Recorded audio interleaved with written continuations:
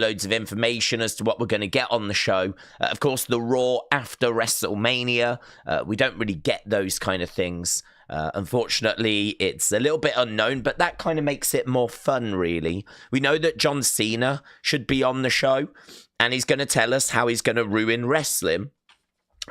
Which, you know, you can make your own jokes up about that.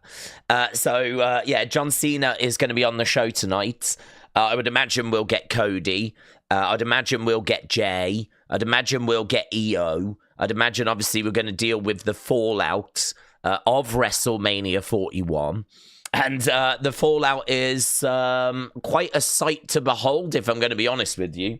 Right now, I would say that last night's confusion, last night's shock has kind of turned into today's anger. It's turned into today's frustration. There's obviously lots of different opinions that are doing the rounds, but the opinions that I'm seeing kind of rising up to the top, they are the opinions that seem to be the ones of frustration, ones of anger. And to be honest with you, I just don't think this was the WrestleMania that people were looking for. I think there's a lot of problems. I think there's a lot for us to discuss. I think there's so much to talk about. I mean, to be honest, it's really hard to know how to do this because I am not in a good headspace once I've woke up today. I think like all the kind of streaming that we've done has kind of hit me. So my voice is still not brilliant. I'm kind of running a little bit on low energy. But obviously, I'm thrilled to be here. I'm thrilled to be chatting with you people and thrilled to be with the community. I'm genuinely looking forward to Raw to see if they can right the ship. But I am also very aware that my patience is very thin and that I've woken up in a bit of a bad mood because, as I said, yesterday's shock, yesterday's confusion has become today's frustration. It has become today's anger. I'm annoyed. I'm annoyed with what we were served. I'm annoyed that was WrestleMania. I'm annoyed that was the main event. I'm annoyed that's what the WrestleMania season was. A mid-build that led to not even a mid-WrestleMania, a WrestleMania that I found actively made me angry at the end. That main event is one of the most atrocious things I've ever seen, like in WWE history. I was genuinely trying to think if there was a worse WrestleMania main event. I was genuinely trying to go back through, and I couldn't really think of one. So I went and I read a thread where people were talking about bad Mania main events. And actually, I would say that there was a couple that have been mentioned that I could go, okay, maybe they were worse. So, for example, Bam Bam Bigelow against Lawrence Taylor. To me, that should not be closing a WrestleMania. The thing was, though, I was a kid at the time. So even though I wasn't really into it, I wasn't, offended by it. I never had these strong feelings of anger or anything like that. So for me, that's why that one doesn't jump out as being worse than what I saw yesterday. I think there'll be a lot of people that won't necessarily be angry. They'll be disappointed, but I don't think they'll be angry. But I kind of found myself waking up today being angry about it. I mean, no Rock, Travis Scott put in a position where he's the guy that's coming down to the ring. We didn't use a professional wrestler. We didn't use someone, as Karrion Kross said earlier, that's dedicated their life to this. We didn't put someone like that in that position.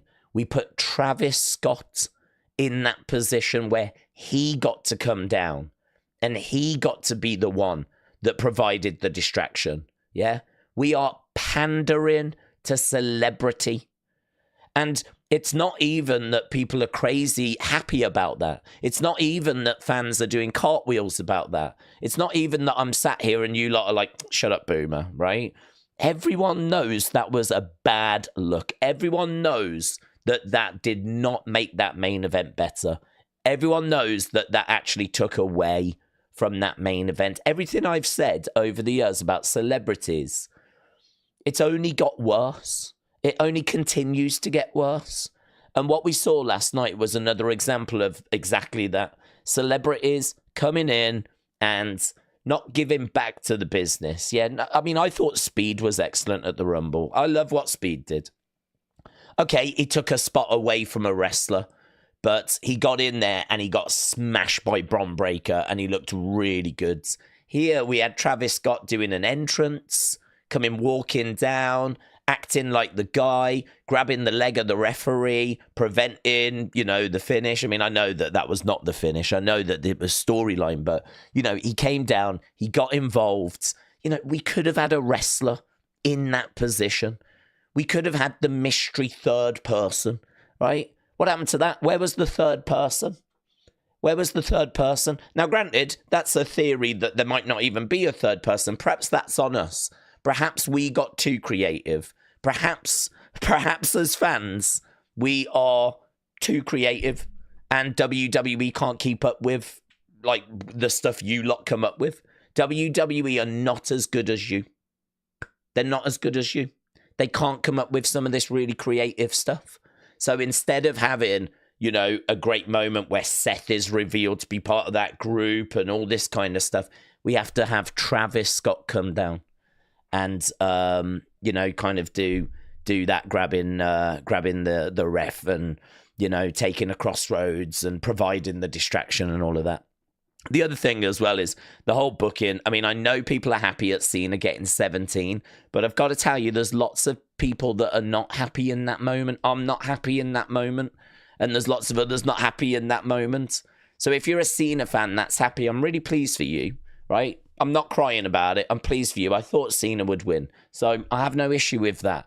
But we could have gone about this a much better way. We could have had the whole WWE universe happy and satisfied. We could have done that. I should be sat here right now celebrating Cena winning 17. Instead, I'm sat here right now at having to suffer what is one of the worst WrestleMania main events I've ever seen. One of the most disappointing WrestleManias that I've ever seen. And as I said, I looked at a thread to kind of see what else was out there that was really bad from a Mania main event point of view. It's like Lawrence Taylor against Bam Bam Bigelow, but as I said, I was a kid, so I never found that offensive. Hulk Hogan, getting the belt off Yokozuna at WrestleMania 9. Again, I was a kid. I was really shocked. WrestleMania 9 is my first WrestleMania, so again, it's really hard for me to look at that and be really down on it, right? So, I can recognize that, okay, for a lot of people, those are worse. And I can recognize that, right? You could say Undertaker Roman Reigns from WrestleMania 33, but that didn't make me angry. I didn't come out of that angry. I saw it was a bad match, but then Undertaker took his jacket off. He took his hat off. He left it in the ring. He went and kissed Michelle. He went to the ramp, put his arm in the air, and was lowered down.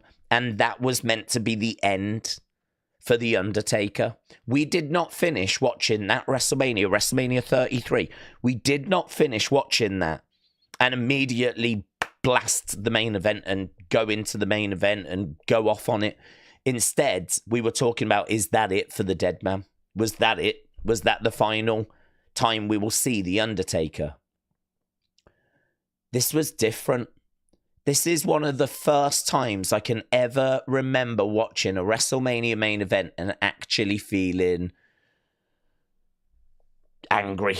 I mean, last night it was shock and it was confusion and I was trying to get my head around it. I've woke up today and I'm just like, I can't believe they did that. The match itself was mid. John does not have it anymore. He was slow. It was mid. It was flat. When it started getting good was when the ref got knocked down. That's when we bring down Travis Scott. And, we end up with Cena winning 17. Lots of people happy about that, but lots of people not. And I feel like that moment has been stolen from me. That moment that I want to enjoy about Cena winning 17, that's been took from me. I don't enjoy it. There's no celebration. I feel nothing towards it. I feel no celebration about it.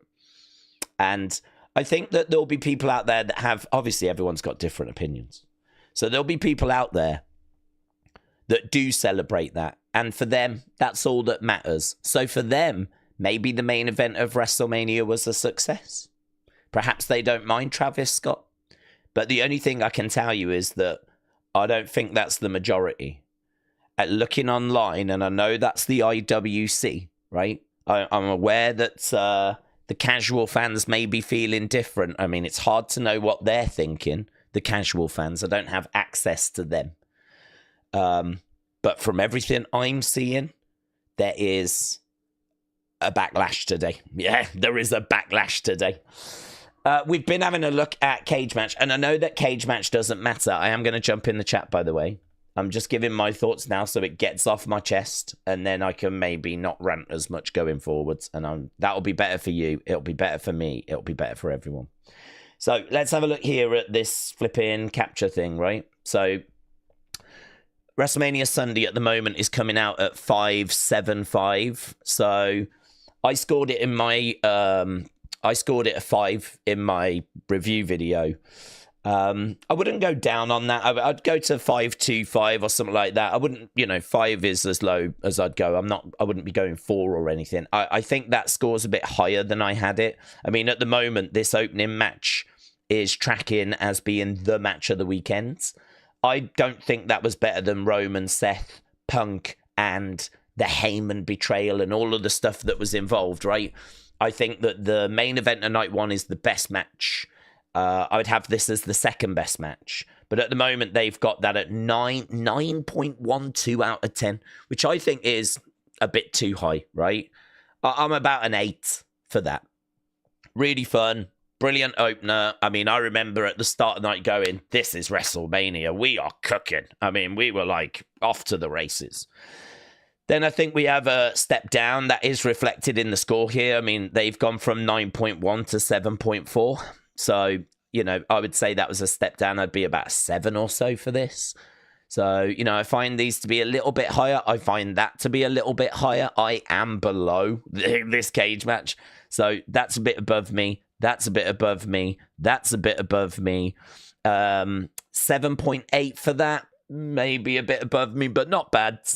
And then it just falls off a flipping cliff, doesn't it? Because Randy against Joe Hendry, I don't mind it being Joe Hendry. That did nothing for me. I'm not a Joe Hendry, fanboy. I don't freak out about him turning around. So when it comes to him, I was pleased for people that were happy about that, right? If you go back and rewatch it, there's no moaning, no complaining, right? I would have preferred Jeff Hardy. I would have preferred Miro. I would have preferred plenty of people over Joe Hendry. But we got what we got. So, that doesn't really score. They say it's under 5 minutes, so it doesn't really score. I'm happy to go that way. I think it's a missed opportunity, but fine, whatever. So, okay, whatever. Don't count it. And then, oh my God, 4.6 out of 344 votes. I don't like Cage Match, to be honest, because normally people go, oh, have you seen this? And when you look, it's had 20 votes. Yeah. When you look, it's had 32 votes. Who gives a flip? We are dealing with at least some sort of numbers here. Yeah, 344 votes. So, it gives you an idea. Obviously, if we scale it up, the result could start to change. But having done polls on streams, I know that you don't actually see a great deal of difference once you get around 250, 300. We don't really see it change a great deal. Right? It's not like it just drastically swings. Normally, if you've got 250, 300, you've got enough of an idea, enough of a sample size of people to just have a rough idea as to where people are. That could absolutely go up a point, down a point, but that ain't going to ever be a 7 out of 10. Yeah? That is a bad match for 344, and you could times that by 10, and it's still going to roughly be about this number. I know that because I've done lots of polls throughout streaming, right? And big polls as well. I mean, UFC streams have had 50,000 votes at some points, right? So for me, I take that as 400 odd votes, 300 odd votes, 300, no, basically nearly 400, That is 344. Yeah, I mean, I think this is the point where Logan Paul is found out. I think this is the point where Logan's box of tricks runs out. I think he does his greatest hits. He does lots of great moves. He is a lump of clay, Logan, that you could actually teach and you could do something with. But he has to go through the system. Coming in and doing a few matches a year just means that he does the moves he knows how to do. WWE structure these matches so that Logan can show off all the good stuff that he can do, right? That does not make him a professional wrestler. A professional wrestler is someone like Rey Fenix, who on very little notice can get into the ring at WrestleMania to replace Rey Mysterio and can put on an acceptable match. Yeah, that's a professional wrestler. Whereas Logan is someone that has a move set, an agility, right? And he is someone that can go in there and perform through the rehearse sequence, right? He's not someone that's going to be able to go in there and put a match together. He's not a ring general, right? He's not someone that's going to be able to kind of work with all these different styles with zero notice. He is someone that I think has a moveset that has now run its course. And I think that as a result, this match, even AJ just could not get anything out of it. 17 minutes that went. I can only imagine they picked up some time from that. Joe Hendry maybe coming in last minute. They gave it 3 minutes. I mean, that got, 14? That got 13. That got 10. Really, this was an entrance, wasn't it? That was an entrance. And then a little bit of offense. Randy getting some stuff. Bang. The turnaround into the RKO. 3 minutes 10. Done. So I've got to think they picked up time that dropped. It did not need. You could have cut 10 minutes off that. And, you know, I would say it would make it better. Probably would, but it certainly would not have made it worse. You could have lost 10 minutes off this thing. So, you know, I don't know. Is Logan going to go away and learn a few new moves? I mean, Karrion Kross did an excellent promo today where he said it's all about viral moments. That's WWE now. They say you've got to be undeniable. Well, Karrion's like, I became undeniable. I still missed out on the card. They weren't calling me to step up and face Randy, right? It's all about viral moments. And, you know, Joe Hendry coming out, you know, he did say, I've got nothing against Joe. He took his opportunity.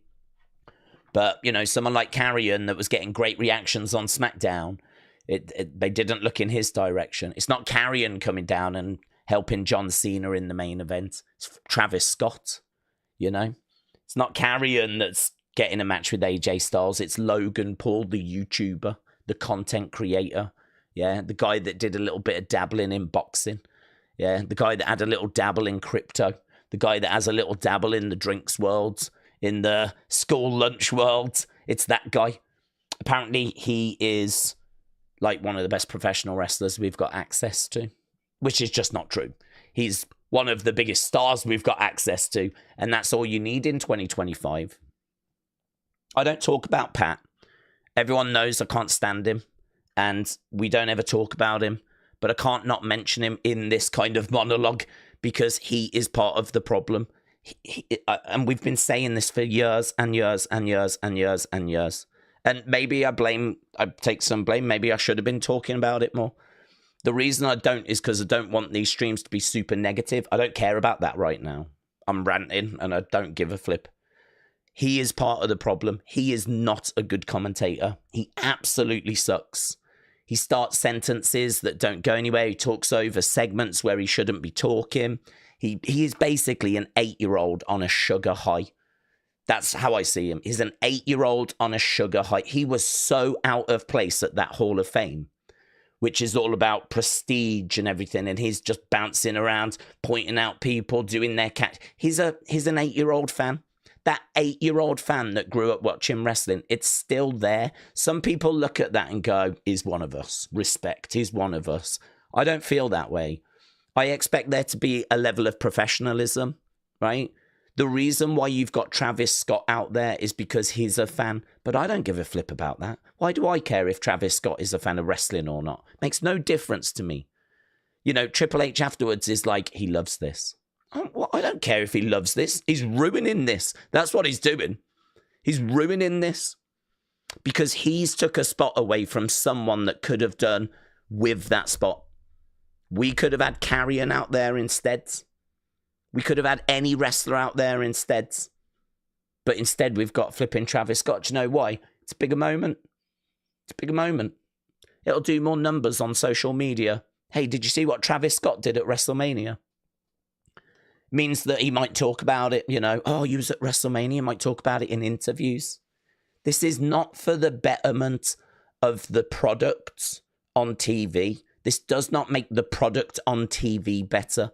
It's all about global reach and, you know, trying to get as many impressions as possible. I don't know how many times the word impressions must be used at WWE headquarters, but that's the focus. That's the mantra now. Viral moments and impressions. And Travis Scott brings you that. But Pat brings you that as well. Awful on commentary. 8-year-old smacked off sugar.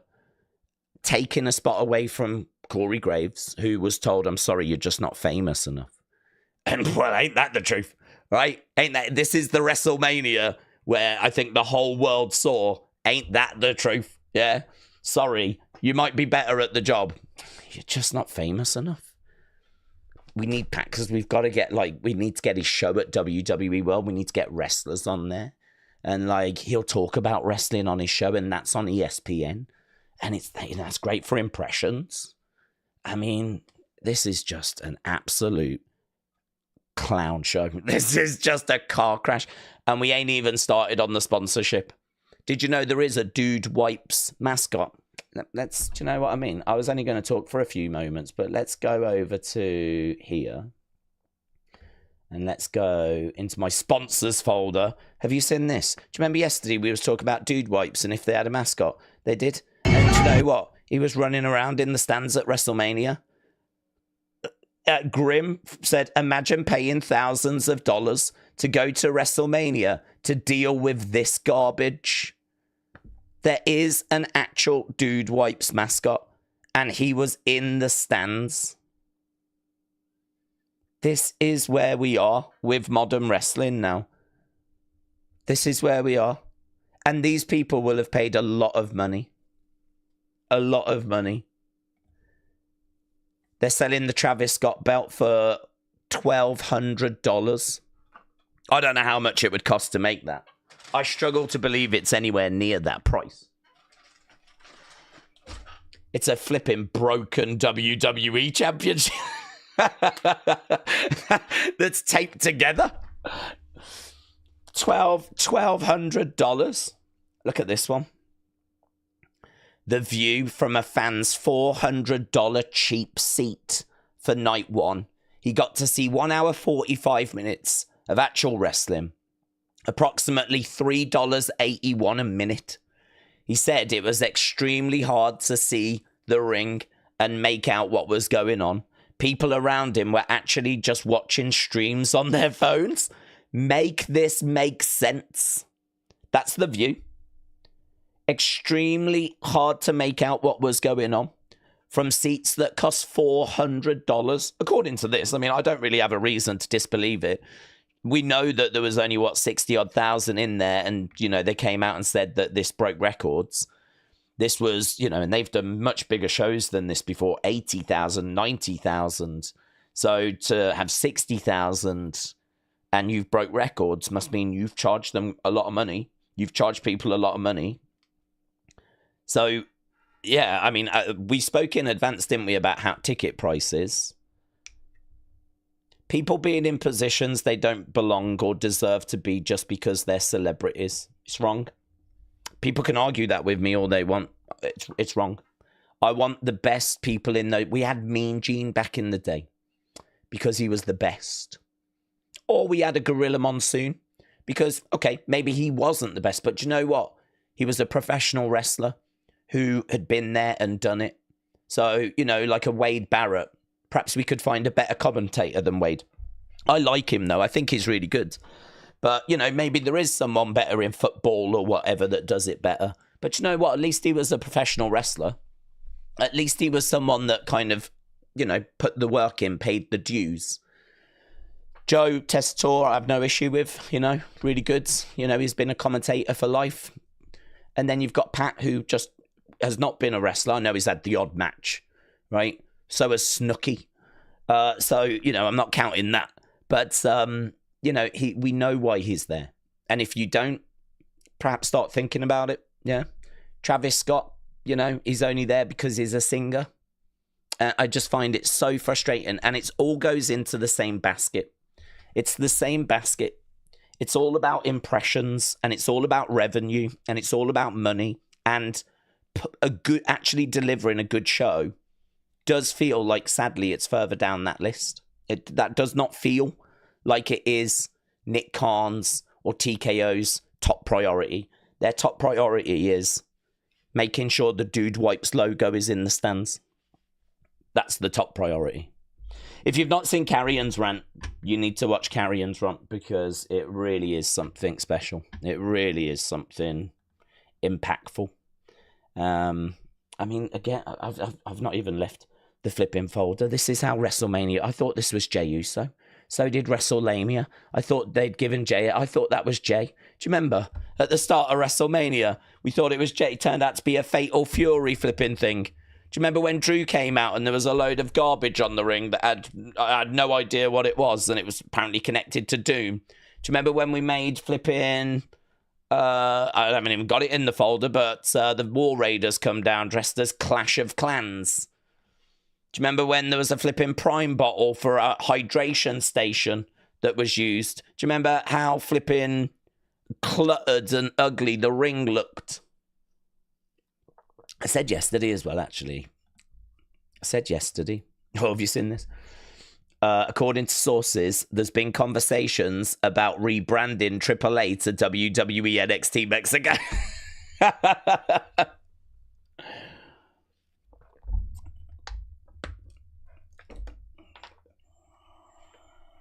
Please don't. It's a very proud wrestling promotion that deserves to be respected, Please don't do that. The Karrion interview here is amazing, right?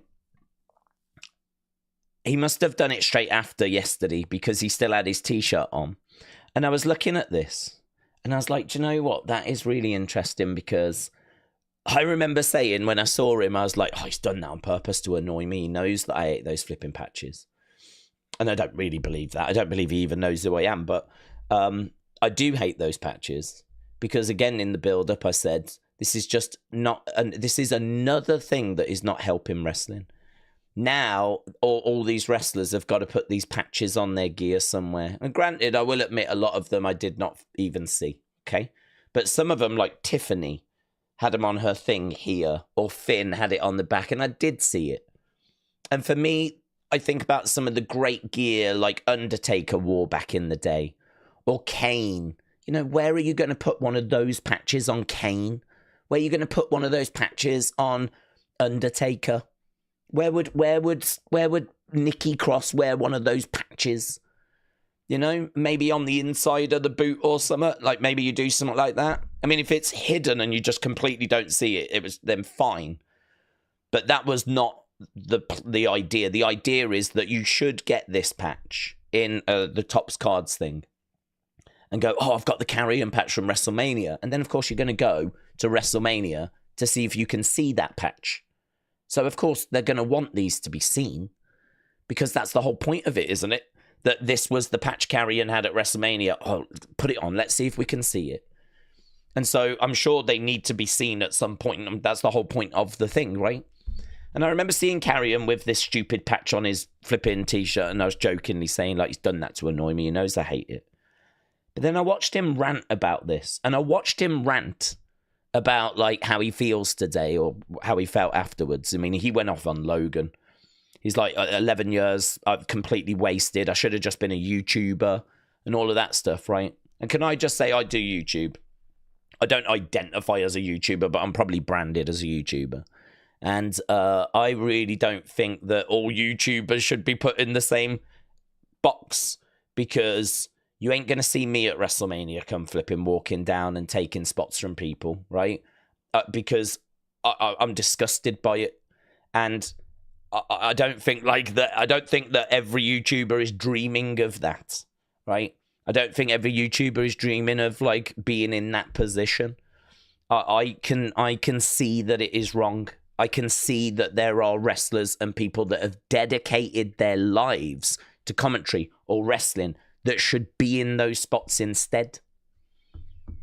So, you know, when he says, oh, I should have been a YouTuber, I could have, you know, found my way getting into, you know, maybe I would have got a better chance getting on WrestleMania. It's like, I do hear you, but please don't put us all in the same boat. But in regards to that, as I said here, I fully support Karrion. Dude has even put that stupid Topps WrestleMania patch on the very front of his t-shirt because he's a good soldier. That's the point he was making. I've been a good soldier. Look where it got me. It didn't get me on the WrestleMania cards. And that's what being a good soldier does. Well, do you know, you want me to wear a patch? He could have hidden that down at the sides, on his boot, on his trousers. Lots of people was trying to hide them. He didn't. Right there. Right flip in there. Yeah. You want me to wear the patch? I'll wear the patch. Yeah. And the other theory I've got is, my guess is also because he wants you to see what the company really cares about. This is what I have to wear. This is what we're doing right now. We're doing this because Topps want us to do this. We have to wear this now. So rather than like, oh, shall I hide it down here? No. I'll just put it here. If this is what I've got to do and this is where wrestling is, I'll just put it here. And I was looking at that thinking, I wonder if that's why he did it. Karrion's very clever. He doesn't really do stuff without thinking. I don't think he was given a patch and he went, oh, yeah, no problem. Yeah, I'll put that here.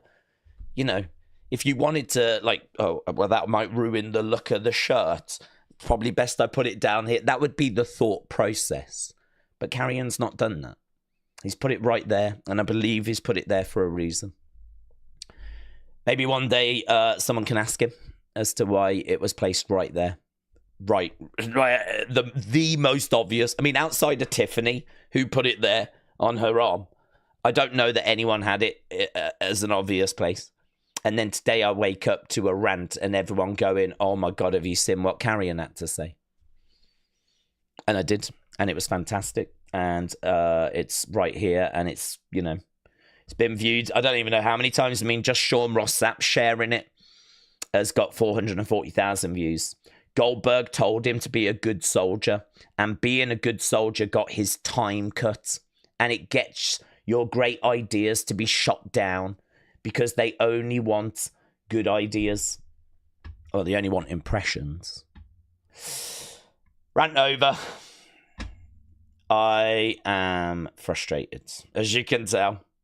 The reason why I want to get that off my chest, though, is because I don't want this to be a downstream, believe it or not. I am looking forward to Raw. I think that the WWE ship has hit an iceberg. Well, maybe not hit an iceberg, because that suggests that it's sinking and there's nothing that can be done, and I don't believe that's true. What I believe is that we've hit choppy waters, let's put it that way, yeah? WrestleMania 41 was not what I was looking for. It is the corporate WrestleMania. It's the moment where everything got to a point where it just all came together in this big mess, right? In there is some really good stuff. Let's not throw the baby out with the bathwater. My frustration is really around that main event. But, you know, there's obviously, you know, the Logan match that I find really frustrating as well. Day one is not what we were looking for. But thankfully it was, for me, a lot of people were saying day one was saved by the main event. And I agree with that. I had day one at a 7. And it's at a 7 largely because of that final match. But there was still plenty of people going, let's hope day 2 is better. Day 2 got a 5 from me. And people might say that's harsh. But you've got to remember the Becky Lynch return, it was expected. So it's not this big major like surprise to me. So that doesn't hit me like, oh my God, she's back. The Logan match is one of the worst matches of the weekend. The main event carries extra importance, and I think it's one of the most atrocious things I've ever seen.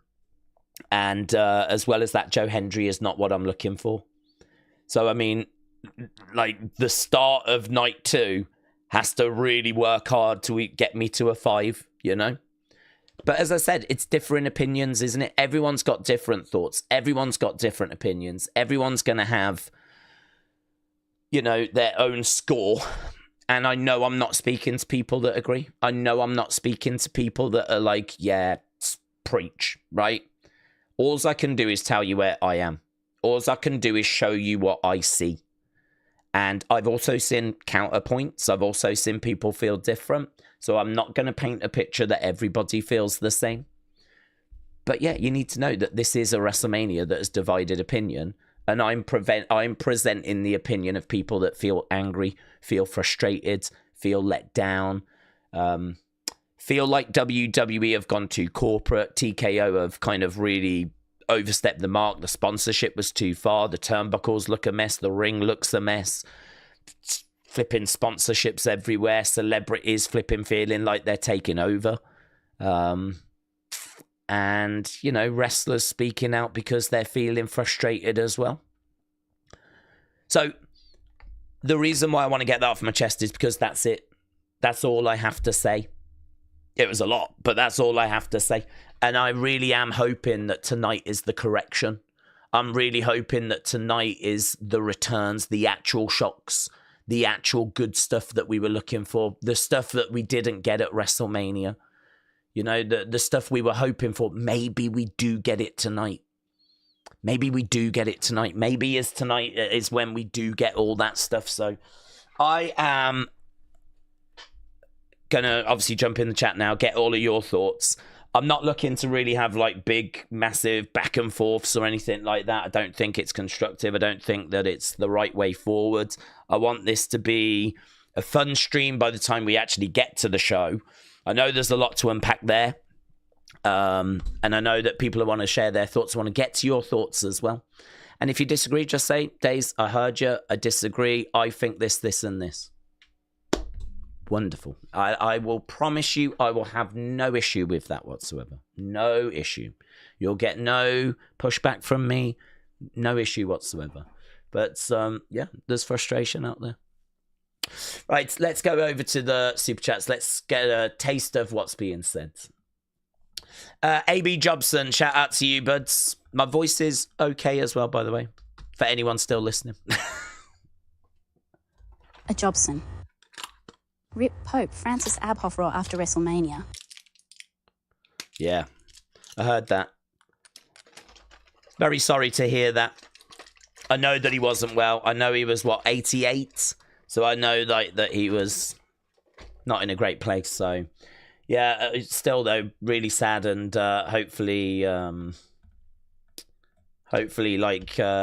anyone affected by that can, you know, recognize that he lived a good life. Coach Larry.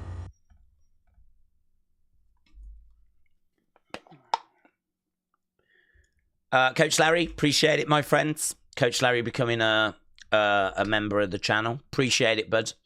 I do need to get membership side sorted. I was going to do it last night, but there was just so much stuff to look at. I mean, honestly, the running tap just got turned on into a hose. You know, before I said I had a running tap on notification, that just turned into like the fire brigade came and it was just going everywhere. I mean, actually unseen, impossible. It would take like 3 people to go through my notifications, which I'm really grateful for, that people are interacting that much. But it over the weekend, it got to the point where I couldn't go through it. So I don't know when obviously unseen is fine and I can get through it during a normal day. But once we get to like these big shows, I think we're going to have to change how I do unseen. And what I might do is just have to go into the lists. Rather than looking at my notifications, I might just have to use the lists. So I'm just giving you a heads up because it just got too much, to be honest. And that's why there's not been unseens. I did have folders for Saturday, but I just couldn't even get through all the stuff. There was so much, not even just like, hey, did you notice this? But also so much reaction, so much opinion. There was so much going through my notifications, so much anger and frustration. And People pleased about Cena getting 17. Cody fans being upset that Cody had lost. Joe Hendry fans happy about... I mean, there's just so much, isn't there? You know what it would be like, so... Dan, shout out to you. Dan Lazaro. Bad, but that's Cena and why we tuned out the PG era. Well, maybe. There's definitely people that are celebrating today that Cena got 17, and I can understand that. There's Cena fans out there that will be Cena fans for life. There's non-Cena fans that, you know, if you give them the choice between Cody and Cena, they'll choose Cena. So there's people celebrating that today. Let's, you know, make sure that we acknowledge that. Connor Westfell. Hello, Daze. Have you enjoyed WrestleMania 41? Well, do you know, after everything that I just said, it came out at about a 6. So I scored day 1 a 7, and I scored day 2 a 5. So it settles at a 6.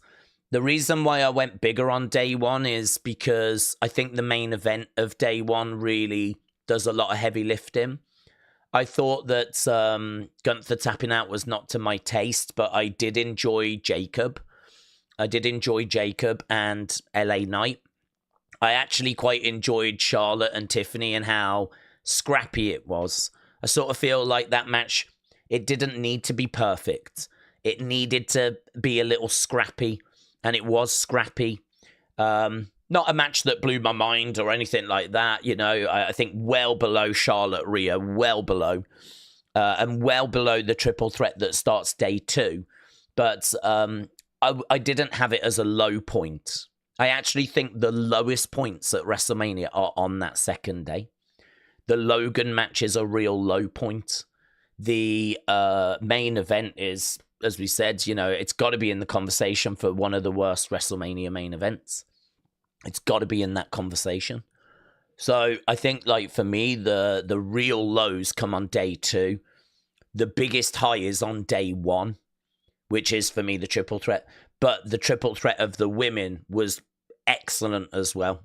And honestly, had it not been for that triple threat of the women, my 5 could be down at a 3.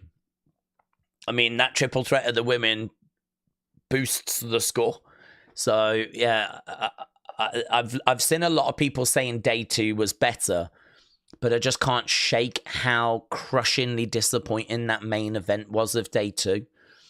I sort of feel like the main events carry a bit more importance. Those big key matches, they carry a bit more importance. Night 1 killed it. Night 1 main event smashed it. And as a result, it really boosted the score. Had Night 2's main event, even with Cena winning, have been as good as Night 1, my score would have drastically improved. But it didn't. It actually, if anything, dragged my score down. So this is why, for me, I can't say day 2 is better, but I do recognise that the women's triple threat was really good. The street fight was really fun. Dominik winning the IC match, and the IC match was really good. Really, those first 3 matches are really, really good. And we were eating so good, and everything was going so well. And then we go off the tracks. And, you know, we kind of end up where we end up. So, yeah, for me, about a 6 out of 10. Which, again, when you look at Cage Match, I think they scored day 1 at about 5.1, 5.2. They scored day 2 at 5.7. So, actually, my 6 overall is a bit ahead of kind of where they were. My day 1 score is better than Cage Match's day 1 score. So, as a result, my score is ahead of Cage Match, but probably overall in line with, I think, where a lot of people would be today. So that's my honest opinion. There was a great question. I think it was Hannah yesterday was like, what's better, WrestleMania 41 or WrestleMania 32? And I was like, do you know what? I really don't know. And when I looked again on Cage Match, I hate quoting Cage Match so much.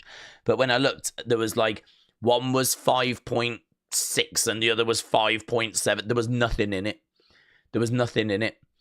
So in my head, I was like, God, that's really close. I'm not sure. And then I looked at Cage Match, and score-wise, they're about the same. So, yeah, I mean, that's kind of where they're being benchmarked, is they're kind of, it's around WrestleMania 32 levels for WrestleMania 41. Damn. I turned WM off on Paul's match. I'm not the only one. You turned off Logan's match. Do you know there was people actually in our chat that were saying that at the time, that they, you know, toilet break a match. I'm coming back when this is finished. I watched it. I mean, I was watching it. I love AJ, and I love that Karrion was involved. They were highlights, but I have no feelings for Logan. Logan is a real problem because I don't cheer for him, obviously, but I don't care for him losing either. If AJ had won, that match would not have been improved. I know people complain about AJ losing, and I know that's a problem for people. That match is no different for me if AJ wins, because I just don't care about Logan. I just don't want to see him. I just don't want to see him. That's what it's come back. That's what it keeps coming back to. It keeps coming back to he was a celebrity that did really well, and we all said credit to him. What a guy, really athletic. What a skill set. You know, credit to him. But at some point, that credit stops because he keeps turning up and he keeps doing matches. And so at some point, you stop having to look at him as a celebrity that's doing wrestling. And actually, you have to look at him now more as someone that's trying to be a professional wrestler. So at some point, you can't keep saying, wow, you know, for a YouTuber, for a celebrity, is, you know, really athletic. I mean, he's, you know, he really is pushing himself. Blah, blah, blah, blah, blah. Yeah? I hate him, but wow, that spot was really good. There has to come a point where that's going to stop. And instead, you look at kind of the matches as a whole. Yeah? You look at, like, what he's actually doing in those matches. And it's a box of tricks. It's a box of tricks. He is athletic. We've given him praise for that. And he just keeps doing like the frog splash to the outside or the frog splash going into the ring. You know, he's not someone that's telling different stories in there. He's someone that will put a match together with the producers backstage. They'll want to highlight some of his moves that he can do. And he does these moves and he gets his viral moments, you know, and that's it. As a professional wrestler that I'm invested in, I'm not invested in him. I don't root for him to win, but I don't care about him losing either. If he's a good heel, if he was a good heel, I would want to see him lose. If he was a good heel, someone that I really didn't like because, you know, he did a good job of being a heel, I would be like, oh, I hope he loses, you know, arrogant, whatever. I don't feel that way. He's not a good heel. He's just a bad person. That's what it comes down to, innit? I think a lot of people would say that. He's not a good heel. He doesn't get booed because he generates heat. He gets booed because he's a bad person. And people don't want to watch him. And that was coming through, like, you know, during our live stream as well. People saying, let's flip in, come back when this is done. Chris, shout out to you, buds. You are making sense. Chris, I appreciate the support. I again, I have to keep stressing this because I don't want people to get the wrong impression here. Those are my feelings. I don't expect them to be your feelings. And if you disagree, I have no issue. I really do not have any issue with someone saying, Daze, I disagree. Personally, I think blah, blah, blah, blah, blah. Yeah. We're a great community. We don't engage in the whole, you're an idiot, you're stupid, you don't know what you're on about. I ain't going to do that to you. You ain't going to do that to me. We can have much more respectful conversations, which is where we go, I hear you. I disagree because of bang, bang, bang, bang, bang. Yeah. And that's what I have no issue with that whatsoever. No issue with that whatsoever. I do not speak for you guys. I just tell you what I see and how I feel. But Chris, appreciate it, bud. Wrestling Proud said, thanks for the sub. It's been a great 4 months. Wrestling Proud, shout out to you, my friends. Kian, hope you're doing well. Kian Owen. Stand and Deliver was better than Mania IMO. I would agree. I think I've got the scores, actually. Stand and Deliver scores were great 74, great 84, great 78, great 65, great 72, all-time 56. Not a single match got a good rating. Not a single match got a good rating.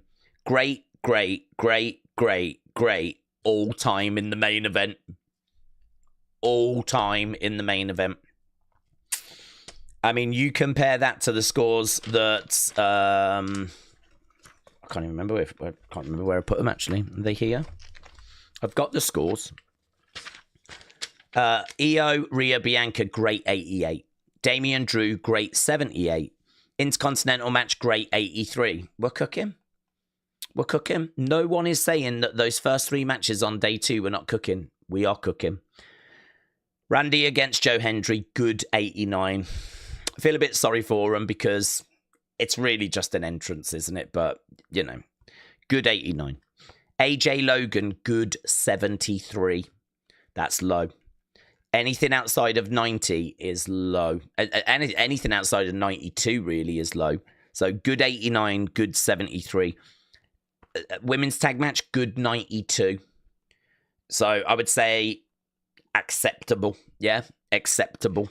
But not pulling up any trees. Liv and Raquel against Lyra and Becky. You lot said good 92. And listen, you scored this. Cena versus Cody, bad 34. When have you ever seen a match on any of our streams get a bad rating? When have you ever seen a match on any of our streams get a bad rating? And it got a bad, and this was a lot of votes as well. This was a lot of votes. This wasn't just like 20 people. This was at the end of Wrestlemania stream, right? And we put the poll up and it got bad 34%. There are literally only a handful of matches since we've been scoring that have got bad ratings.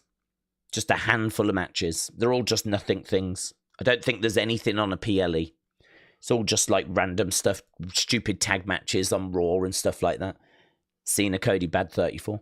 And listen, people can go, oh, the community was just disappointed. They were overreacting. All I can do is bring you the data in it. All I can do is tell you the numbers, and these are the numbers. Let's have a look at day 1. Jey Uso, Gunther, good 87. Again, anything under 92 is just, or 90 is just not, it's starting to get towards bad, right? So Jey Uso, Gunther, good 87. New Day against War Raiders, good 73. Jade Naomi, good 90. LA Jacob, great 76. El Grande Phoenix, good 89.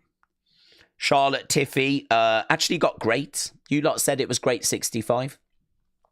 So we did actually get LA Jacob and Charlotte Tiffy get great scores. Roman, Punk, and Seth, all-time 54. All-time 54. So on day 1, we got 2 greats, and we got an all-time. That was night 1. On night 2, we got 3 greats and a bad. 3 greats and a bad. And unfortunately, the bad was not Randy Joe Hendry. It was the main event. So if I look at the scores of Stand and Deliver and I look at the scores of both nights of WrestleMania, I would say that, yes, it does back that up, that Stand and Deliver was the much better show, Kian, yes. Edward, shout out to you. Let's see what Edward's saying. Edward Brown, LFC 1. Member. Member for 11 months. Supporter. Days 11 on here, 33 on my main 44 months as member. Edward, shout out to you, buds. I know Edward was pleased last night with Cena, and I can certainly understand that. That's what she said. I want to see Karrion Kross beat up Travis Scott. That's what she said. Shout out to you. I'd be down for seeing that as well. George. George Mann. Now give Orton 18. Yeah, I'm down for that. I'm down for that. Orton getting 18. I'm firmly behind that campaign. Mackenzie. Mackenzie Scoose. Would Bayley and Lyra won if Bayley still take part? Would Bayley and Lyra won if Bayley had took part? I think so. I think the plan was that they were going to switch belts.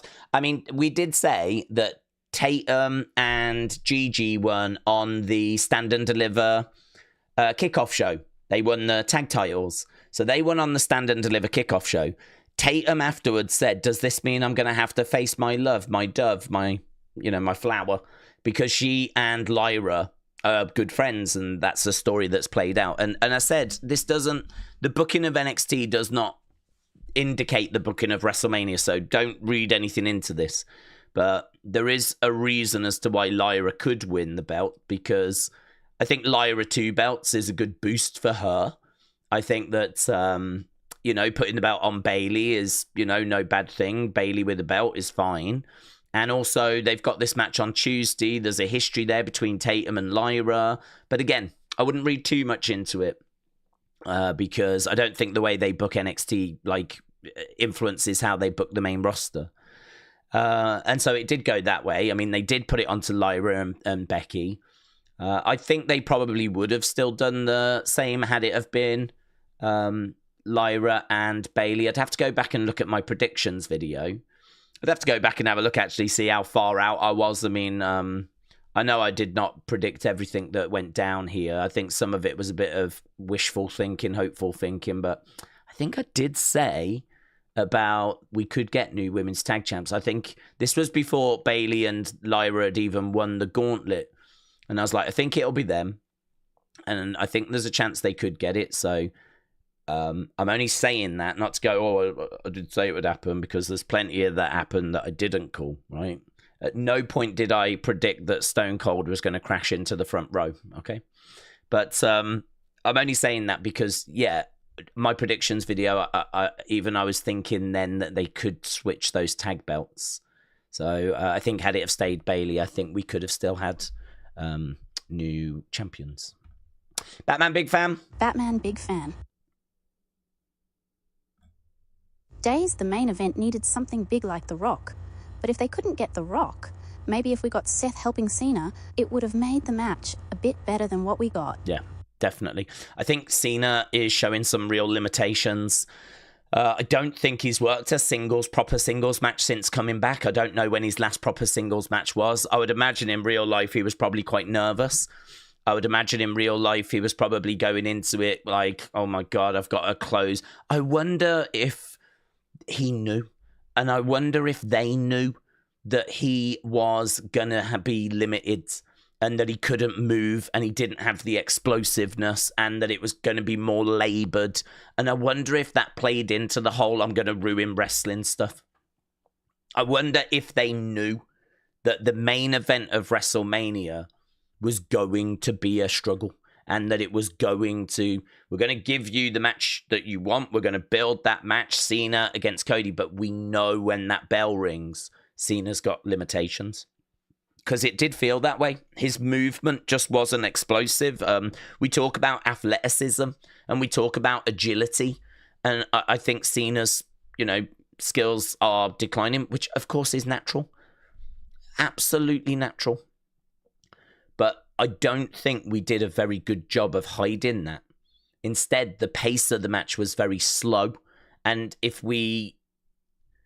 feel like if you was booking and you knew that John Cena was limited, you'd put loads of bells and whistles in, wouldn't you? There'd be loads of outside interference, fighting in the crowds.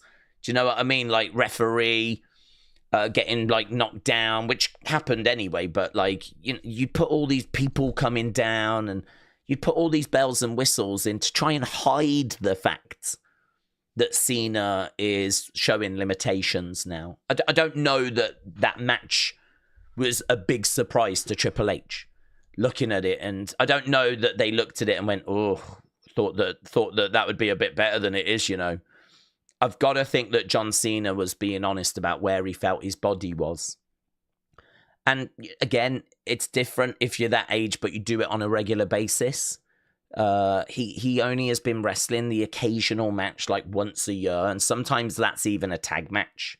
So this is not the same Cena that people are looking at. Just like Undertaker was not the same Undertaker. People were... Nostalgia's a powerful thing, man. It's a really powerful thing. People want the Undertaker of old, and he wasn't that. And his whole documentary is about how he wasn't that, and he was really struggling to find that great final match. And we end up with the Boneyard, which is great, but it's obviously cinematic. And had it have been an in-ring match, we may have just kept seeing the limitations. And I don't know, maybe it is just a bad match, a one-off bad match. Perhaps we'll see Cena next time and it'll be much, much better. But my concern right now is that the limitations are there. This is not the John Cena from 10 years ago. Certainly not the John Cena from 20 years ago. And, you know, this is a Cena that's got some limitations, and singles matches are going to be, you know, a little bit tricky. So I don't know how we book it going forwards. It's going to be difficult, I think. If the decline is as bad as it looked, I think this is going to be a little difficult, because you're going to have to keep putting him in main events. He's got the belt now. People are going to try and get that belt. He needs to do a match with Orton. He needs to do a match with Punk. And if we're going to keep getting matches of the quality we just had at WrestleMania, I think we've got a problem. So I'm going to keep my fingers crossed that that's not the case, and that it was just a bad match, and they got the pacing wrong and blah, blah, blah, blah, blah. But I don't know. It does make me wonder about this whole I'm going to ruin wrestling. You know, is he saying that for a reason? Because he knows that the matches are not going to be what people are looking for. He said he's going to go into more detail about ruin wrestling tonight. He's really stuck on this whole, I'm going to take this belt, you're going to have to make a new one. I said this the other day, I don't care. Like, if he doesn't defend that belt becomes vacated.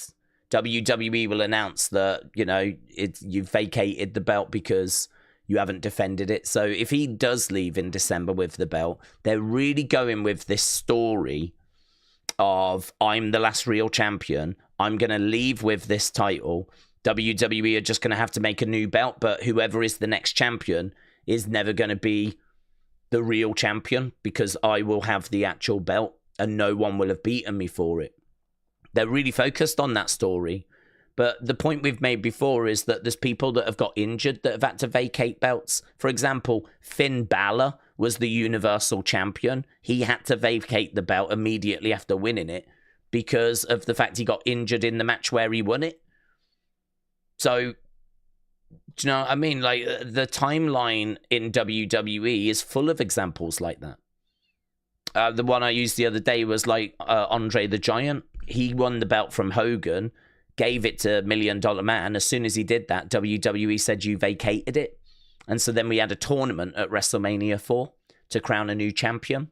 So if John Cena takes the belt away at the end of the year, well, technically WWE will just say, well, you've vacated that then because you're not going to defend it. So we'll crown a new champion at, say, the Rumble.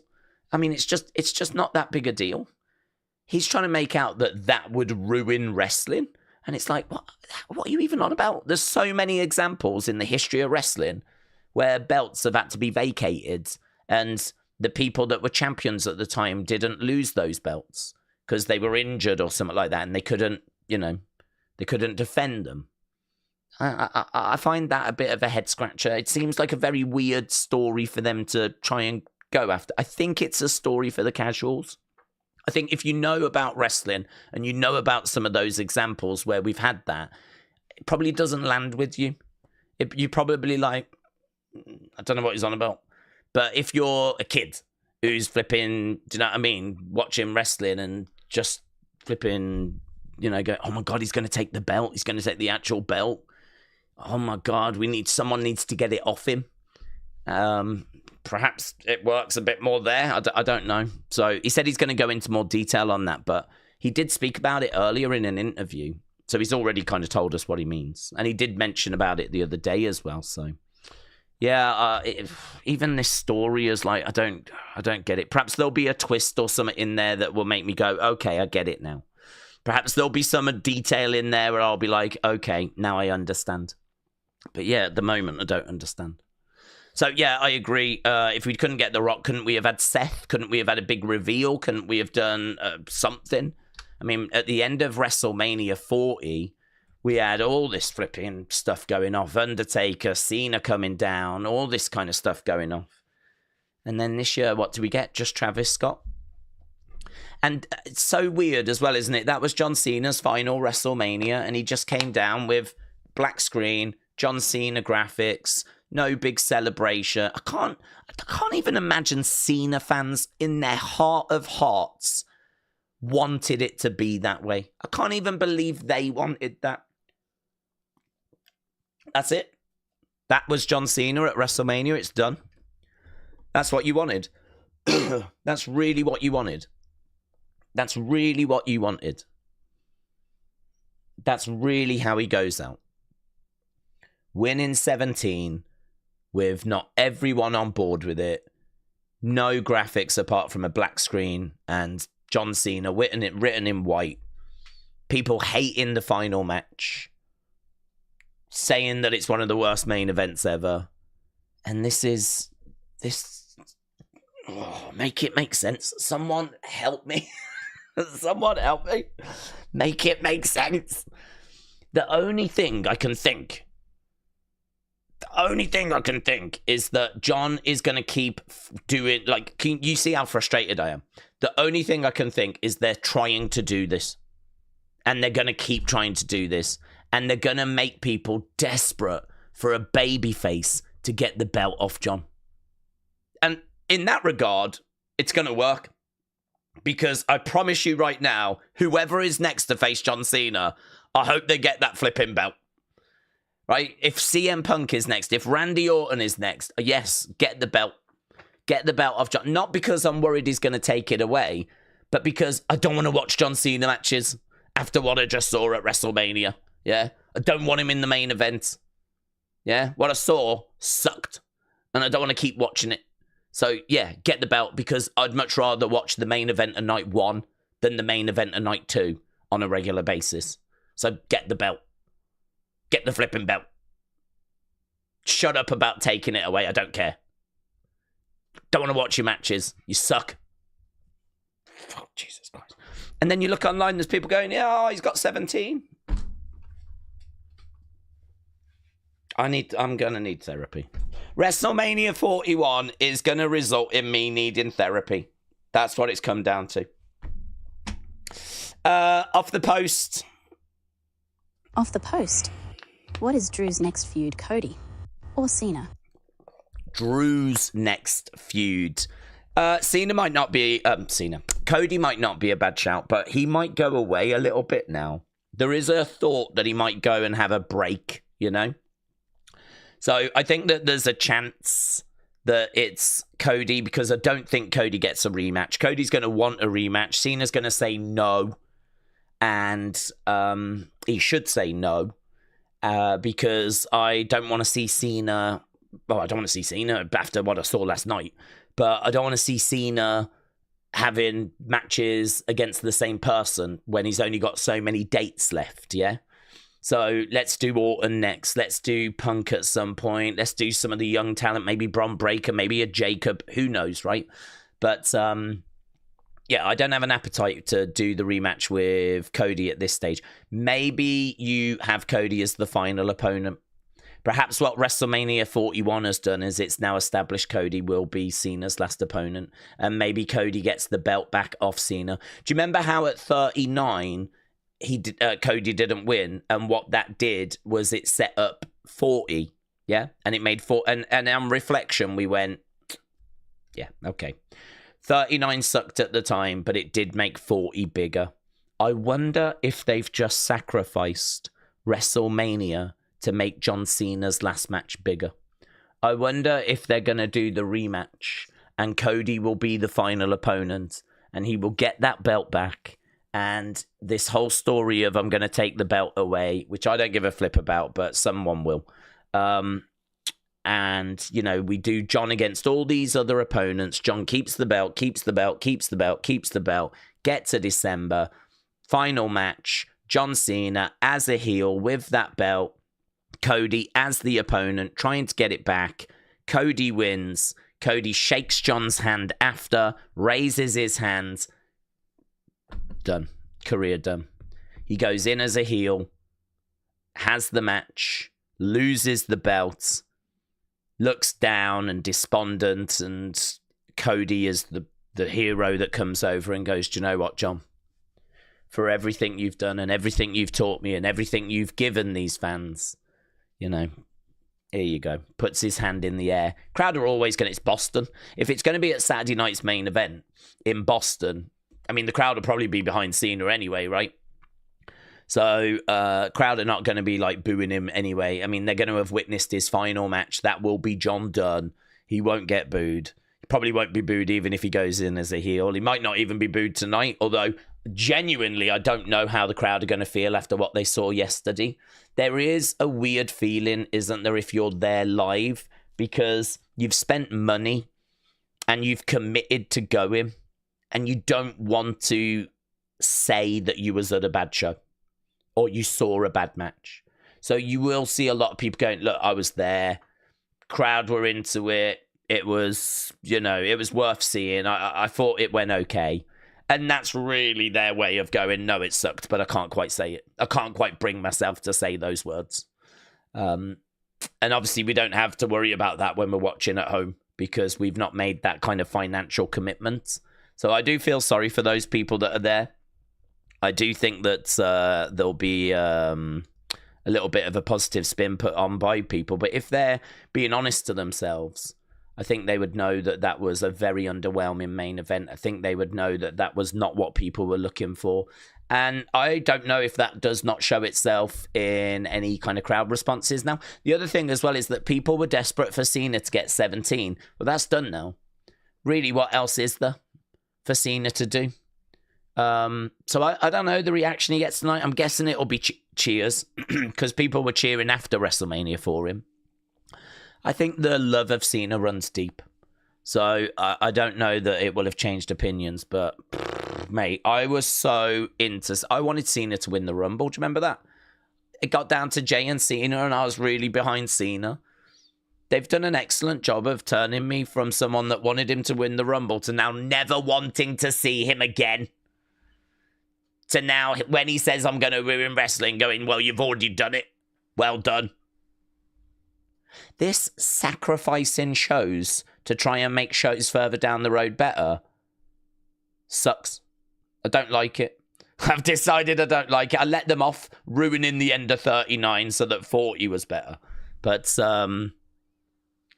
ruining the end of 41. And do you know what? If you are going to ruin it, if it is going to be sour, right, at least do it in a more entertaining way. Yeah, if you really do want Cena to win the title, which is fine, whatever. I don't give a flip. I wouldn't have done it, but whatever. At least make the match better. Yeah, at least make the match better. Yeah. I've woke up in better moods. Batman big fan. Batman big fan. Member. Oh, we 10 read this US one. dollars. We read it again. Daze, the main event needed something big like The Rock. But if they couldn't get The Rock, maybe if we got Seth helping Cena, it would have made the match a bit better than what we got. Batman big fan. Shout out to you, my friend. Right. Michael, shout out to you. Good evening, Daze. Hope you're well. If there is surprises tonight, who would you like to see? Yeah, I think there will be surprises tonight. If we do just turn our attention to Raw, I do mean it when I say I am looking forward to Raw.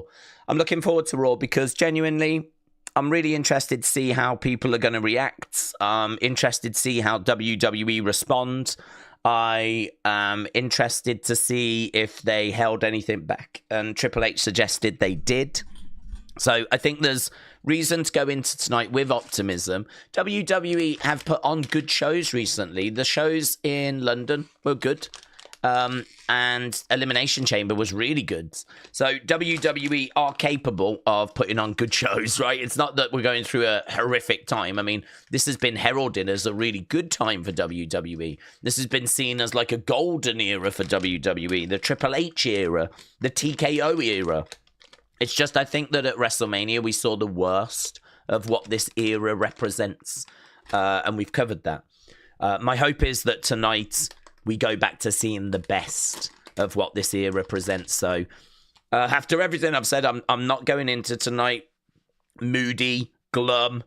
I'm actually going in a bit optimistic. Surprise-wise, I suppose there's Rusev. He's not been teased. Maybe he wasn't at WrestleMania because they planned him for Raw. And if they'd done him at WrestleMania, I don't know, you still could have done Joe Hendry at Raw, you know? But, you know, maybe Rusev is an option. Actual people that are out injured, I'm not sure there's too many that are due to come back. I mean, I heard that Asuka, Kairi Sane, they're rumoured for May. Could get them back earlier, though.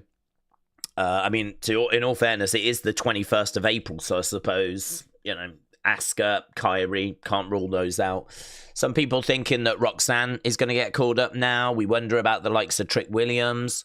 I don't think Obafemi because he's still NXT champ. But like some people wonder about Ethan Page. Some people wonder about Trick, and as we said about Roxanne. Definitely potential for some NXT call-ups.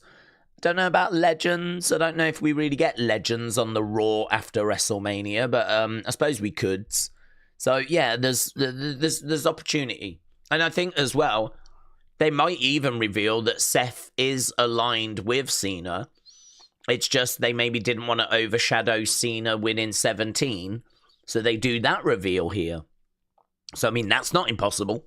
It's not impossible that Seth and Heyman join up with John Cena tonight. So we could get that as well. The thing is, though, we talk about all this really fun, creative stuff, and then we end up with what we ended up with. And I do wonder if we don't work ourselves sometimes, you know? All this stuff where it's like, well, you could do this, you could do that, you could do this, you could do that. And then, of course, you end up with what you end up with. It's not as good as what was discussed. And then you go, oh, they did that. You know, Triple H said, didn't he? Quite timely. Try and be a fan, not a critic. And then when I delivered the WrestleMania, he delivered. I mean, timing-wise, that's interesting. But maybe there is something to that. The only problem is you can't put that back in the bottle. That genie won't go back in the bottle now. It's out there now, you know. There's too many like channels. There's too many opinions and conversations and forums and social media, and I mean it's all set up for people to share their thoughts, share their feedback, share how they felt. Did you like it? Didn't you like it? I mean, you're not going to put that, but this is the world now. This is the world now. Everyone's got a megaphone. Everyone's got a microphone. Everyone's got an ability to share their thoughts because of the internet, because of social media, because of podcasts and call-ins and channels like this where, I can read out messages, and that you ain't putting that back in. I mean, this is the world we live in. So, yeah, Michael, I'm going in with optimism, but Jay, shout out to you, my friend. Let's see what Jay's saying. Jaywalker 777, $10. I realise that people are upset with main even finish, and that had to be the main event. But this Mania was about some of the other talent. I trust HHE's long game. That's fair. That is fair. I remember a backlash similar to this after 39. Not as big as this. This is bigger. But I remember there being a backlash. And there's been times before where we've had hashtag cancel the WWE network. Yeah. Some people might not remember that, but that has trended at times in the past as well, where there's been things that have happened that's really annoyed people and upset people.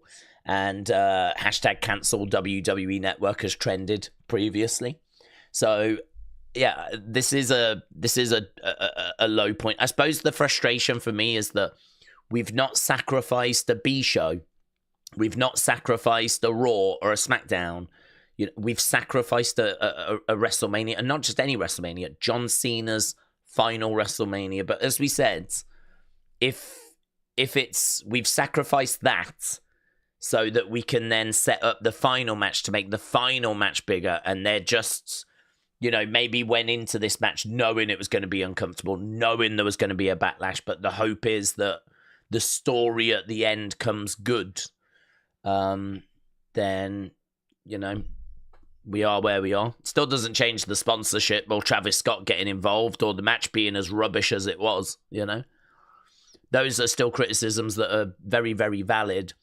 But one thing I'm not saying, and I've been very not careful to not, but one thing I've not said is that this isn't a dead end. It's not that the boat has sunk. It's not that turn the lights off, this is done. It's not that this isn't savable. It is savable. It's a bad WrestleMania that I don't think I will ever look back on with fondness. But you are right in saying the long game and where this could go could actually, at least take some of the sting out of this.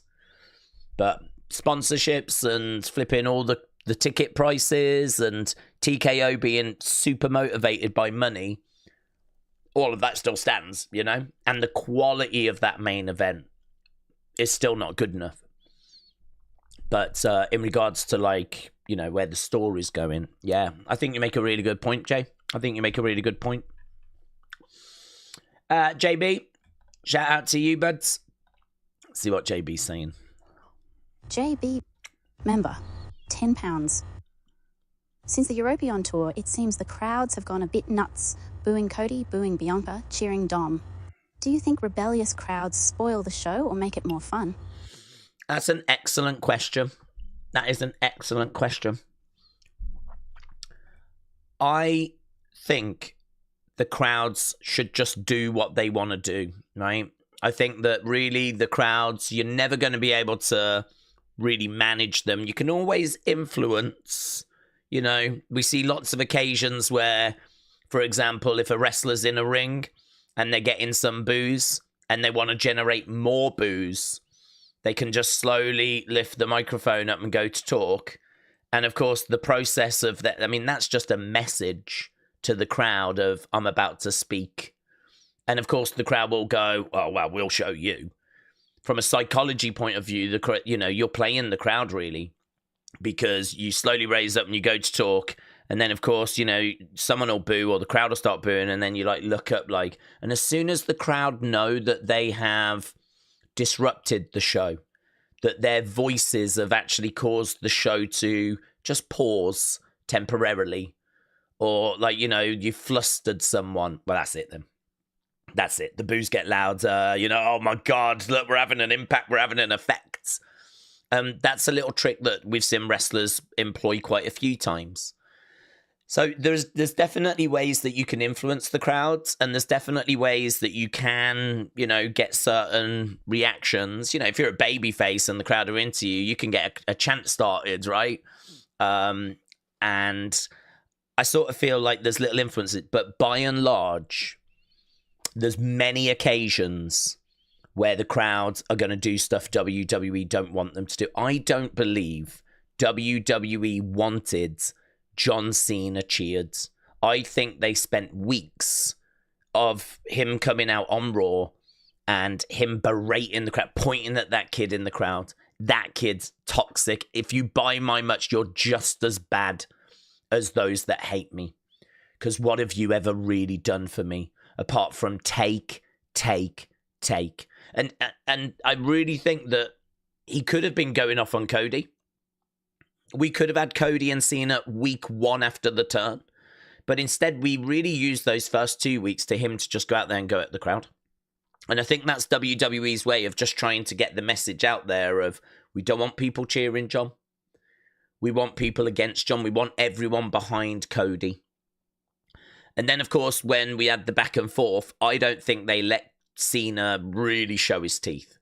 I believe if John Cena had gone off and written down his promo and Cody went off and wrote down his promo, and they both got into the ring, I think John Cena gets the better of Cody, but I think that he may have I think Cody's better than we give him credit for. I think that segment on Friday showed that Cody has got lines.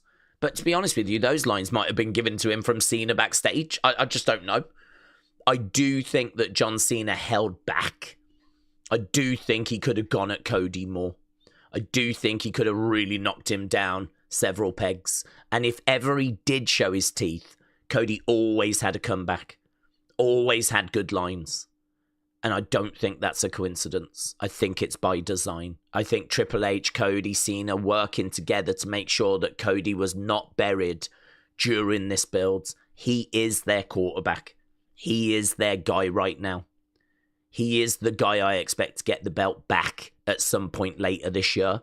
I don't think that Cody has one reign and is done. I think the merch sales and everything is telling them Cody is the guy for right now. And so really this whole story, this final year, I think it's a passing of the torch. And I think WrestleMania 41 is part of that story, part of that process. They made sure Cody looked good in the build, stood tall, always got the better of John. John only beat him because of Travis and this weird, are you going to be a bad guy and hit me with the belt? And I wouldn't have minded me if he had. I couldn't have given a flip if Cody had hit him with the belt after everything that had gone down with Travis getting involved. Do you know what I mean? So, really weird tug of war. Reminded me a bit of when Roman and Brock did it. Do you remember when Roman and Brock on I think it was a Raw, were like tugging at the belt and people were like, that was embarrassing. We actually had that during the WrestleMania 41 main event. So I sort of look at it and I'm like, well, I really think WWE wanted people behind Cody. I really think they were trying to do that. And, in wrestling fans and IWC will always do kind of what they want to do. And I sensed it in, the chats and everything. Cena's loved by a lot of people because, well, he was wrestling, wasn't he, for them? Super Cena, they grew up as Cena fans. They were kids when they were watching. Cena was the guy. He was the inspiration, hustle, loyalty, respect. Those kids that Cena represented, guess what? They grew up. They became adults. And now they go to the shows. And you ain't turning them against him. Because that's their guy. And so, we've done this heel turn. We've tried to get the crowd to boo him. It ain't worked. You've also got Cody, who's flipping had a mid-run, right? I'll admit that. A mid-run where the creative was not good enough. And I just think that we find ourselves in the situation we find ourselves. So, I don't think... It's hard to answer, do they make it more fun? They're definitely not doing what WWE want them to do. I definitely don't think they're helping. I definitely don't think it helps. But I don't blame them for expressing their opinions. I don't blame them for supporting the people that they want to support. I think that WWE should have booked this better. I think WWE should have gone a different direction. I think this could have been avoided. I think that, it's one of the... I don't think that at times the crowd reactions help, but I don't blame the crowd for being expressive with their opinions. That's their right. They paid their money. They're allowed to do that. That's their right. I would never say different. But, I don't think this is what WWE want. I don't think it has helped. And I blame WWE for it rather than the crowds. I think WWE's booking is wrong. And I think that it's kind of come to a head at WrestleMania. In regards to the others, booing Bianca, well, I'm not too sure why that's happening. I think it might be because the crowd believe she was involved. Or the crowd think that she should be dealing with the Jade Naomi situation. I don't know, there's been a little bit of a few people off with Bianca for a while. you remember when she was booed when she faced Iyo in France? That kind of caught me off guard and a few others off guard. I think it was because the crowd just preferred Iyo, but there has been this kind of anti-Bianca sort of vibe that's been around, for a while. So I could be off on that. People that booed Bianca, I'd be interested to hear as to why. Is it specifically Bianca, or is it to do with the fact you think she's in with Naomi and she attacked Jade? And, is it more to do with that? Cheering Dom, honestly, I think that people wanted Dom to win. I think Dom's very entertaining, and I think people really enjoy booing him. So I think, when he comes out, I can't remember if he got big cheers or if he got booed, but I think that people see that he is part of big stories. The whole betrayal of Rhea joining up with Liv, him being a Mysterio, the whole kind of, deadbeat dad, being in Judgment Day, being that kind of slimy heel. People, he gets booed everywhere he goes. The crowd have fun with Dominik. He is a character, and I think there's an appreciation for that. And, I think that we've seen him achieve something like winning the Intercontinental title that I think people are like, good for you, mate. Do you know what I mean? Good for you. It's, so, yeah, I mean, again, not the reaction WWE would want, but even I was like, I think it'll be Dominik, and I'd like it to be Dominik, He's put a lot of work in. He's someone that's entertaining. He's always at house shows, getting booed, trying to talk, and blah, blah, blah, blah, blah. And, I think we've got to WrestleMania. We've got to a moment where he might actually get himself a mid-card championship. And I think people were hoping that he would, and I think it's probably that. So, yeah, it was a bit nuts. It does become it does come really weird. If you're I could see the Iron Sheik getting cheered, The Iron Sheik could be, hating on America and all of this stuff. But I could see him in the ring getting cheers in this age. Because, his anti-Hulk Hogan stuff alone would achieve that. But I think if you are a really good heel, if you are a heel that, really generates heat and people kind of enjoy your work, at some point they're going to show you that level of appreciation.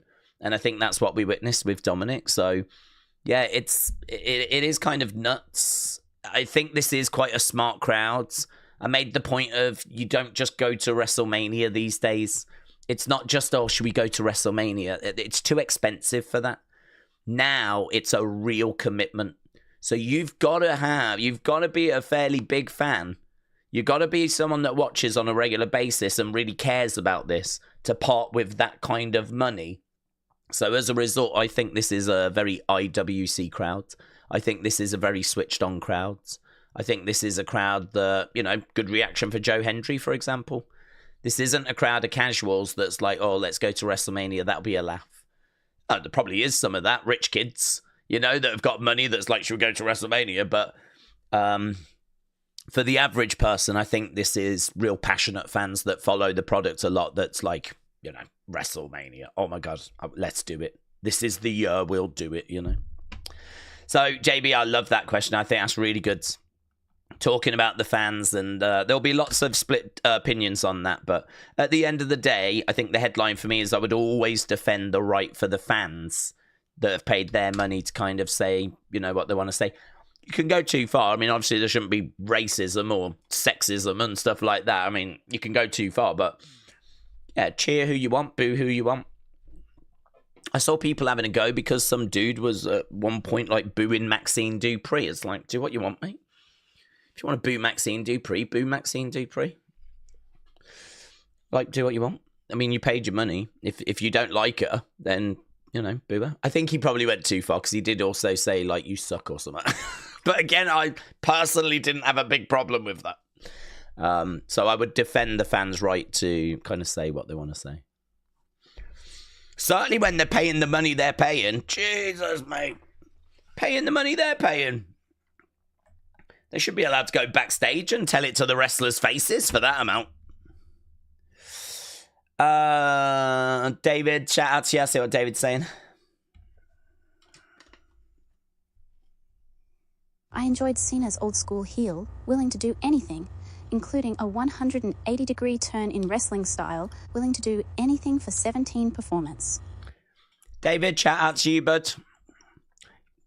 Listen, this is where, though, I do worry that we're losing sight of what's important. Because if he's doing it on purpose, right? I mean, he looks slow to me. It looked like a lack of a jet. If he's doing that on purpose, if he's sabotaged the main event on purpose because he's trying to do the opposite of what he would have done before, and he's trying to be a heel and not ruin wrestling, but like he has said in the past about, you know, if I did this, I'm going to go the other way. That's because I would do the exact opposite. So if it is on purpose, I don't think that's clever, because you are ruining matches and ruining shows, and I don't think that's going to be great for business, because, like, honestly, the message you've sent, or the message I've received, is that I'm seriously worried that he is limited in the ring now, and I don't want to see John Cena matches because they're not good. And I don't want to remember John Cena's final year as being not good. So I sort of feel like this is where being clever can kind of lose focus of what is right. Like, if he's doing it on purpose because, well, when I was a face, I was explosive, I was agile, and so now I'm a heel, I'm slow and I'm plodding. It's like, well, okay, but you're putting a lot of extra pressure on the baby face. And also, you know, if the match just does not click, or the chemistry's not right, or whatever, like, and it falls apart, like, we're going to end up with what we ended up with yesterday. And I don't know about you, I just don't want to see that on a regular basis. I don't want to see a bad match between Cena and Punk. I don't want to see a bad match between Cena and Randy. I don't want to have to watch lots of bad Cena matches because he thinks this is the clever thing to do. So that's a concern, let's put it that way. But you could be 100% correct in that it's not that he's lost it, it's that he's trying to do this as a way of, you know, showing the other side. Like, I am a heel now, so this is what I do now. And, you know, I would probably sit him down if I was Triple H and say, can we just flesh this out a little bit? Like, I'm definitely going to need the matches to be better than what we've just seen if this is the road we're going to go down. I don't know, it's hard. I mean, Triple H did make some interesting comments after. He's like, listen, we're not thrilled with everything that happens. He says, we are our own biggest critics afterwards. No one had asked him anything about the matches, by the way. And he just kind of came out and said, I think he is aware of, I think live at Gorilla, Triple H sees what people are saying. And I think he knows how the fans are feeling. And I think he saw the comments on social media as they were coming through. And just watch it. You make your own mind up. Watch Triple H's press conference Sunday night. We watched it, right? And he's talking about no one's a bigger critic than we are. Yeah, sometimes we're going to try stuff and it's not going to work. And it's like, this is interesting comments after what I've just watched. I was still sat there, though, waiting for the apology. I was still sat there waiting for him to say, I'm really sorry. Challenger Dark, shout out to you. Challenger Dark. PPL saying, look at WM39 and 40. HH has a long-term plan for this. No, he does not. Did PPL forget WM40 was going to be Rock beating Roman until fans made WB put Cody back in? Lost my faith in Way. Okay, let's break this down. So people saying, look at 39 and 40, Triple H has a long plan. He doesn't. Do people forget that 40 was going to be Rock Roman until fans made them put Cody back in? Lost my faith in WWE. Well, little tweak there, right? In that 39, Cena loses. I believe at that point 40, Cody loses. I believe at that point 40, Cody wins. It's all Cody. Everything's going Cody. We're building Cody. Cody wins the Rumble. Points at Roman Reigns, yeah? The Rock then makes himself available and basically says, we're going to do the match this year, me and Roman. I don't think that's Triple H's plan. I don't think Triple H is booking that. I don't think that is planned. I don't think that's the direction that they've been building or they're looking to go. I think that that is another problem that you've identified, which is The Rock keeps rocking up, doing rock things, and then effing off. And we just, I mean, what's all that about? Again, WWE is not dead and buried and it's over, turn the lights off, because all of this can be explained next time we see The Rock, yeah? But the frustrating thing is, that's the kind of thing that you would expect to be explained at WrestleMania. That's the kind of thing that, I mean, we got the next development in that at Elimination Chamber, yeah? And then you'd expect the follow-up to it to be WrestleMania, the grandest stage. And it wasn't. And so all those thoughts about a third person, they could still be true. All the thoughts about that being a third person, all this kind of, it can still happen. It just didn't happen at WrestleMania. So this is why it's not dead and the company's not done and, oh my God, switch the lights off. But it is frustrating. And it is annoying that The Rock cannot find space in his schedule to be at the grandest stage of them all. I mean, that live crowd popped. Not, we were joking about it, right? At the time, I was like, that live crowd have got to live with the fact that they popped for Travis Scott coming out because there was a big pop. But I don't believe they popped for Travis Scott. I don't think they were all thrilled to see Travis Scott. I think they really thought The Rock was going to come walking out behind him. I think they really thought, like, oh, here's Travis Scott, so The Rock's going to be coming out. And so they started cheering. And it just was, it was only Travis Scott, right? Which was a surprise, to be honest. I think we all thought The Rock was going to come walking out. So I think that I would say you are correct with The Rock being a problem. I would just say, though, I think the truth is that Triple H did have that long plan of 39 and 40 being connected. It's just The Rock went and flipping inserted himself. And then the fans had to try and make their voices heard. And Triple H spoke about this as well in a sit-down interview. Triple H has done a lot of interviews. And Triple H seems to be really off with the fans at the moment. He did an interview where the question came up, do you think the fans felt a bit too empowered last year? And basically saying, like, do you think the We Want Cody movement made them feel like now they can really influence other things? And Triple H was like, yeah, I think that's probably true. I think that's probably true. You know, I see comments telling me, oh, this is bad, that's bad. But you don't know where we're going. You don't know what the story is. So how can you know if it's bad or not? I mean, my counter to that would be, well, I can judge WrestleMania because it's what everything builds towards. WrestleMania is the grandest stage. If I've gone to bed frustrated, woke up angry over WrestleMania, then that's clearly not a good sign. And I very much doubt I'm, on my own on that feeling. So I can say that I feel like I'm pretty well placed to actually have this conversation. But I don't know. I don't know why this bothers him so much. I don't know why the comments affect him.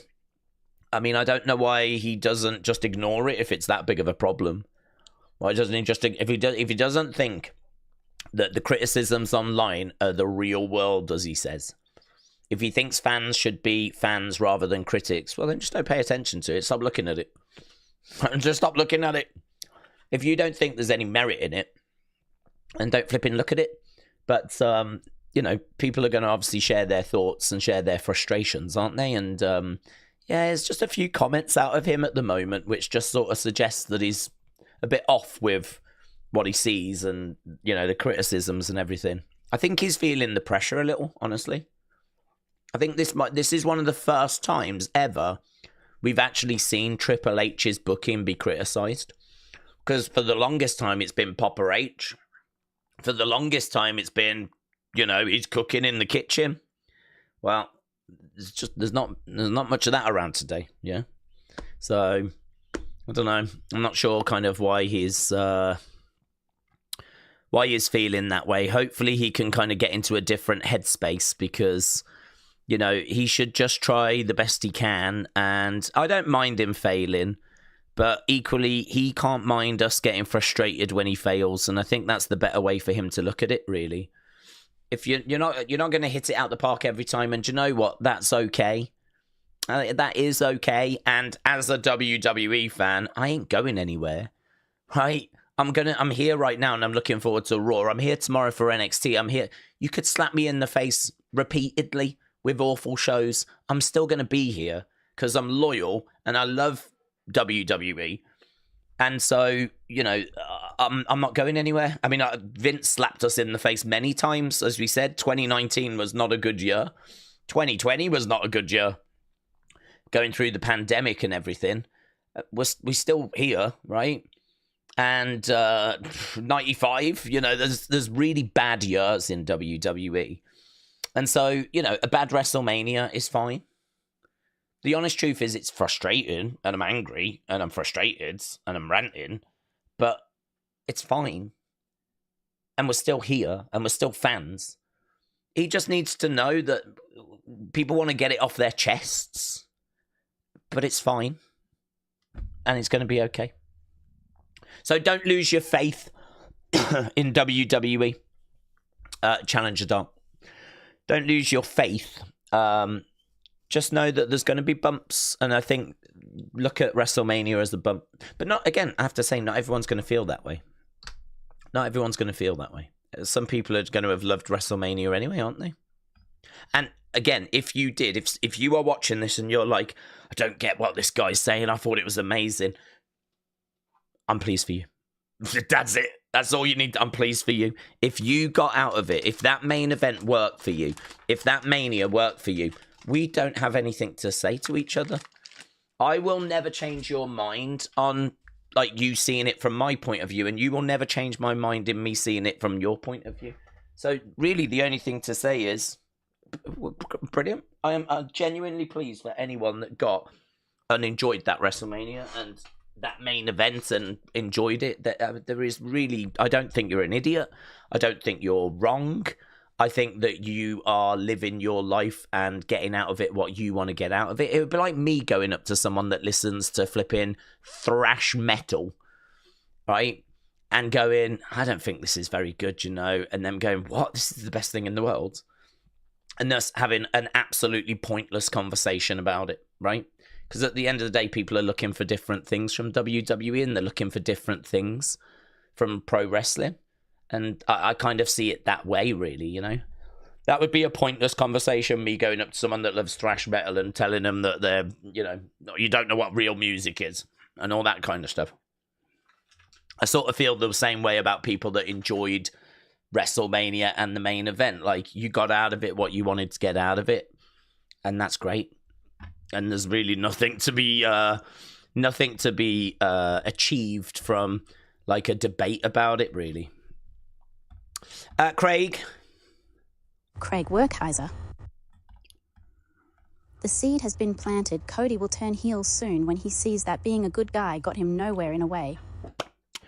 Maybe, Craig. Maybe that is the tease. The other thing as well, though, is that it could show that he had the option to turn, he didn't do it, and that really is who he is, and that he's, you know, he could stay true to that. That could have been a test on a very public stage, and a test that maybe cost him his championship, but a test that showed who Cody Rhodes really is.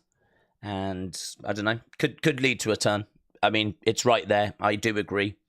I don't know that it does. I think that it's another one of those examples where you've got a couple of roads and you can go that way or you could go that way. But I think you make a good point. It is definitely an option. Also, for my thrash metal fans, I'm not a fan, but I don't have a hatred for it. I couldn't name any bands, but, you know. That Slayer dude was all right. I didn't mind that, you know. Damien coming out to that Slayer guitarist, that was okay. Camden.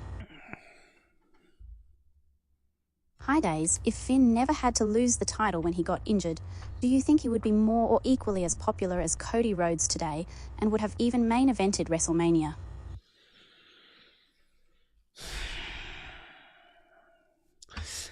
I don't think he would be that level. The reason why I say that is because I don't think they ever saw it really in him. Because as soon as he comes back, if they really believed in him, they could have invested in him. They don't. And they end up really taking the demon character away. I don't know if that's something he wanted. I think I heard it was. Maybe that's a mistake on his part, that he didn't want to like do the demon stuff. Because really, you know, that's very marketable. I can understand it also being quite limiting, because really you don't want to see someone like the demon losing matches, you know. The demon's kind of like an alternative persona that's meant to be like, you know, a badass. I think the body paint, face paint was a bit too much of a process, but to be honest with you, just doing it a few times a year is not that much of a hardship.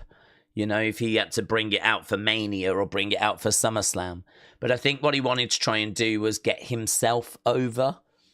And I think the problem is that there's limitations with that. You know, if you've got something that makes you stand out, I think you have to try and ride that and get as much out of it as you can. And I don't think we did that with the Demon.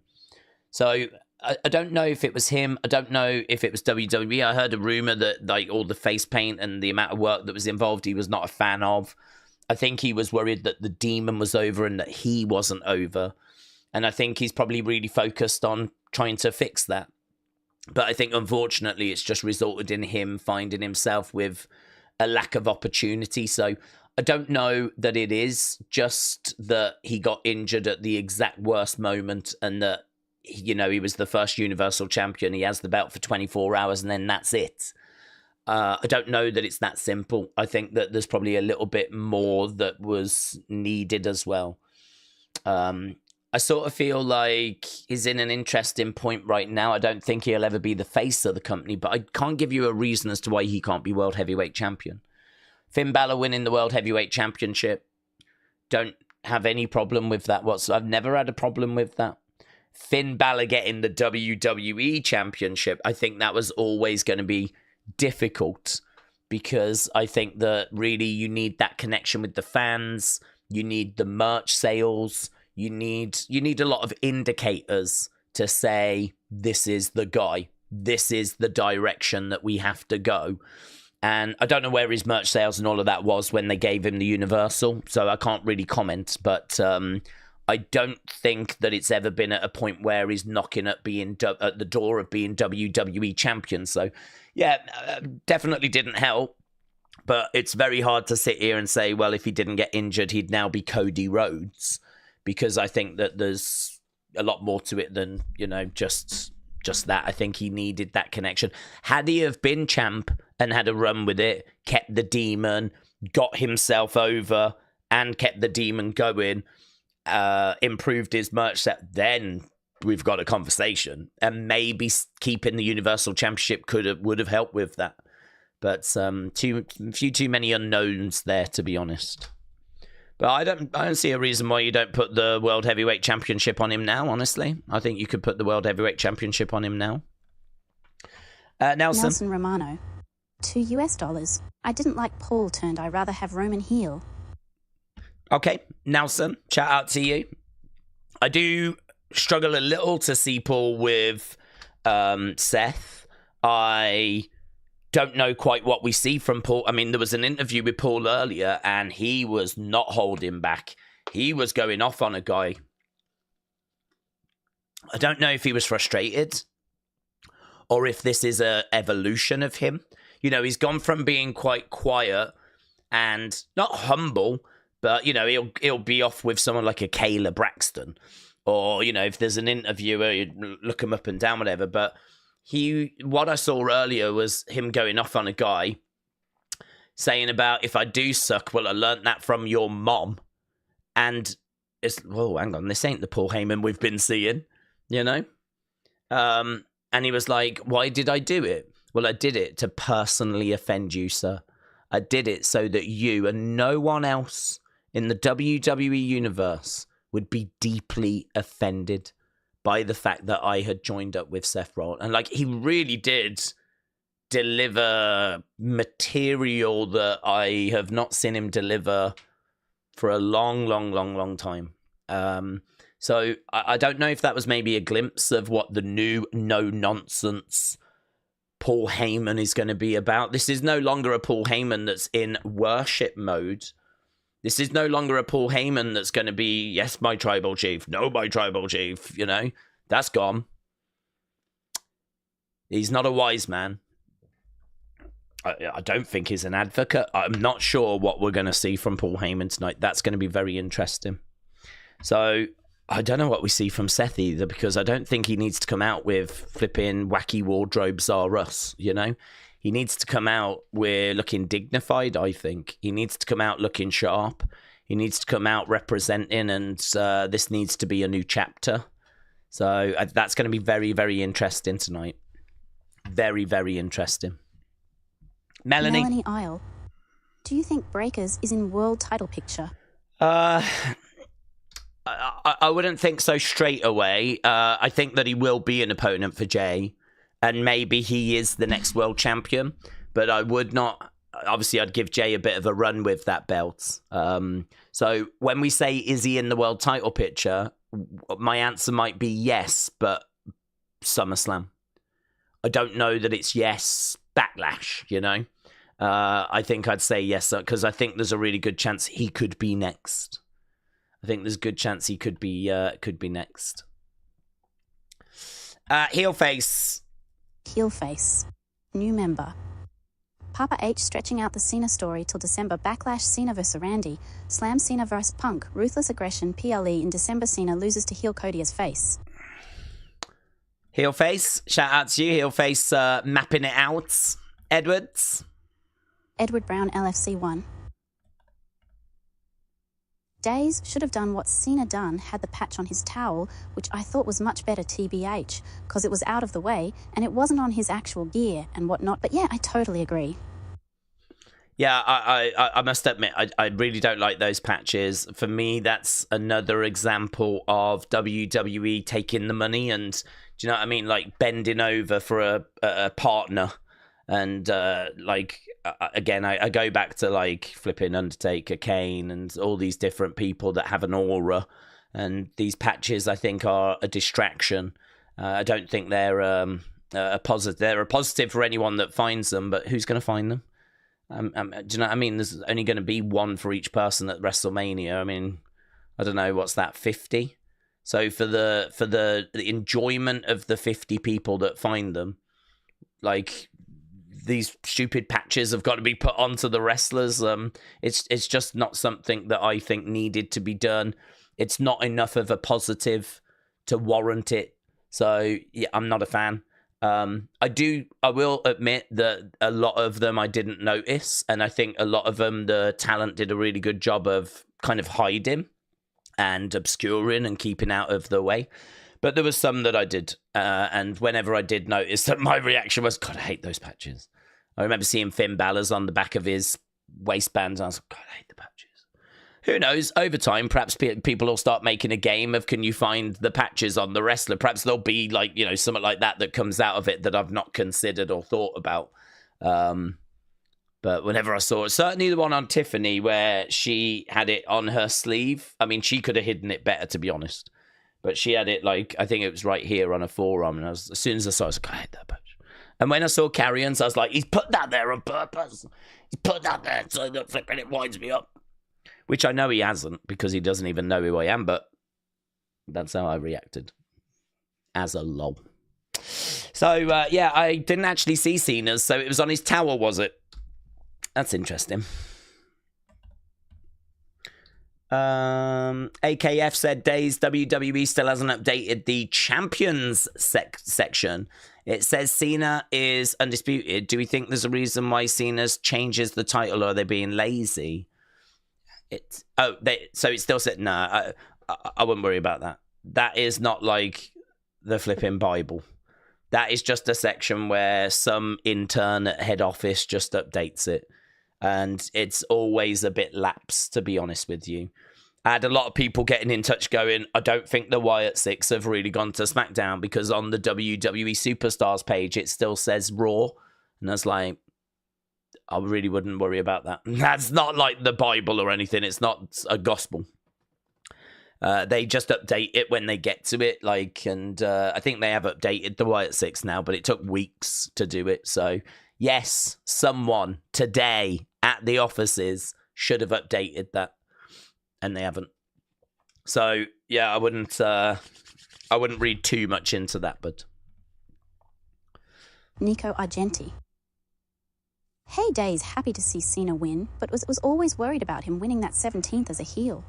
It was a moment, not a story, that heel turn. One created by The Rock, and it made Cody look bad for me. Nico, shout out to you, my friends. I was happy to see him get 17 as a heel. It was a moment, not a story, the heel turn. One created by The Rock. It made Cody look bad for me. Nico, shout out to you, buds. Hannah W's master. Days. I think you're forgetting, this isn't just the Raw after Mania. It's the stream after Mania, so it's not a surprise if the chat goes chaotic tonight, and maybe we see the Timeout Tribal Chief tonight. Yeah, I don't think so, to be honest. I mean, I think that there's probably a bit of emotion that's around today. I feel like I'm a bit dialed into the fact that, by the time we get to Raw, I think it's going to be good, because when Raw begins, we're locked into that show. We're kind of in this period now where we're still reflecting and we're still processing and we're still talking and expressing opinions. So, no, I don't want people to... I could joke around and go, if you disagree, I'm going to time you out and all that stuff. I'm not interested in that, because I think that this is a bit more serious than that. If you look on social media, there's some real frustration that's out there. And I'm interested to see how WWE responds, honestly.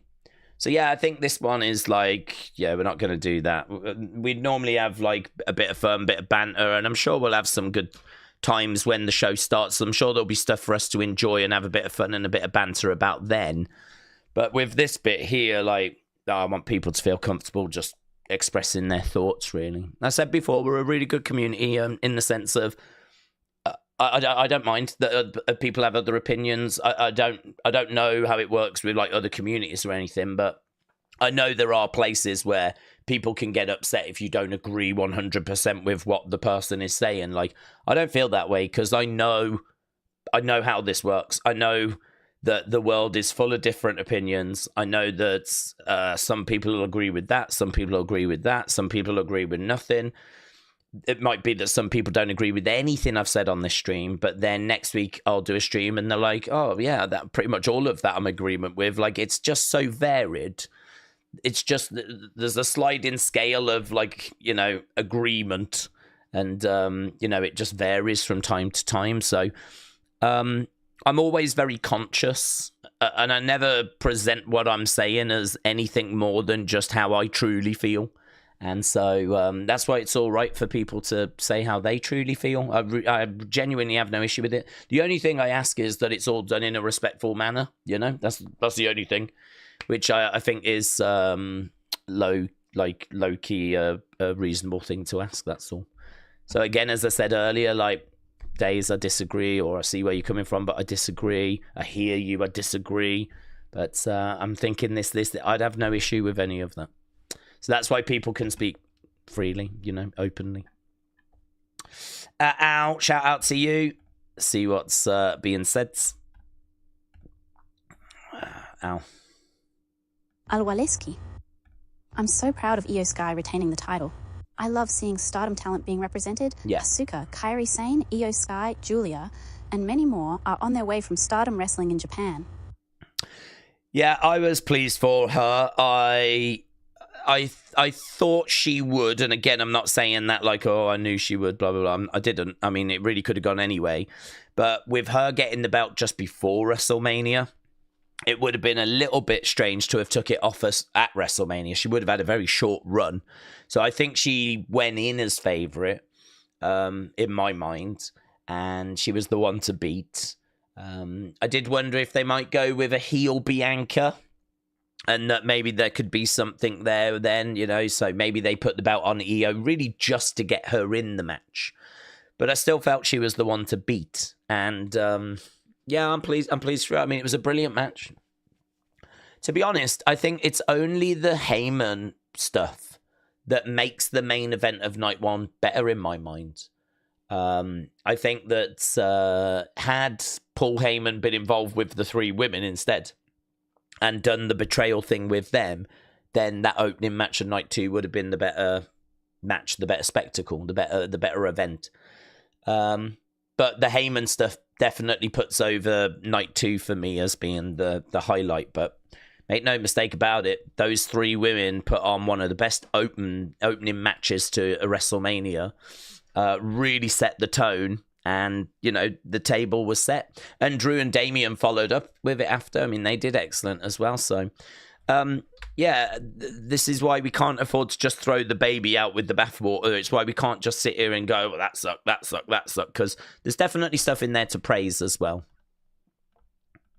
Definitely stuff to have praise for. Batman, big fan. Batman, big fan. Daze, how about Cena loses at SummerSlam against Punk, turns face before he retires, and then in 2026 we get Punk vs Cody at Mania 42? How about Cena loses at SummerSlam against Punk? Cena loses to Punk. Okay, I'm down for that. Turns face, down for that. Retires. Well, I think he's retiring in December. Then in 2026 we get Punk Cody at Mania 42. I don't mind that. Yeah, I don't mind. I think there's lots of options, lots of different ways that you can go. I definitely think Cena and Punk, I think we all thought that'd be a match we would get at some point this year. Cena Randy, I think we were hoping for. I think there's a good chance we get that at Backlash. I think people are going to be excited for that at Backlash. Yeah, I think there's, you know, lots of different ways you can take this.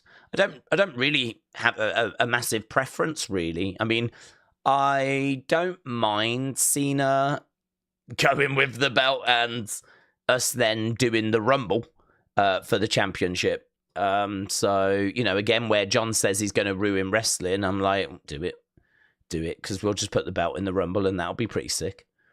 So, yeah, I don't mind. I don't mind if you do that. I think your idea is great. I'd have no problem with that.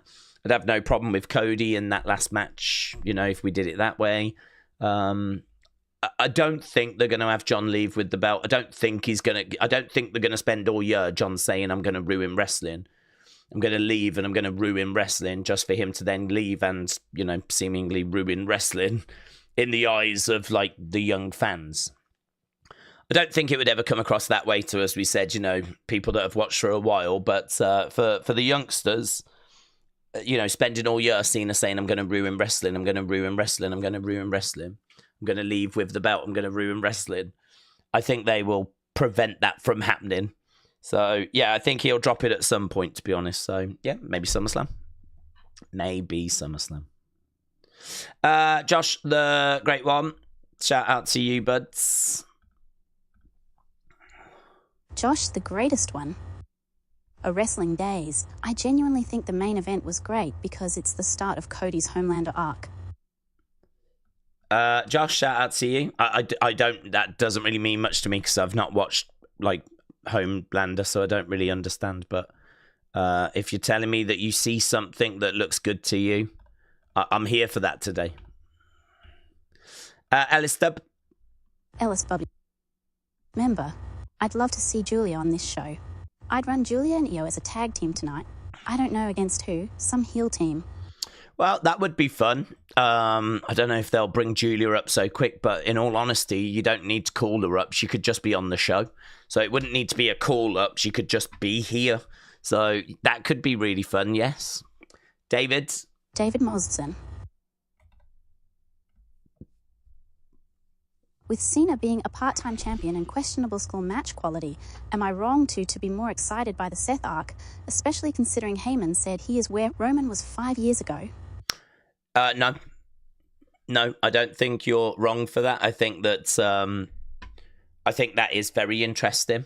And I think, as you said, with questionable match quality for whatever reason, with the fact that Cena is got, 30 some odd dates. I mean, he's still got a lot of dates, but we have still got flipping 7 months of the year as well. So he is going to be a part-time champion. Cena's not going to be around on a regular basis. And yeah, no, I don't think that you're wrong to be maybe more excited for that. But equally, if you're a Cena fan and you're celebrating today, I can understand you being excited to see what's next for Cena, and you've got your dream matches. And so for many out there, the Cena one's going to be the more exciting one. And for a lot of people, they're just going to be excited about both. So, yeah, I would say if you can be excited about anything right now, just be excited about anything. Yeah. And I tell you what, if you're excited by sponsors and company mascots, then the future looks really bright. If you're a sponsor, maybe we should do that. Perhaps where we've been going wrong is that we stand professional wrestlers, when what we should actually do is stand companies. We could all have like 5 companies each that we stand, and then just hope that when we get to, say, Backlash, that our company's going to get represented, and that it will be a sponsor, and it will be on the ring, or the mascot will be dancing around somewhere, or there'll be an advert for them, and then we could like celebrate when our company is represented. And maybe that's the future of wrestling. Perhaps we go that way instead, and we become like corporation stands. I like that. That could be a whole new bingo game, couldn't it? We could all go in with several companies, and we just sit and watch and see if they're logos or flipping adverts for them, or if they're on the ring, or if they're on the turnbuckles, or if the mascot's dancing somewhere, or maybe one of the wrestlers will come flipping walking down to the ring as the Kool-Aid guy. I don't know. I wouldn't rule it out. So, yeah, Halster, shout out to you, my friends. Melanie said, do we think... Oh, we spoke about Bron Breakker. Pirate, shout out to you, sir. Delwyn, shout out to you, buds. Let's see what Delwyn's saying. Delwyn throwing in a very, very supportive super chat. Delwyn's always so supportive. I really do appreciate that, my friend. And I really appreciate everyone that joined us over the weekend. It was obviously a lot of streaming. There was a lot of conversation. There was a real battle for me to keep my voice. I think my voice is in a really good place, actually, considering everything that happened. And how much kind of streaming we did and conversations we had. But yeah, it was a marathon, not a sprint. We kind of kept the end line in sight, if you will. Didn't really allow it to kind of get too out of control. Maybe that took that lack or diminished enthusiasm. I wasn't able to really get as excited as I would like to have, but always in the back of my head was that, be careful, watch your voice, don't it was always there. And I think that might have been a bit of a downer. So I don't know how I battle that in the future. Maybe I need to just have a break before WrestleMania. Maybe I need to find some space to just get a little bit more of turning some streams down or something. I don't know. I'd ideally not like to have to do that again, where we're streaming and I'm so focused on keep your voice. I mean, I was so drunk last night on Strepsils. So drunk last night. Who knew there was so much alcohol in Strepsils, eh? But yeah, it was. It's not bad. It's not bad. Don't get me wrong. A bit of shouting and everything. It'll soon start wobbling, but I'm quite pleased. So yeah, thanks to everyone that joined us, and Delwyn, appreciate the support, but. Delwyn Jones.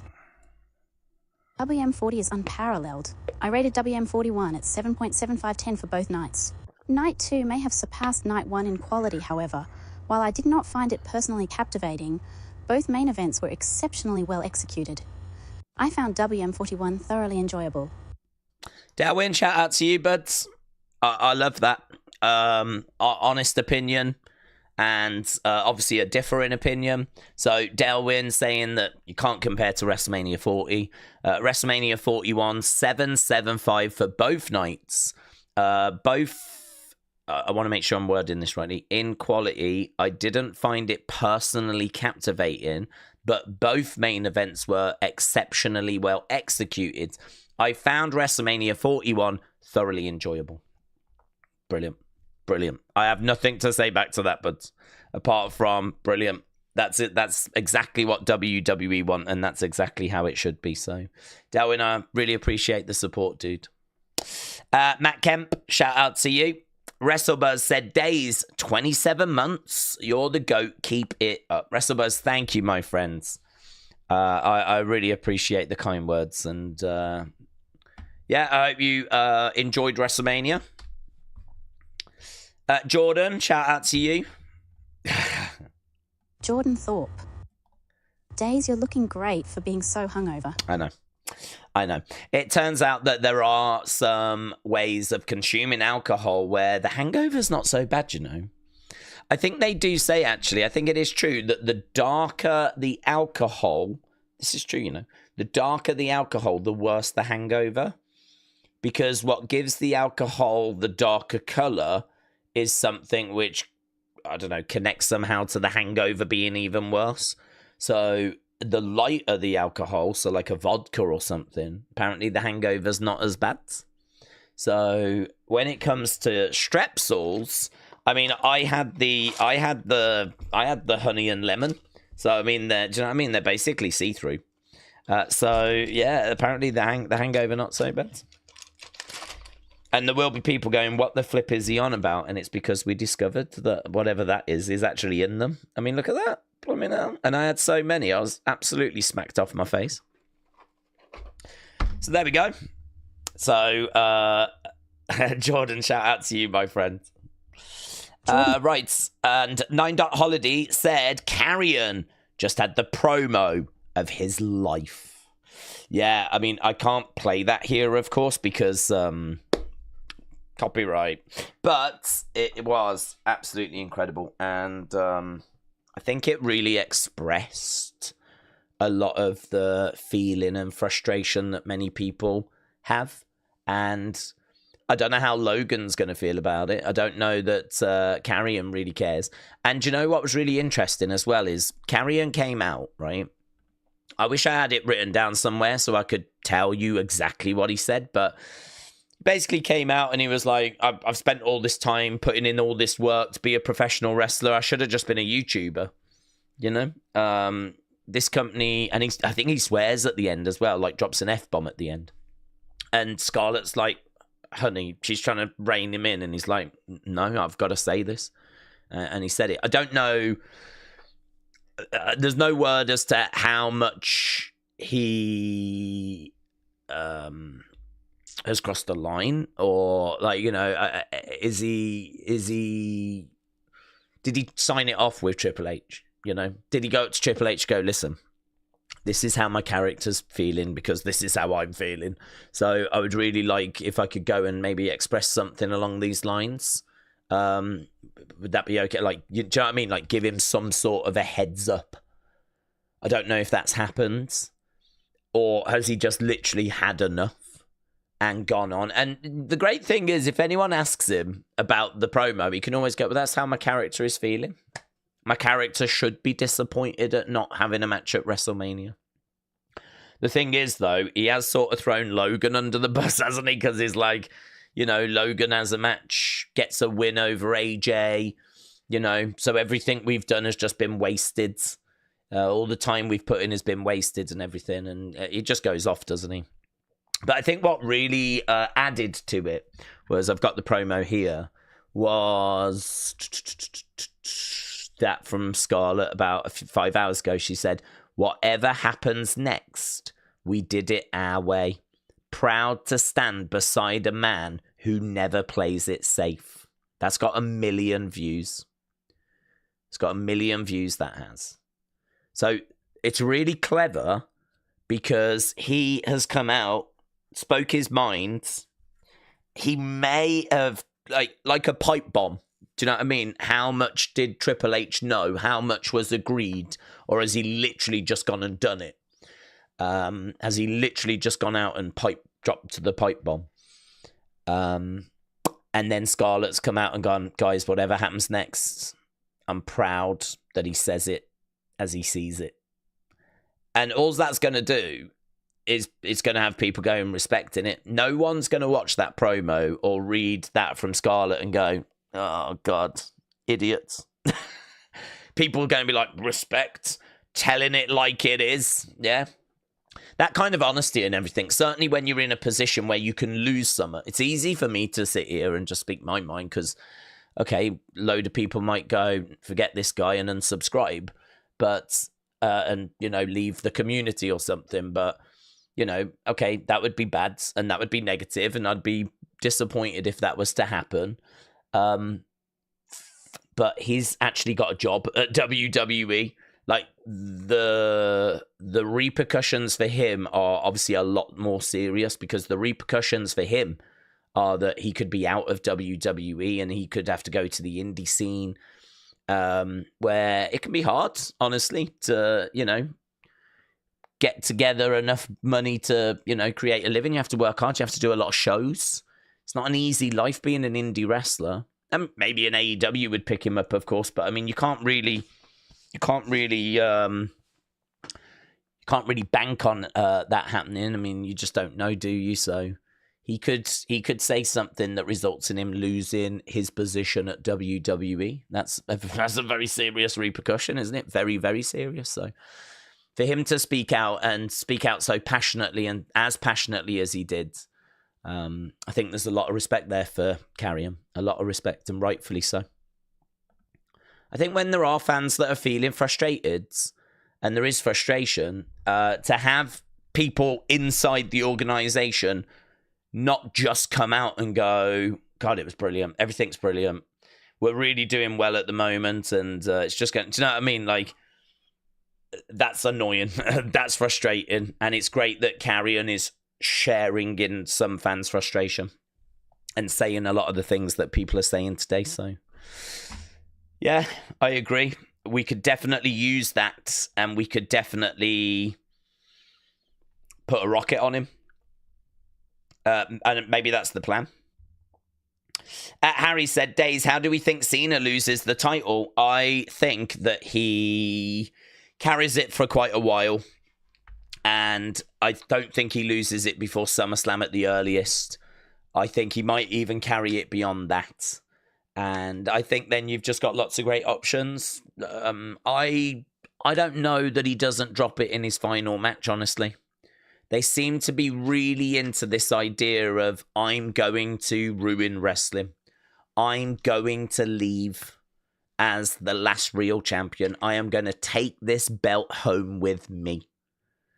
And so I look at that and I'm like, well, if that's the story or that's the seed that you're planting, then I've got to think that your plan is to get pretty far into the end of the year with it looking like he could leave with that belt. So as I'm sat here right now, I'm thinking he leaves with, or tries to leave with, that belt, and I think we're going to run it quite late.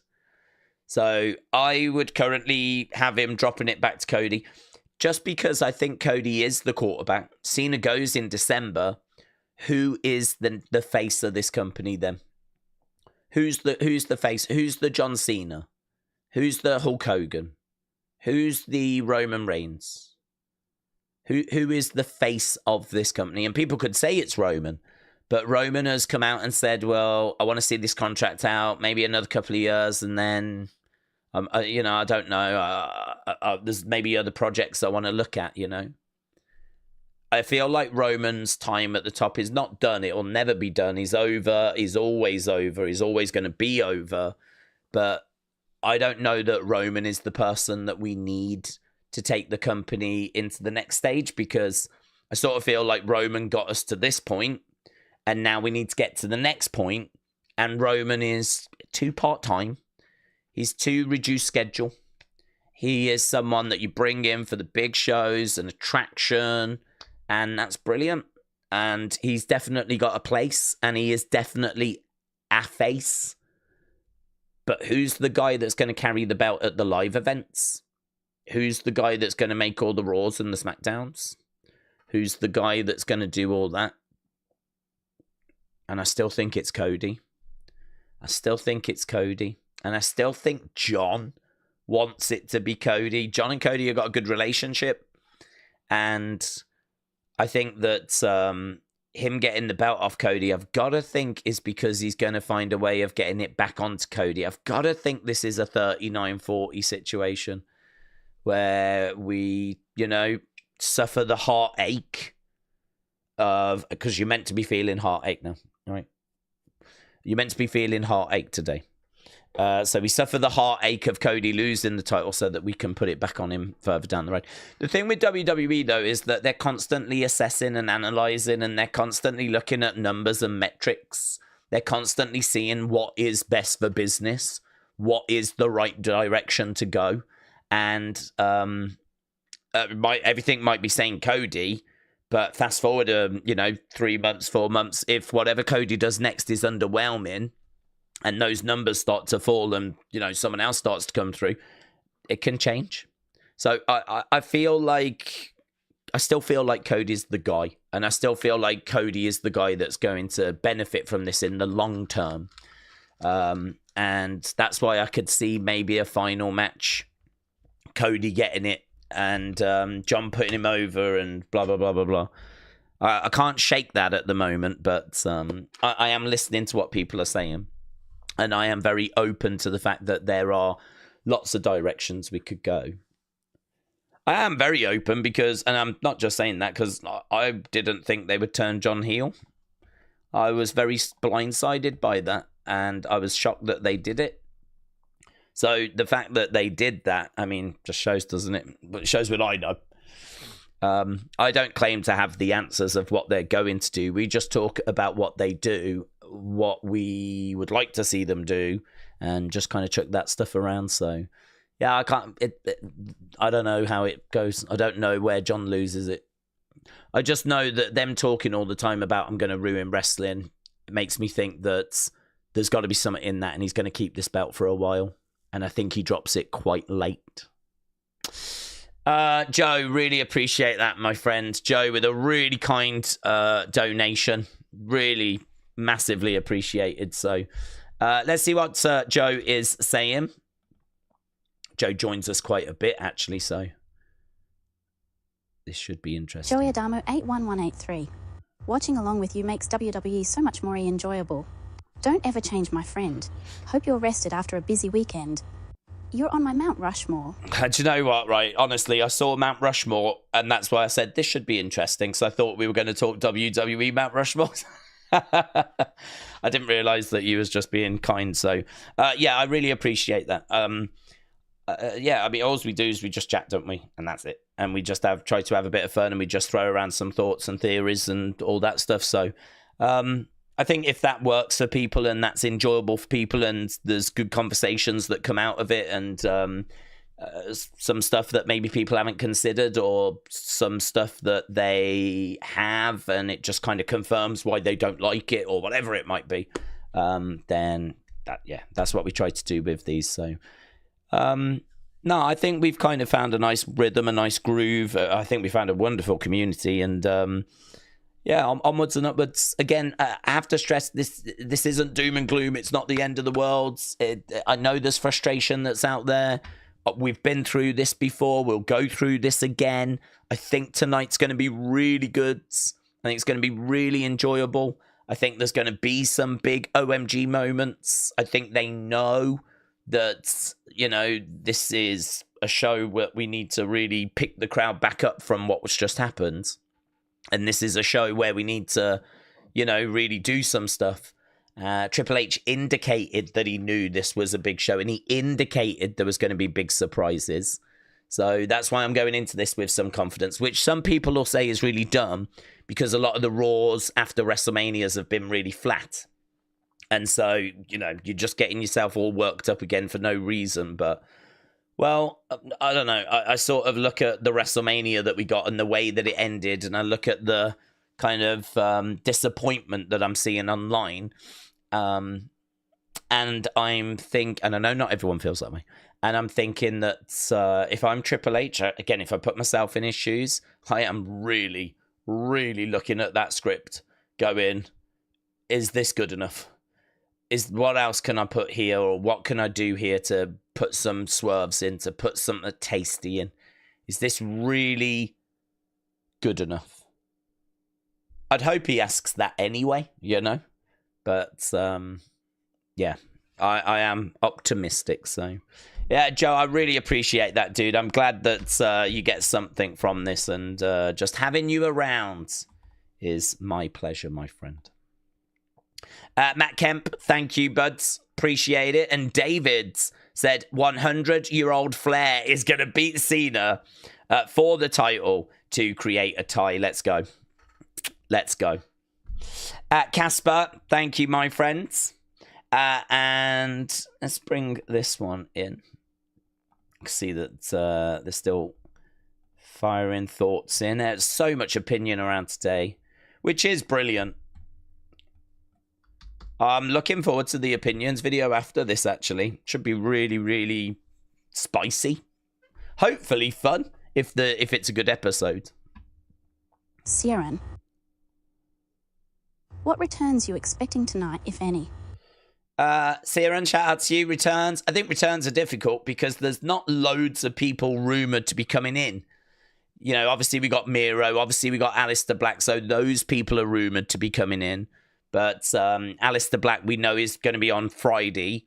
Miro, I think Rusev, there's a great chance. But really, there's not loads of people signed that were just like, where are they? Hikuleo is rumoured to be NXT and rumoured to be a month or so away. So I'm not expecting him on the main roster. Not expecting The Rock, because why would we get him today but not yesterday? So I can't say I'm expecting The Rock, but who knows? Maybe. I look at injuries and I look at like who's out, and it's like, well, Ilya Dragunov, but I think he's still out for a while. I don't expect him to like much later down the road. Bronson Reed, I believe he's much later down the road. Asuka should be soon. Kyrie should be soon. We've already had Becky come back. I don't think we would have AJ Lee. If we were going to get AJ Lee, I think that would have been WrestleMania. So yeah, it does make it a little bit difficult because I don't think there's loads of returns that are possible. I mean, I suppose you could have the Hardys. I mean, I would have liked to have seen Jeff Hardy at WrestleMania and the Hardys, and there were rumors they were going to do something on the main roster. So I don't think the Hardys are impossible. Fraxium lost the tag belts, and oh my God, what a team they are. So do you just pull the trigger on bringing up Fraxium? What about Trick Williams? What about Roxanne? I mean, I really, really am hoping that this is going to be a seriously, seriously fun show. Do you know what I mean? Like, let's do some NXT call-ups. Let's make this a true Raw after WrestleMania episode. That's what I'm looking for. Make it a true Raw after WrestleMania episode. One of those great classic ones that we had in the past, you know? Delwyn again. Oh my God. Joe and Delwyn. Well, so many people actually, just so supportive. Really appreciate it. And I said as well, I know I just keep saying the same thing, but I mean, what else do you say? I know when it comes to the members, we need to do the little poll, not poll, but the little post where I'm like, hello, new members. This is what we do. I'm open to new ideas. As I said, I was going to get that done last night, but I don't know about you. You just don't even know where to turn. I don't even know where to turn. I mean, everywhere I turn, there's interviews coming out, reaction coming out, videos coming out. It's just so much stuff that's happening. I mean, I feel like Paul Heyman's comments today, Karrion's comments today, reaction to yesterday. I mean, that's all I'm seeing on my timeline is all that stuff. And, yeah, it's just it's huge. So much stuff. So much reaction. So many thoughts. Let's get some more from Delwyn. Delwyn Jones. I am still stunned, but I am so happy for Cena getting his 17th. He deserves it. PPL keeps forget 7 years since he had last singles victory, and he literally did it. Let's see what he brings his table with heel champ Cena is going to be interesting and excited. Delwyn, shout out to you, buds. Yeah, it has been a long time since he picked up a a singles victory. And as we said, 17, a lot of those kids from when Cena was their hero have grown up into adults now. And it's just hard, isn't it? It's just hard to turn Cena heel and those kids to turn. There's definitely people, though, that were on the Cody side. We actually did a poll during the stream, and I was shocked. The question was, who do you want to win? And I think it was something like 50. We got a lot of votes. It was like 58% to 42% John Cena. And I was really shocked it wasn't wider than that. Had you have asked me, I would have said about 70-30. Maybe even 80-20. But it came out 58-42 around that sort of ballpark. So I was really surprised at how much support there was around for Cody still. But it was, make no mistake about it, it was still a moment that many, many people have been celebrating, Cena getting his 17th. And as you said, let's see what he brings with this heel champ Cena. He is speaking on the show tonight, so we are going to find out. I don't think we've got an official preview yet. I don't think we do. If I go, let's have a look, WWE. I don't think there's. Oh, maybe we have. Oh, maybe we have. So you can do one, Travis Scott. You can do one. Well, there we go. John Cena returns to Raw. Jey Uso returns to Raw as the new World Heavyweight Champion. So thanks for that, WWE. So plans are, non-existent. Well, they are. We just don't know what they are. And I'm all right with that. This is a Raw where I am honestly all right with not knowing what we're getting. I do think it's good to announce some matches in advance and get people excited and talking about stuff. But really, it's not like we've had to wait a week. Do you know what I mean? We were all here not that many hours ago. So this is a show where it's like, surprise me. What you got up your sleeve? Surprise me. Entertain me. Yeah? Treat me right. Treat me right. Eh? Treat me right. That was my review of WrestleMania 41 yesterday. I was that lady. So loved up. I was so ready to be loved. I was in the mood. I was prepared. I was ready for love.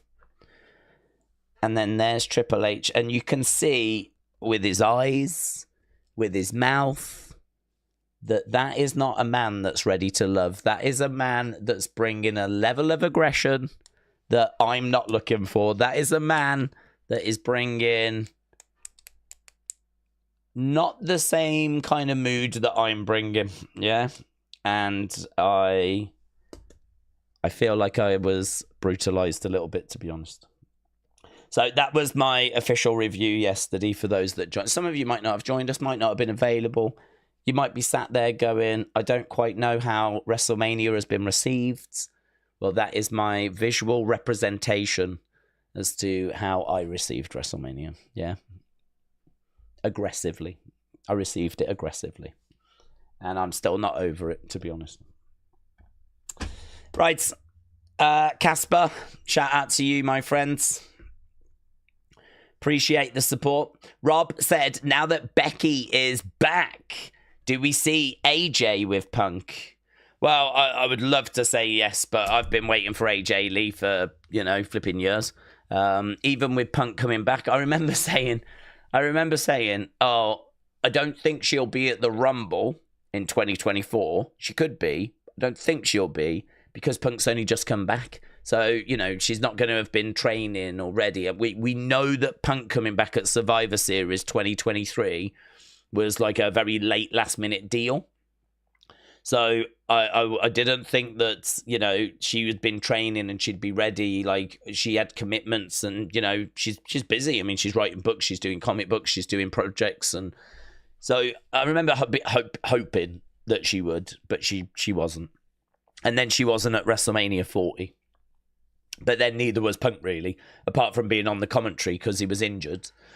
So, we looked at that and we was like, yeah, doesn't feel like it's this year. but I did go into the Rumble this year going, right, I don't think she's got 2 years booked.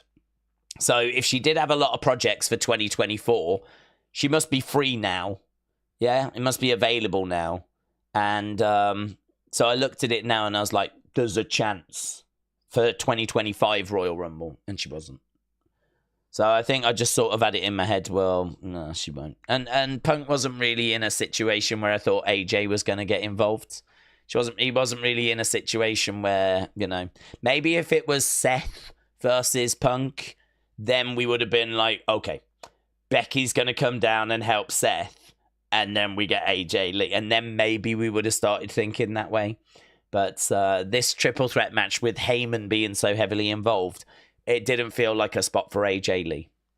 So it just makes it hard to sit here and really say, like, oh, yeah, AJ's going to come back. She's going to be with Punk. Like, I've been waiting that for ages. So I will once again be hopeful for the Royal Rumble next year.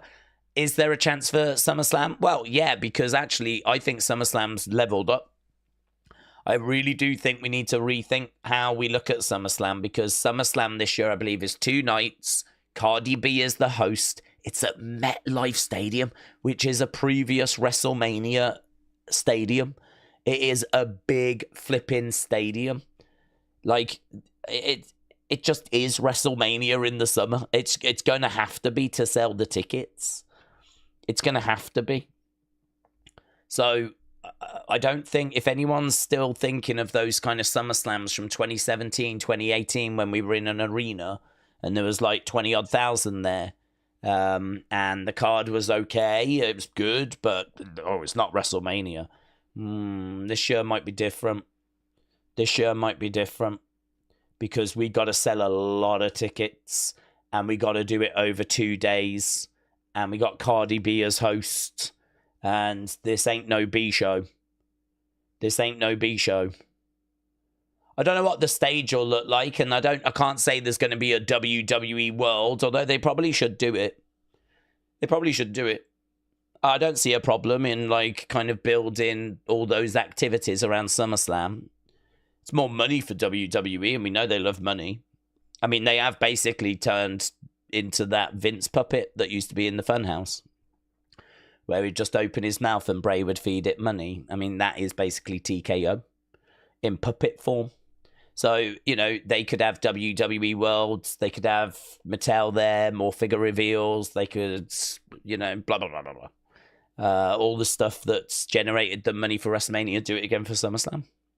I don't know that they do that, though, but I think they should. I think it'd be really good to get another WWE Worlds. Another big stand and deliver type show for NXT, and, you know, all the gubbins, all the dressings. So could AJ Lee come back there? Well, I wouldn't rule it out. I'll definitely, if the spot looks good and it looks like there's definitely an option for it, then yeah, I wouldn't rule it out. Vikings Wolf, new member, $2. Do you expect the Wyatt 6 in some fashion tonight? 5. Wyatt 6 in some fashion tonight? Not really. They were moved to SmackDown, and I suppose if they're going to start something with Liv and Raquel, which I actually think them losing the title is a good sign that they are. I made the argument, didn't I? And again, this isn't me going, I said this, because I hate that. But I'm just saying that we have spoke about this, that if we're going to do Liv and Nikki against Raquel, Liv and Raquel against Alexa and Nikki, we don't need the belts involved, because I don't think Liv is going. Why am I struggling with these names? I think it's because in my mind they all look the same. I'm looking at Alexa and I'm saying Liv. I don't think Alexa is going after Liv for the belts. She's going after her because she eliminated from the Rumble. She eliminated her from Elimination Chamber. So I think Alexa, her motive is not to try and win a championship. It is revenge. And if the Wyatt 6 Nikki is going to get involved, Wyatt 6 aren't motivated by belts.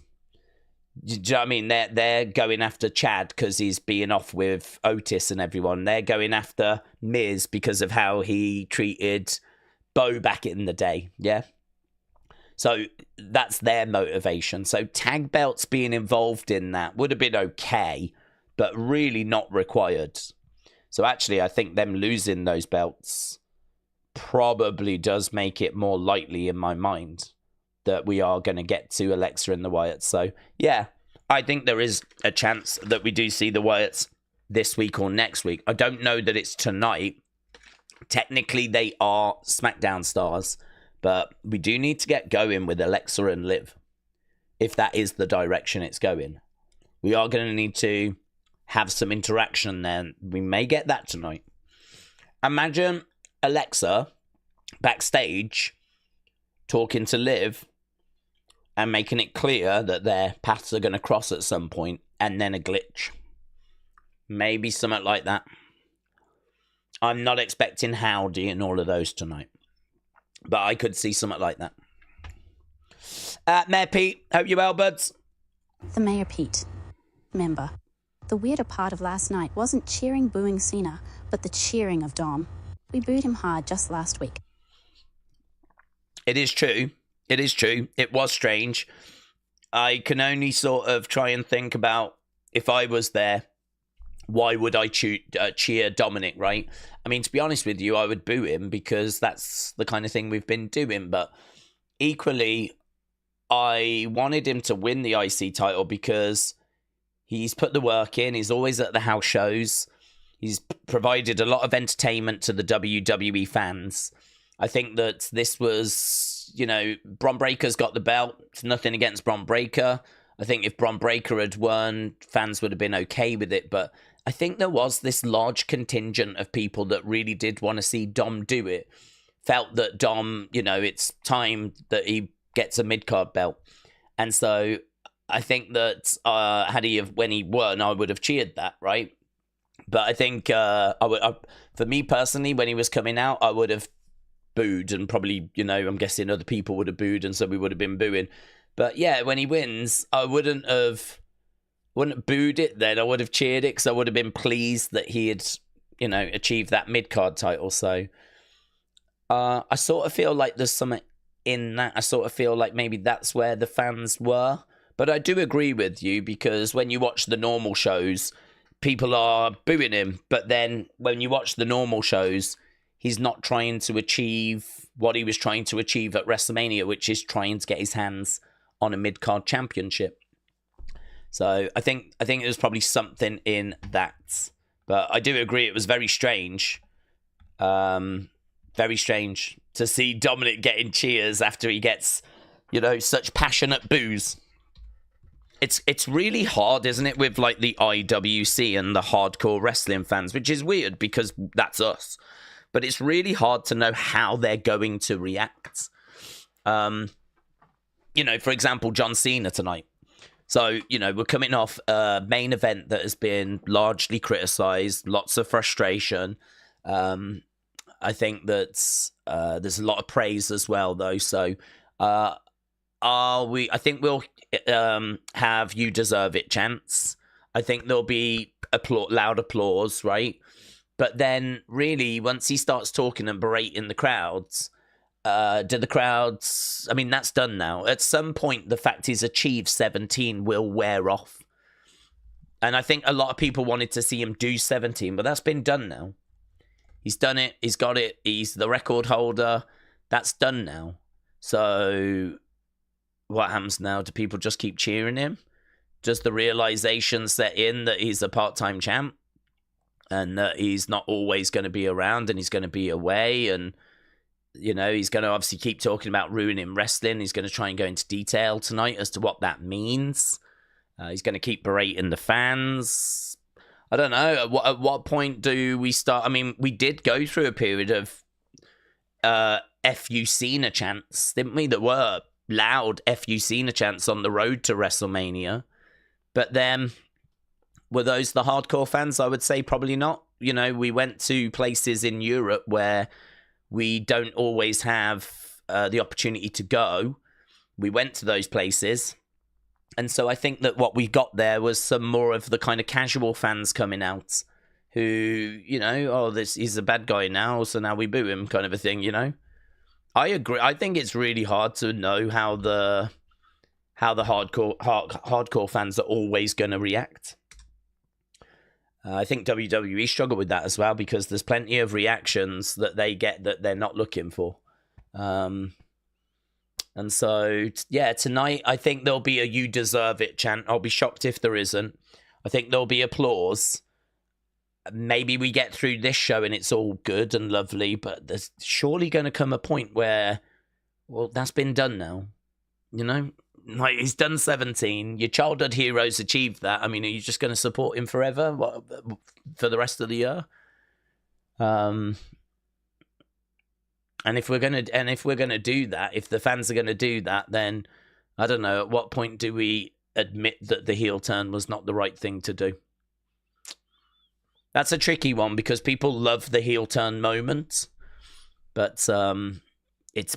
I think we can agree it is a mess. This is not the cleanest story in the world, is it? There's lots of differing opinions around when it comes to this thing. King Yeti said, I'm going to review SummerSlam now. It sucks. It really sucks because Cardi B is the host. Listen, I don't mind Cardi B. Yeah, she's a gangster like me. And I don't mind Cardi B. But if she flipping comes down to the ring and gets involved in a match and all that stuff, like, if she's going to be the Travis Scott of SummerSlam, then... Well, do you know what? I won't be surprised. I won't be surprised. I don't even know what I'm going to say. What I'm going to say is, yeah, of course she's going to be. Of course that's what's going to happen. That's exactly what's going to happen. So just, I'm going to say, prepare yourself for that now. Cardi B is going to come down to the ring. She's probably going to slap someone, and she might even look good doing it. She might win a title. I don't know. I don't know what's going to happen by the time we get to SummerSlam. She might be the Women's World Champion. Delwyn, shout out to you, buds. Delwyn Jones. Seth hasn't turned heel ages ago. This is exciting, but in different ways, but I'm really looking forward to seeing how Paul and Seth work together. I hope Seth goes full heel, changes his whole thing. Look what Paul took Roman to another level, which he will do for Seth. Seth wasn't heel ages ago, so this is exciting, but in a different way. Looking forward to seeing how Paul and Seth... Yeah, I agree. I'm looking forward to seeing how they work together. I do struggle to see them together, but that's only because I'm seeing current Seth. So, yeah, I'm excited to see what does new Seth look like. What does new Heyman look like? The non-wise man Heyman. Like, it's hard to see the vision because I haven't seen the vision. So show me the vision. Show me what you've cooked up. Show me what your plan is. Show me how these two go together and what this relationship's like and how this works and why we should be excited by it. And, wow, we're going to get that tonight, hopefully. So, and it could work. It could work. Yeah, I completely agree. It could work. I'm not gonna be down on it or anything until I've seen it and then, you know, been able to judge it. But I did have my reservations. I really did, and I've not changed my mind on having those reservations. I just need to see the vision, so. Delwyn, shout out to you, buds. Again, just so supportive. Too supportive, Delwyn. Just, you know, put in like $5, $10, stuff like that. I really appreciate it, dude. But the amount of support that you throw in is just mind-blowing. You're like King Yeti, but better. Here's Jeremy. Maddock 316 Maddock. Days, these have been clickbait answers, lol. Yeah, that was pretty fun from John, wasn't it? That was pretty fun from John after. Came out and he was like, I'm here to get a better relationship as world champion with the media. So I will be taking questions at this time. They asked him questions. He was like, that seems like a clickbait answer and lazy journalism. So I won't be answering that. Next question. And we just kind of went, you know, along those lines. So, yeah, Jeremy, shout out to you, buds.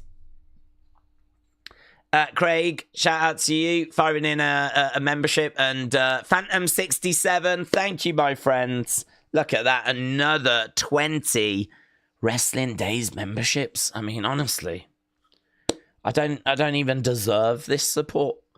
It is just mind-blowing.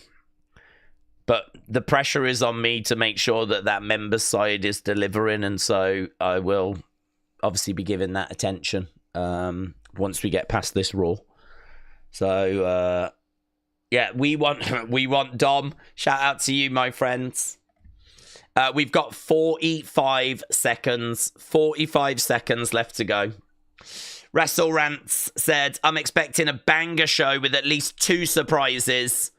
After that insulting main event we are owed so much. Dork Knight said, once again, I'm fuming. I have a membership. When the hell do I get my flowers? Says Dork Knight. You just permanently have flowers. Flowers are just constantly coming your way. You're drowning in flowers, my friend. Dub Eats. W Eats. Daze Heyman is a genius Brock Punk, and Roman, especially, are all very different personalities. And he adapts perfectly every time. I think it's a great move. Roman has gone stale. Dub Eats, shout out to you.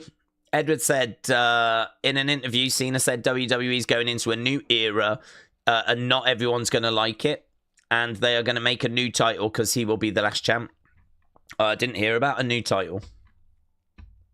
I wasn't expecting a new title because I thought we just got what we deserve and we don't deserve anything. So, unless the title's going to be really mid, he might change it for a really basic, rubbish mid championship, mightn't he? To be honest, though, the current championship's pretty mid. Do you know what I mean? If he changes it to something mid, then that's going to be so entertaining for his character that people will like it. Imagine if he's just got like a flipping bit of metal that says world champion on. I mean, that would be cool. That would be really cool. He probably should just leave the belt as it is because it's pretty mid anyway. Right, here we are. Oh, guys, do you reckon we'll hear Travis Scott, that Finn song? I hope so. I haven't heard it for about half an hour. Here we are at the T-Mobile Arena. This is where Stand and Deliver took place. And it was goated.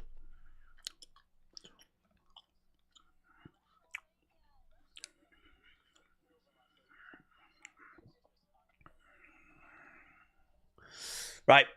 I feel like they should have just done a face versus face Cena Cody build like Cena Roman 2017 was face. They still verbally roasted each other and it probably would have been less messy, said Holster. I'm going to be quiet for the first 15 minutes to see what they've got for me, says Dork Knight. Same. Well, I won't be quiet, but I'm here to see what they've got for us. Timeless. This song's all right, isn't it? This Timeless song. Timeless. Oh, God, did you see that? I'm sure you did. Did you see this? Stone Cold! Stone Cold! Stone Cold! Where you going, mate? Stone Cold, where you going? Steve, bring it back, Steve. Steve, bring it. No, you're going underneath the thing there, Steve. No, Steve, lads, get in, lads. Get him back, Steve. Bring it back, Steve. Bring it back. Yeah, swing it round. Can you get up the ramp that way? Just tight turn. Yep. Stone Cold. Dun.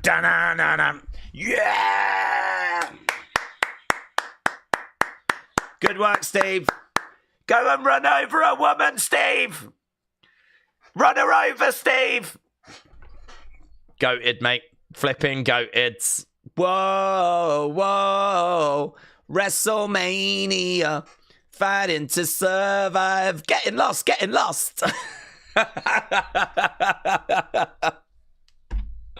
Mates.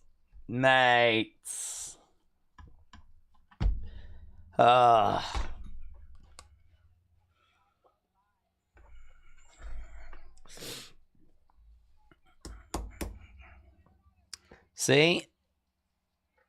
You thought that it had all gone perfectly, didn't you? But actually, there are little things that didn't quite go to plan, yeah? But they just made sure you didn't see them. Oh, that was cute, wasn't it? With Becky and her daughter after. That was cute.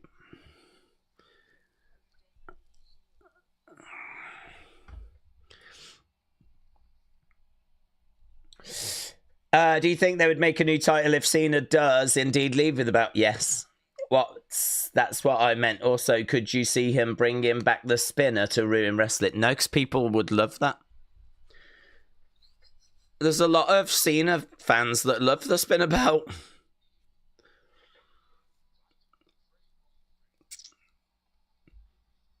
Honestly, what is genuinely the most boring thing you could do? What is, if you're here to genuinely ruin wrestling, what is the most boring thing you can do? Well, it's just to keep the belt the same, isn't it? Change it. There'll be a nostalgia, and he might try and go with the story of, you lot hated this belt back in the day, so I'm bringing it back. He might try and go with that. But the truth is, there's a lot of fans that love that belt that were Cena fans that would love to see that belt come back.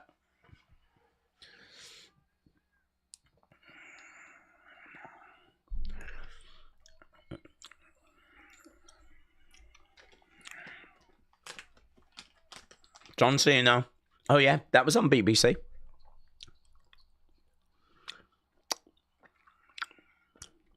You are now talking to the last real champion.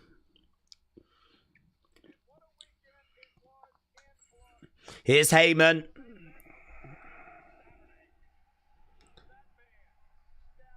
This is going to be very... Look at his face.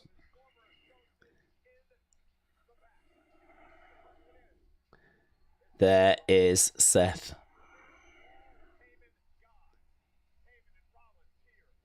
So Seth is in like a bright yellow sort of suit. Still kind of loud, isn't it? It's still kind of loud. Here's Becky. Here's Lyra. Yeah, big cheer for Dirty Dom, man. Big cheer for Dirty Dom.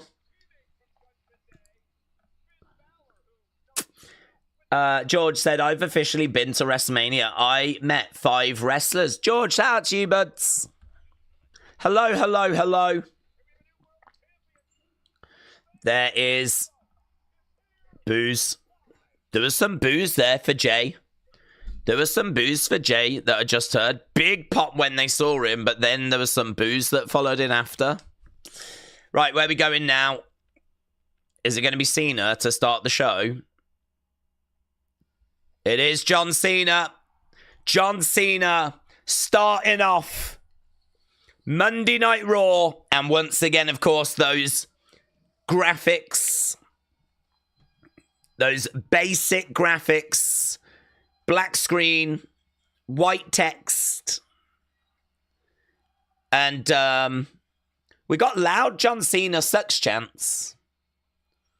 Loud John Cena sucks chants. Again, very basic graphics. He's got the belt around his waist. He's got it backwards. I'm telling you, there's some booze here for Cena. There's cheers as well, though. It feels a bit like a murky... I'm still expecting you deserve it chant.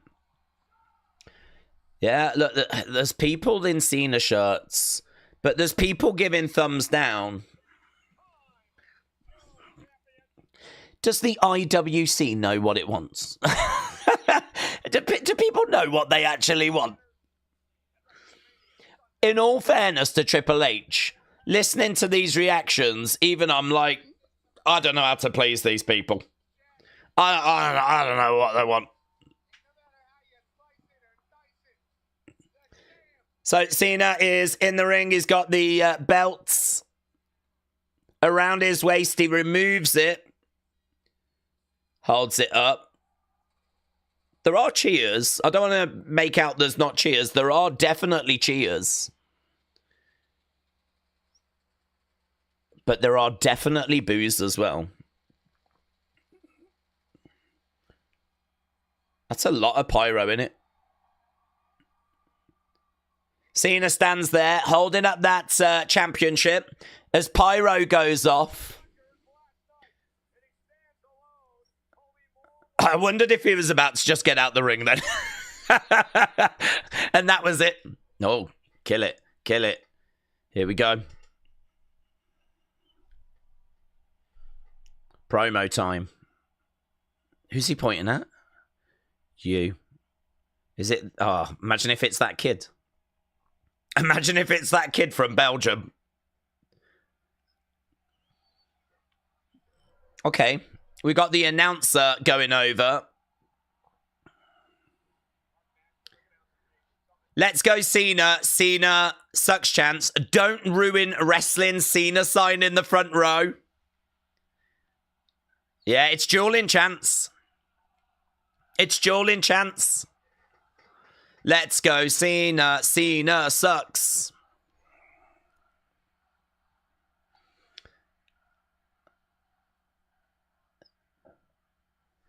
Mate, I'm in Cena sucks camp. I want to know what's about to be announced. I want to know what's about to be said.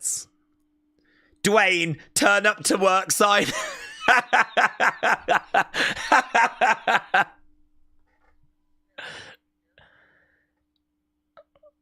Okay, he's handed a piece of paper over.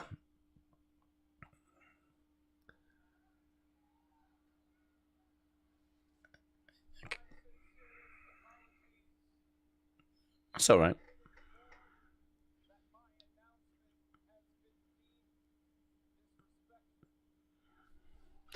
It probably was, to be honest. It probably I didn't quite hear it. I wasn't listening.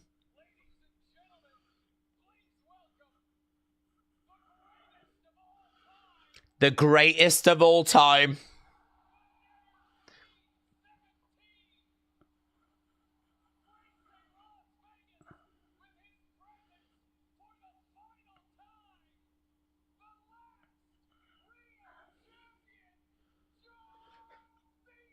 Oh, there we go. There we go. The last real champion. That kind of stuff, though, is going to make people like him because that was a fun thing to do, wasn't it? And that's just now prompted Cena chants.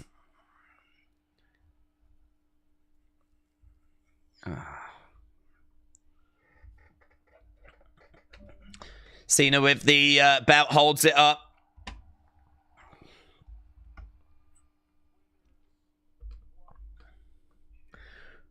Winners write history.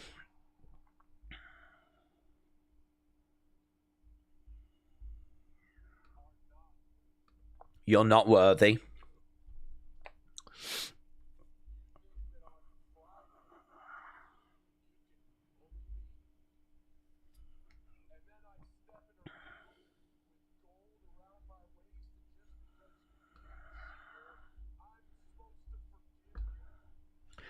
You think on Friday you can bully me? Did they bully him?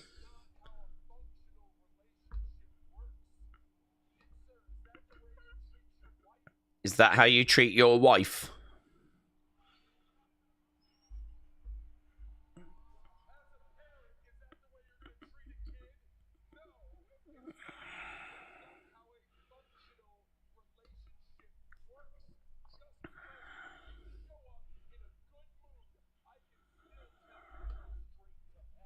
Just because you show up in a good mood, I can tell you to go straight to hell.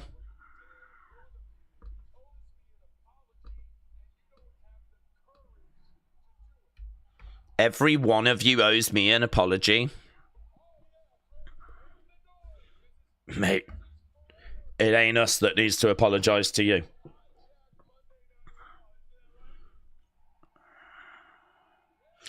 This is the night you hijack Monday Night Raw, isn't it?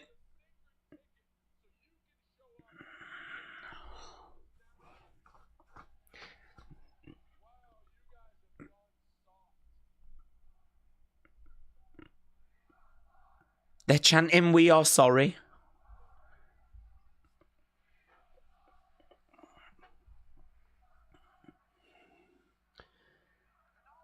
IWC is full of cucks. Sorry, I'm so sorry, Cena, I'm so sorry.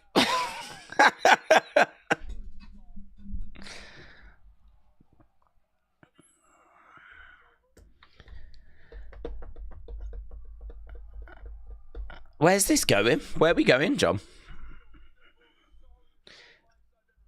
That's a great sign. My way is better than Finn. Every one of you is sorry.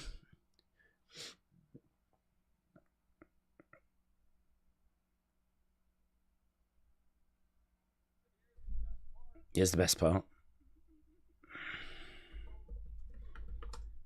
You don't mean anything to me. A-hole chance. A-hole chance. Hogan fears unions. Mate, look at this. Is full of IWC.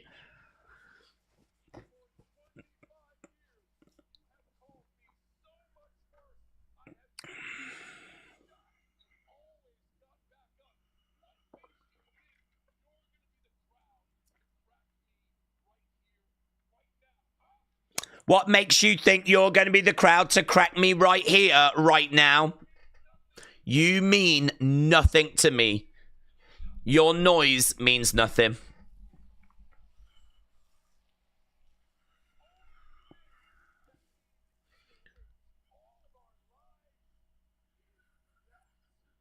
What? Oh, they're counting down the number of dates. That's clever. 36 dates. So how many are left? Yeah.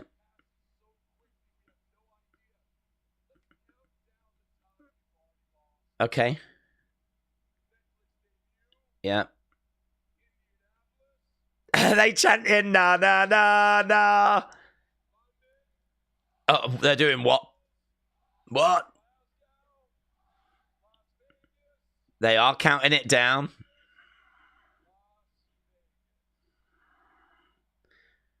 So we're down to 27.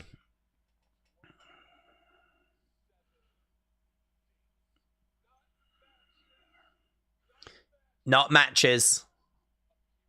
Appearances. Not. Yeah.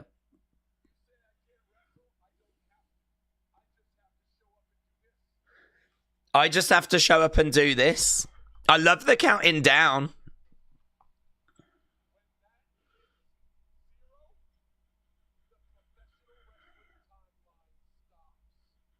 Really? Because the professional timeline has been uninterrupted up until this point, hasn't it, John? There's been no interruptions before now.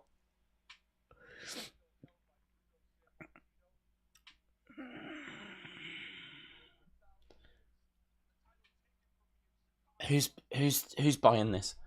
Who's buying this? Who's buying this?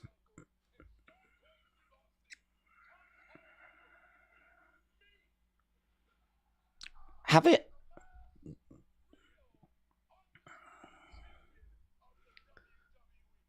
There we go. So he's explaining how he's going to ruin wrestling.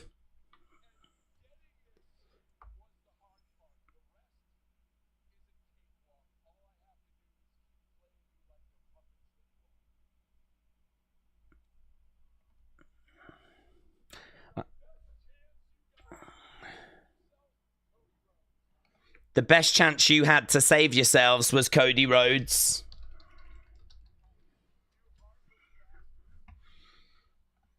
He means that.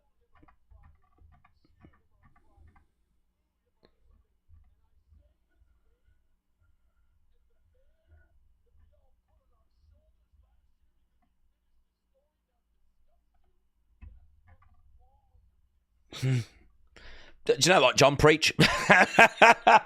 Actually, do you know what? He's all right.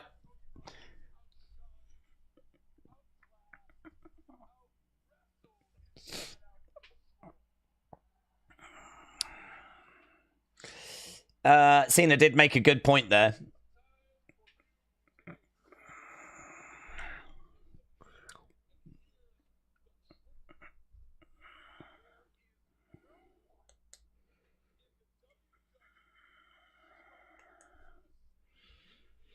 Who's going to come out now? Oh, ruthless aggression gets said. That's great. There's no one with the ruthless aggression. Oh, he's got a heart?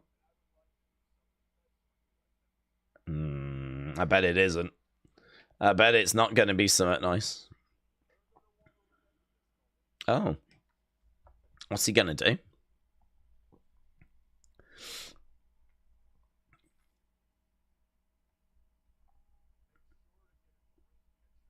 Okay.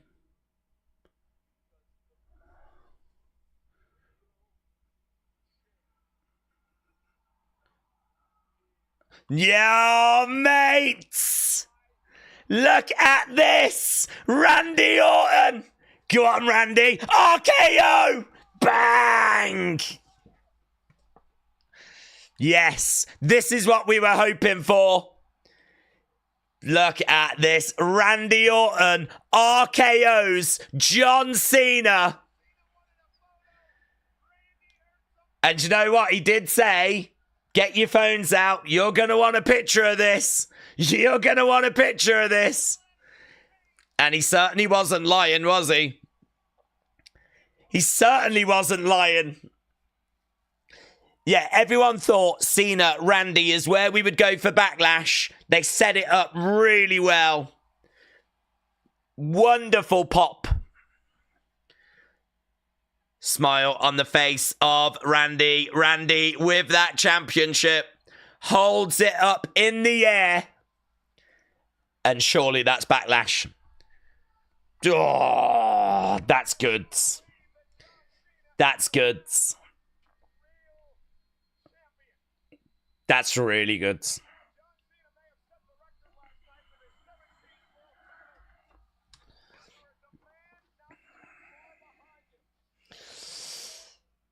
There we go. I mean, Randy Cena for the title at Backlash. It's what people were hoping for. They've pulled the trigger on it. We haven't done anything stupid. Good. Randy will get 15, said K-pop lover. Cena used more moves than Jey last night, in all fairness, said Trent.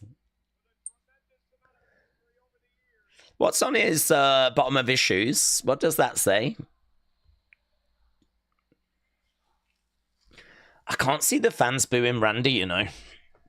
I wonder if this is the feud that Cena needs right now to get the fans united against him. Fans love Randy, mate. Fans love Randy. Cena's achieved 17.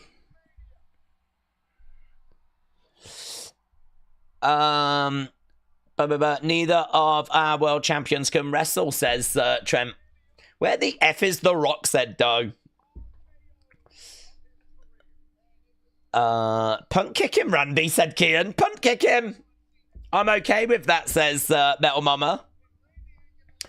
Those are Travis Scott's shoe line. Oh, well, that's a nice detail, isn't it? That's a nice detail if he's wearing Travis Scott shoes.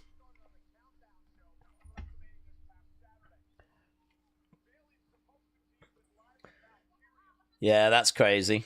Oh, there's Bailey. Poor Bailey. Ellis Stubb said, I love it. Randy Cena at Backlash is the right play call. My only reservation is that we get a finish very similar to Cody and John. Oh, yeah, I mean, let's not think about what the match will be like. Those wings were amazing, weren't they? Becky Hogan, brother, said Mr. Unfamiliar. Becky Hogan was trending, you know.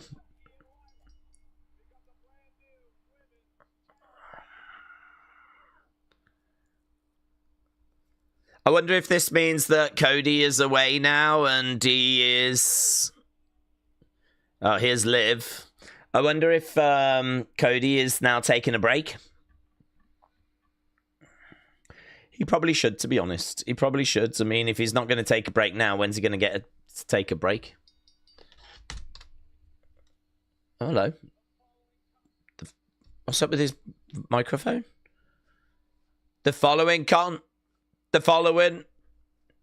Is the microphone... Oh, there we go.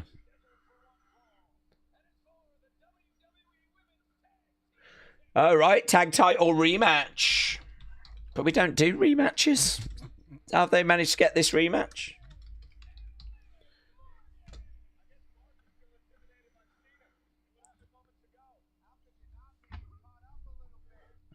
Here's Liv. I don't know if there was just a microphone malfunction there or what that was, but... Underboob. Becky, like, I wonder what reaction Becky's going to get. Are the fans going to cheer or are they going to boo because the online is kind of not feeling the fact that she came in and won a title so quickly? Becky's going to go heel on Lyra, said David. She's got Dom's jacket. I'll always love Becky. She could John Cena us and I would still love her, said Metal Mama. Well, she's saying that it's not her that attacked Bailey. The Cena we get now is how Daze will be during the final streaming year where we'll beg him to stream and he'll give us the thing. I'll count down the dates, yeah. I'll count down the dates.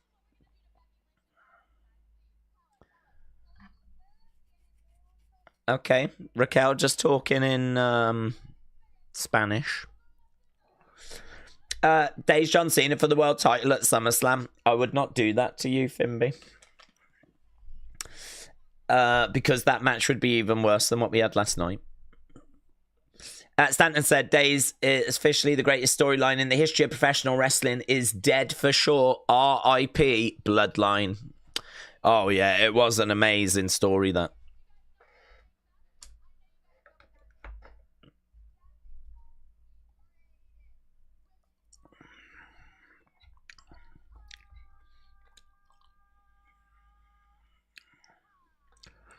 We're the greatest women's tag team champions of all time, said Liv. Okay, so pretty straightforward.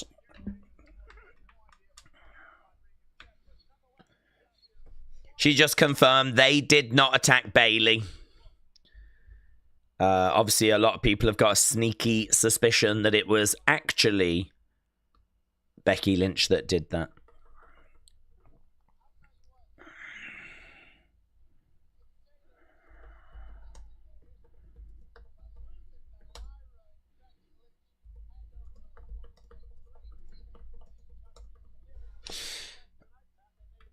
Okay.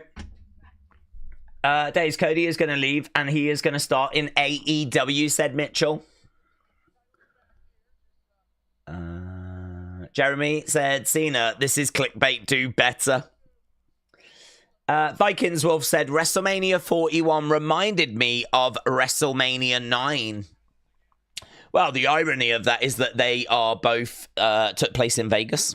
They are the two WrestleManias from Vegas. They also both featured Nick Khan, didn't they? I actually managed to watch that over the weekend. As I was kind of catching up with what people were saying, I had it on in the background. I thought it was a very good documentary, the WrestleMania 9 one. I was hoping for a little bit more of a glimpse of kind of the wrestlers in the hotel area and a little bit more of a glimpse of like the hotel decorated and stuff like that, and maybe a glimpse of there was a couple of glimpses of what the arena looks like when it's not WrestleMania 9. That was good. There was a lovely shot, actually, of the arena when it's not decorated. It's not there now.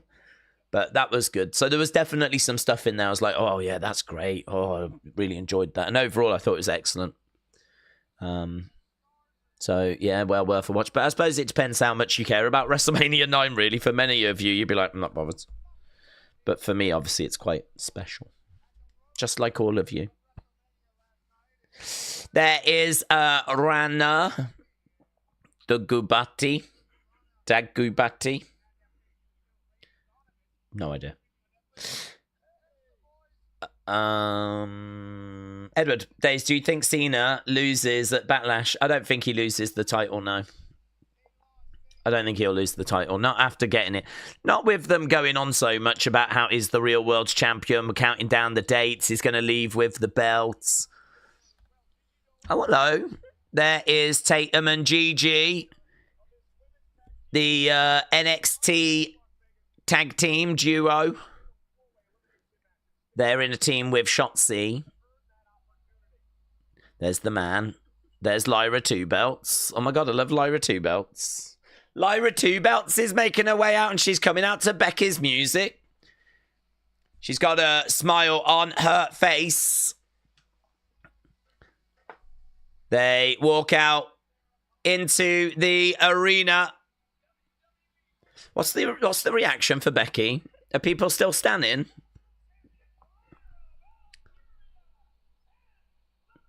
Are we going to get any Becky Hogan chants? That has been floating around on social media, the old Becky Hogan.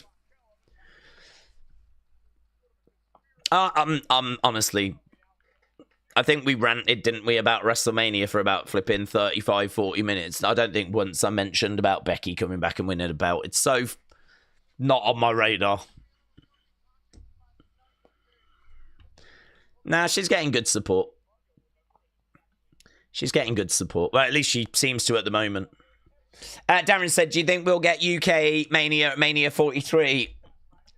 I heard that apparently that could be going to... where is it? Is it Philadelphia? They've got one that they're owed that's been announced that's coming up, and the belief is it could be there. I think there's a chance London gets one of the 40s. If London is serious and is going to, you know, do whatever needs to be done, then yeah, I think we could be seeing a WrestleMania come to the UK, but I can't say that it's going to be 43. The Nivaldo said Lyra reminds me of Buzz Lightyear for some reason. I don't get that vibe. But respect. Okay, women's tag titles.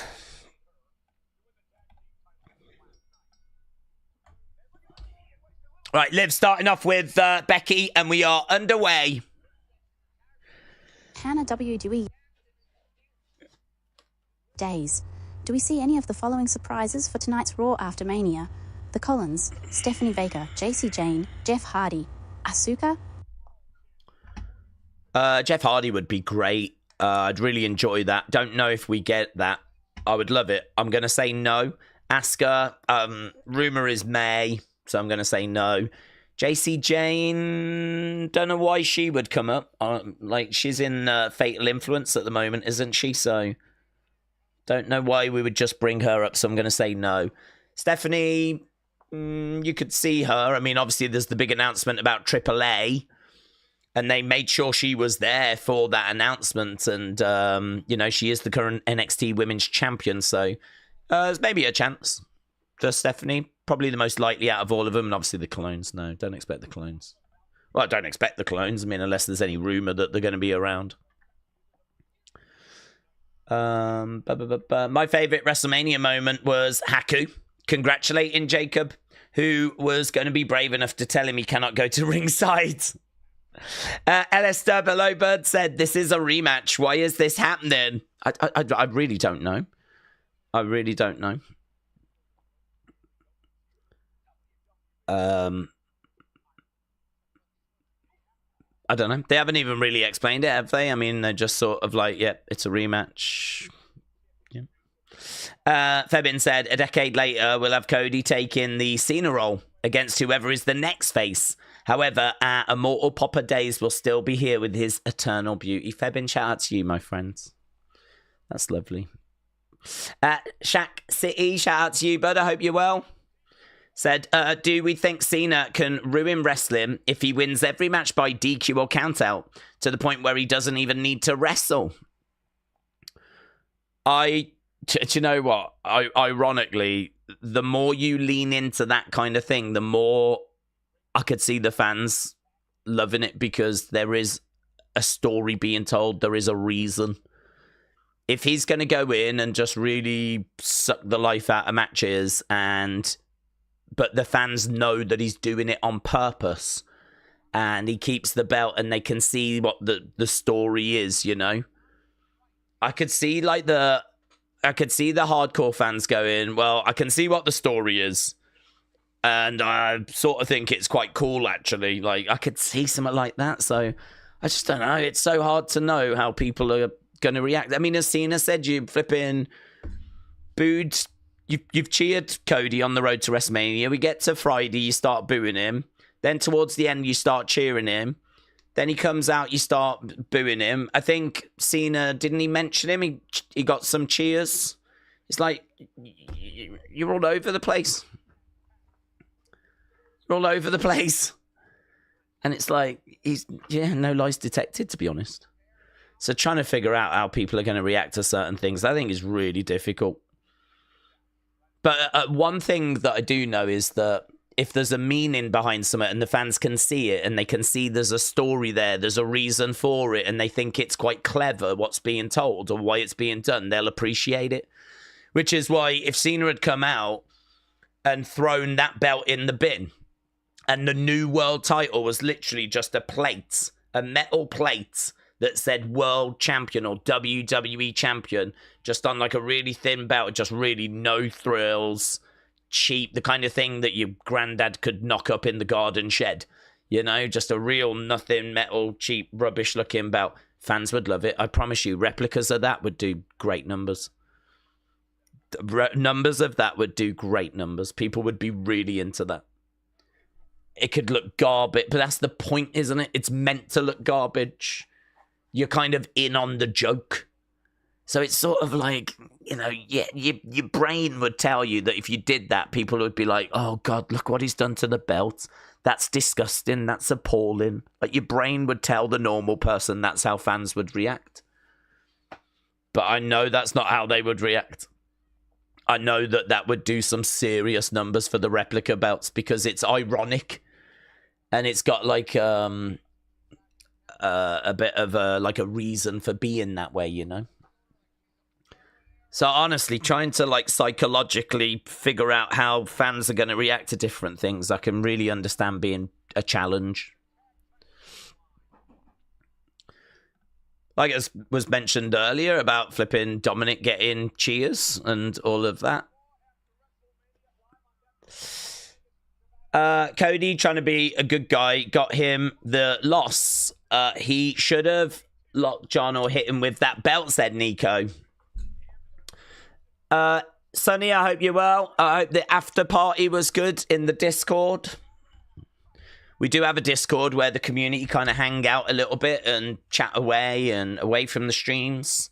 The link to that is in the description. So it's open, you can get in there, you can chat away. So if you want to go in and share your thoughts and whatever, jump over there. Clothesline by Becky. Edward Brown, LFC 1. And again. Daze. Do you think we get Rusev tonight and Trick Williams? I would love to see both, Bud. What about you? And also, who would you have Trick feud with first on the main roster? I'd like a Ludwig or a Braun. Bud? Yeah, I think a Ludwig would make sense. Ludwig's in that position where he's a good wrestler, capable of putting on a good match, but he's not someone we've really got going with. So I could see it being a Ludwig. Liv Morgan slammed down. Becky coming over, looking for the cover too. Shoulder up there by Liv. Shoulder up by Liv. So Liv on her hands and knees going over to the corner as Becky is urging Liv to get back up to her feet. Liv coming over, charging over, gets caught there by Becky. Liv rolls through, looking for the pin. No, reversal. Becky, kick out there by Liv. Collides into Raquel. Double knees. Codebreaker, looking for Oblivion. Against the ropes, no joy. Becky looking for the manhandle slam. She gets it. Going for the cover, but I think Raquel's going to make the save too, and she does. Raquel makes the save. Raquel makes the save. Alex said, I loved her in NXT matter. I think it's just since her injury, she's not been the same, but to be fair, Raquel has had a serious injury. Yeah, I mean, I feel like she's just a bit part player at the moment. She's sort of in that Diesel role. So, like, the focus is on Liv. Raquel doesn't really take the lead on the promos, or she's not really running the plays. She's like the muscle in the background, you know? But there'll come a point where she'll step out of that shadow, and that should be really interesting when she does. Lyra is climbing up. Lyra is up top, so is Becky. Looks like we're going for a superplex on Raquel. The two Irish girls. Oh, Liv jumping on that rope. Goes round looking for a powerbomb to Becky. Gets it. Powerbomb to Becky, but that leaves Raquel and Lyra. Lyra looking for a takeover. No joy. Upside down. She gets caught. She's grabbing that top. If I'm Lyra, I'm a bit worried there as Raquel's pulling up my top. She's got her up. She's going to powerbomb her all the way up there. Boom! Oh, my God. Goes for the cover. 1, 2. Shoulder up. Shoulder up. Shoulder up. Darren, shout out to you, buds. So if they brought back the Mixed Match Challenge, what teams would we like to see? I would like to see Punishment Rodriguez. Oh, what? Damian Priest and Raquel. That would be good. Well, I think a lot of people would like to see Team Little Big, which was Braun and Alexa. Obviously, you'd put, like, Montez and Bianca together. Naomi and Jimmy. I mean, they all make sense. Real-life couples. Seth and Becky, for example. So all of those, I think, make... Oh, lovely drop kick there. All of those make sense. I wouldn't mind, like, an Ilya and a Lyra, actually. I wouldn't mind those two together. Both of them are quite really good in the ring. Both of them are quite intense. They're both great wrestlers. Lyra brings a little bit more kind of aerial stuff. Ilya, a little bit more hard hitting. I wouldn't mind them as a pair. Some of the pairings were a bit random last time. Do you remember Miz and Asuka? That was quite good. Miz was like talking to Asuka. She didn't have a clue what he was saying. She just kept going. It was good. Mixed Match Challenge was a lot of fun. Becky comes round, collides. Oh, Liv and Dom, of course. Liv and Dom. Oof. Into the ring post goes Becky. Becky goes down. Through the ropes goes Lyra. Lyra going over the other side. I really like that Raquel, Damian Priest team. That sounds great. Lyra lands on her feet. Big boot there by Raquel. Going for the cover. 2. Oh, just got her shoulders up there. Crowd were chanting, "This is awesome." They were really enjoying it.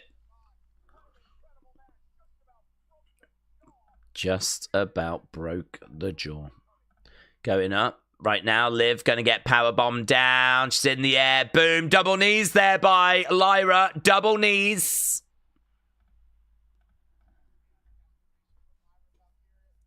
Back in the corner. Here's Raquel. Big boots. She gets bundled over the top to the outside. Oblivion coming in. No joy. Denied. Denied. Step up Insecurity. Lyra going over. She's going to look to put Liv away. She's got her on the shoulders.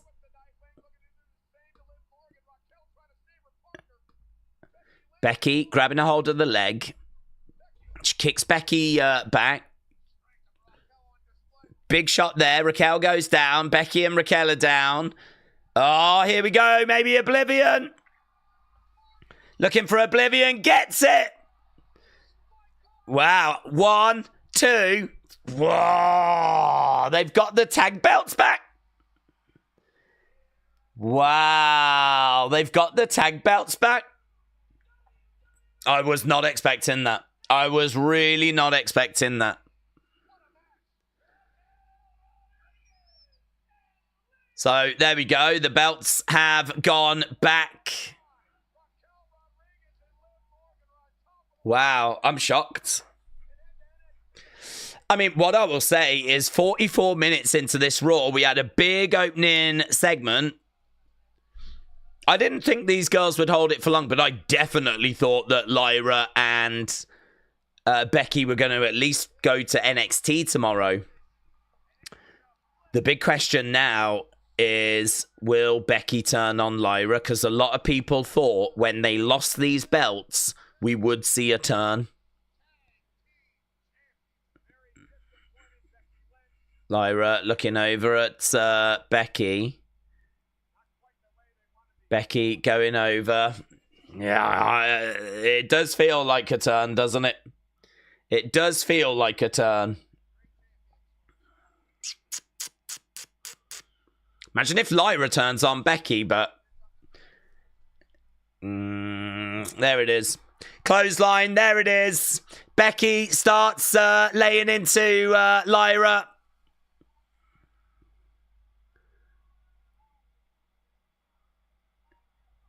You ruined it. Crowd are booing.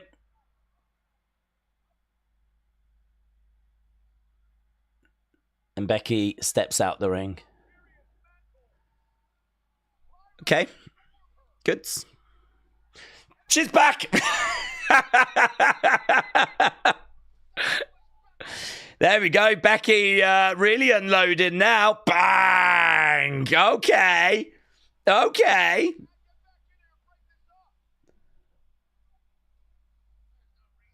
Wow. Poor Lyra. She's in shock. Becky's getting back in the ring. Why is she defenseless? Oh, manhandle slam. Right now she grabs Lyra. Looking for another manhandle slam. Yeah, keep doing it.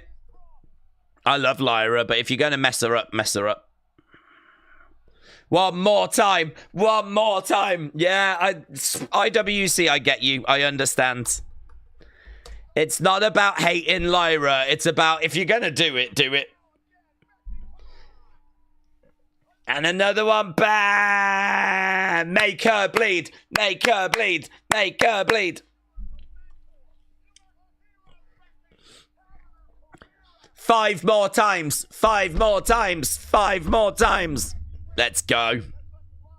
Lyra is down.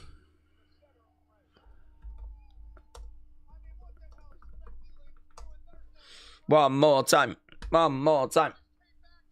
Becky spanking Lyra. Spanker. Spanker. Spanker. Are we allowed to chant that? We just did. Vikings Wolf said, this is giving me a feeling of the old Vince, the PG days in the supposed new era. How do you feel? Well, I feel like the show so far is good. Some stuff going on I wasn't expecting. I really didn't think we would swap the belts back on this show. But it got us to the heel turn for Becky. John Cena, Randy. Yeah, checks out. I thought it was done really well. I like the counting down of the dates. I'm guessing we're going to continue to keep doing that. Yeah, I'm feeling all right. I think it's been good. I think this will be a well-received Raw so far. I mean, we got Randy RKOing John Cena, setting that up. Lovely. We got title change. Lovely. We got a Becky heel turn. Lovely. Mate, I think we've had more on this show than we had on the flipping road to WrestleMania.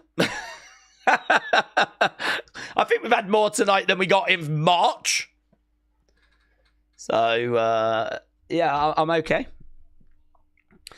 Vikings12 said, I've definitely got Vince era vibes from that, though.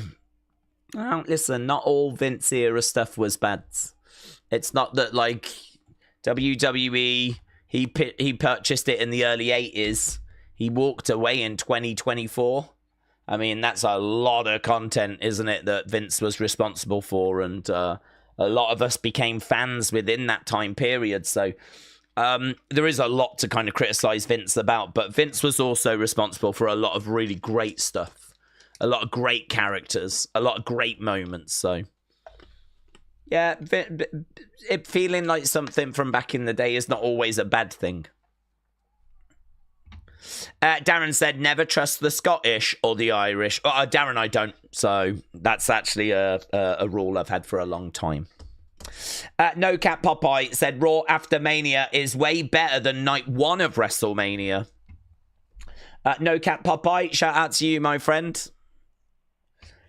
Daze turns on Lyra. Heel Daze, said Rare Breeds. No, I really like Lyra, and I'm here for the comeback now. But if you're going to mess someone up, do it. I don't want to see you just go half-hearted, like slapping someone around and then leave the ring. If you're going to mess someone up, mess them up. So, do you know what I mean? Even if someone was beating down on Sami Zayn, I'd be like, go on, do it again. Yeah? Give us something to talk about. Give me blood. Give me blood. Make him bleed. There's Karrion. Oh my God, Karrion's not been fired. That's so good. Karrion has not been fired. Yes. Dub for Kross. That's what she said. Said, I'm part Irish. You saying that I'm not to be trusted. No, I think you are. Just a little part of you is not. That's all. Whichever part of you is like Irish, that bit I'm a bit like, whoa. Whoa. But then saying that, I really do enjoy Father Ted. So it's hard to say. Yusuf said, too soon for a Becky heel turn. This isn't going to help Lyra because people are still happy that she's back and they're going to want her to win. Interesting. Kross giving New Day the nod of approval, said Phoenix there. Dad Stuff said, okay, I missed it. Becky turned on Lyra. Do we have a reason? What about the tag belts? They just lost them. Yeah, listen, this is not a show to miss. We got new tag champs. Becky turned on Lyra. She kept manhandle slamming her. And, yeah, it's been pretty good. Dave said, I'm not sure you were allowed to chant that, but it doesn't matter. That's okay. Yeah, I honestly, if I get cancelled, it's all right. Well, it's past WrestleMania now, so really, I haven't got anything to worry about until next year. Do you know what I mean? Although SummerSlam's going to be a bit bigger this year, I think, so probably you need to worry a little bit about that. Hey, here's Chad, and he's wearing a El Grande t-shirt.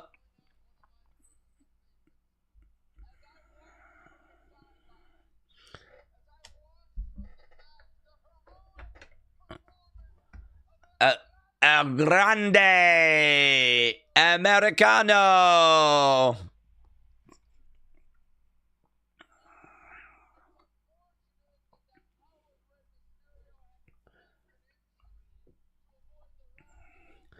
El Grande.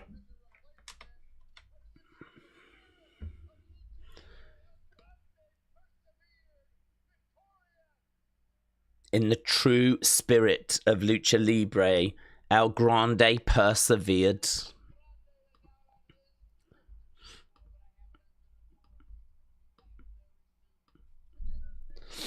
I've got it on good authority. He'll be back soon.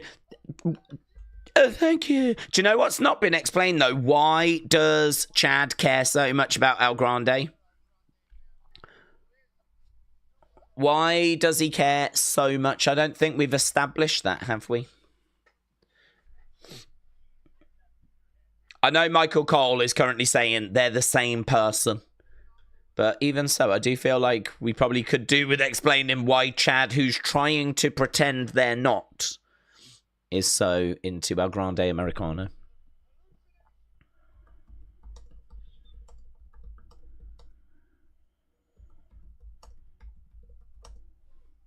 Right. Daze, this could be the WrestleMania we're waiting for, and yesterday was a rehearsal, said Hannah. This is it. This is WrestleMania. Kian said, Daze, Punk, AJ, heel Becky and Seth at SummerSlam. Punk and AJ against heel Becky and Seth. Put me down for it. I can't say it's going to happen, but put me down for it. I'm definitely here for it.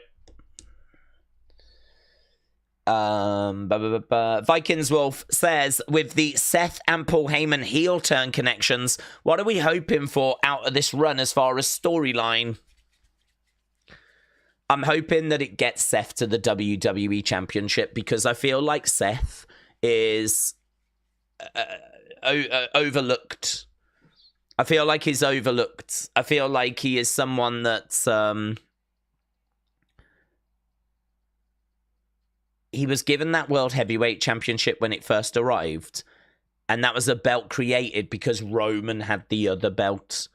And we've done our work with Roman, and Roman has been multiple-time WWE main eventer. He is someone that, you know, is now going to work, and has been working a reduced schedule. And I sort of feel like he is... not quite that level, is he? Seth, you can't look at Seth and go, all the WrestleMania main events he's had, night 2 WrestleMania main events. Who's coming out? Oh, New Day. He's just that step behind, isn't he? So what I'm looking for is I'm looking for Heyman and Seth to do a bloodline type story. Not where he's got a faction, but where they're a key part to the show. And they're a key part to the narrative, and it gets him more to that WWE Championship title level, and it makes him like a big star key character. It's hard to say because he is a big star anyway, but he's not Roman level. And putting him with Heyman could make him Roman level. So this is very interesting, because this is where it's now or never. I don't think he'll have a better opportunity than being paired with Paul Heyman to really get to that next level. So, yeah, this is going to be really interesting. So, I can't give you specifics, like, oh, I'm wanting this, I'm wanting that. But big picture, I'm hoping it kind of gets him to night 2 WrestleMania. But I only want him there if it feels like he should be there. I don't want to just get him there for the sake of it. I want it to feel like, yeah, oh yeah, Seth, he's got to be at night 2. You know, like if you said to me that next year WrestleMania 42 is going to be Seth Rollins against Cody Rhodes for the title, it's going to have a really amazing build and people are going to be really into the story. It's going to be a huge deal. I'd be like, oh, yeah, okay, I can go with that. It'll be hard for them to not do Rock Roman, of course. But I don't know if The Rock can really show up that often, you know. We were hoping to see Rock this weekend, and we didn't. Here's the New Day. They're holding up these tag titles. Who's going to step up? Fraxium. Imagine if Fraxium come out and demand a match. We could do that, couldn't we? We could have Fraxium come out. Look what I've sent you about Paul and Seth. It's funny. What's next for the New Day? It's Fraxium. The tag division sucks. I'd like Fraxium to come out now, yes. Thank God for the New Day, says Xavier. Thank God for the New Day.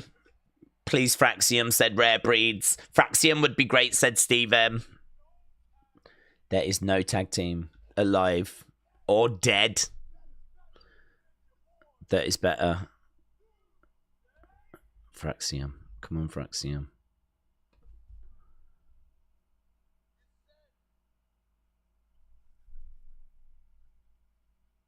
New Day sucks. New Day sucks. New Day sucks. Hardy Boys. Oh, that would be interesting.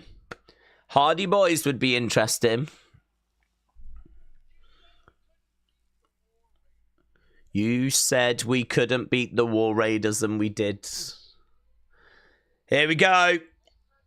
Alpha Academy coming out. Here we go. It's going to be Maxine Dupree.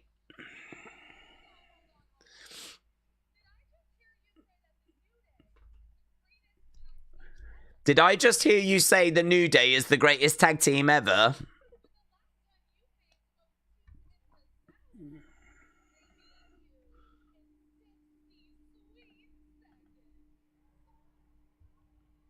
Last time you faced Otis and Tozawa, they beat you.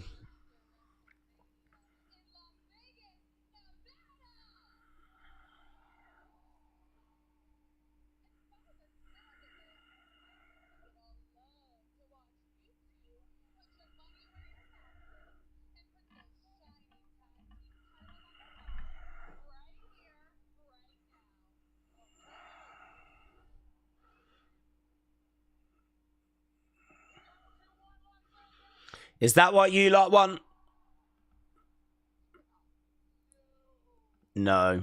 Okay, they're saying put those titles on the line right here.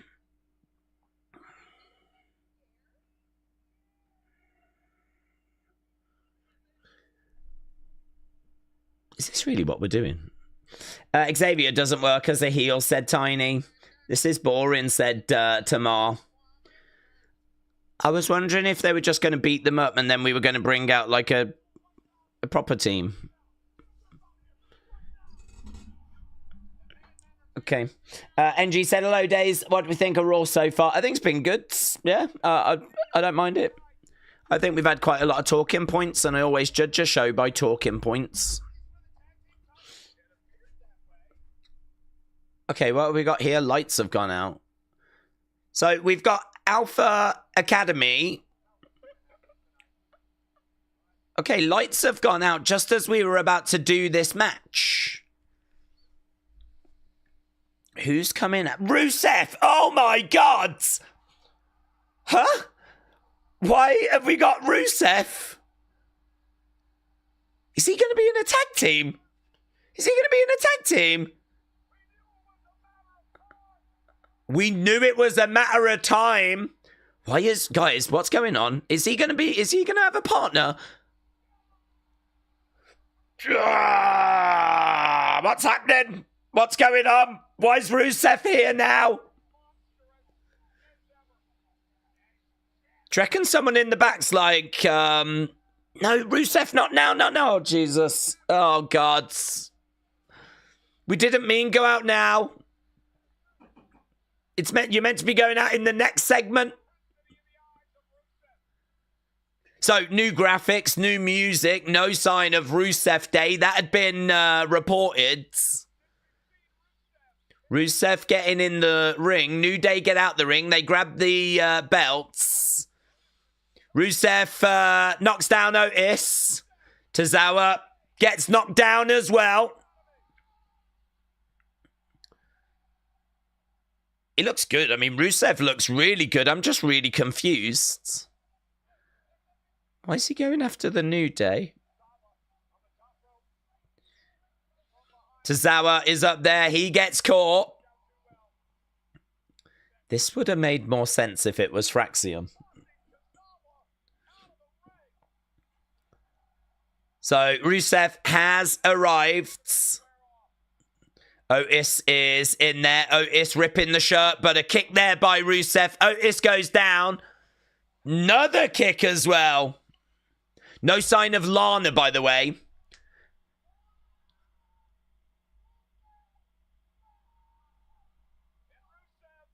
Kicks coming in. The Accolade is back. The Accolade is back. But there we go. Not only is the Accolade back, but Rusev is back as well. Crowd are chanting Rusev Day. Guys, does this make any sense? Oh, look, Maxine's really sad. Maxine is really sad. I think Triple H tricked us into thinking we were going to get this boring tag match, said FOTY.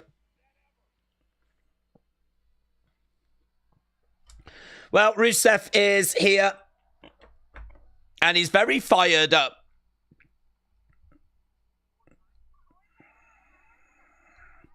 We are backstage. We've got the Judgment Day. Oh, of course, we're going to be seeing Finn, aren't we? Here it is. Here we go. Oh. Is he going to congratulate him? Here's a look.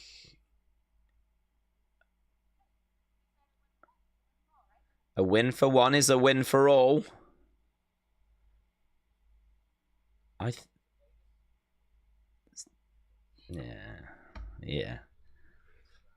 Yeah. Finn congratulates him, but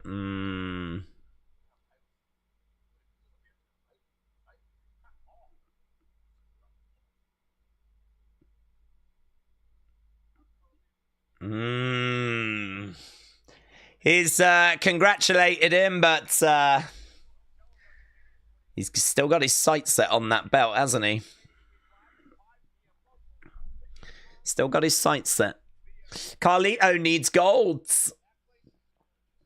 New Rusev Day. Get it? That's why they interrupted New Day, says Adam. Adam, shout out to you, but here's Iyo.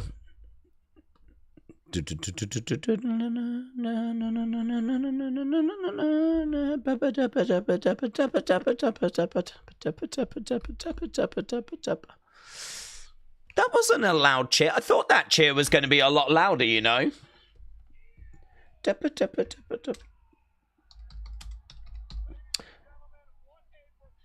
Iyo Sky's here. We haven't seen, like, Dakota. Is Dakota out injured? Where's the rest of Damage Control? Iyo Sky making her way down to the ring.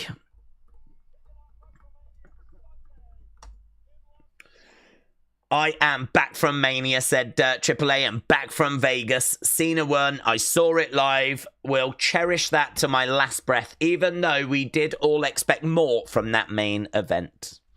AAA, shout out to you, buds. I'm pleased you had a good time, dude. Ellis Stubbs said, the only logic I can come up with is the idea that we go from pure disappointment to excitement when Rusev comes out as a way to getting us to feel a certain way about him. Yeah, I think you're right. I think it is like, here's a match that we know that you're not going to really care about because we haven't done any building up of Otis and Akira Tozawa. So here's a match we know you're not too bothered about. Here we go. Yes, we are really about to do this. Oh, no, here's Rusev. Here's Rusev.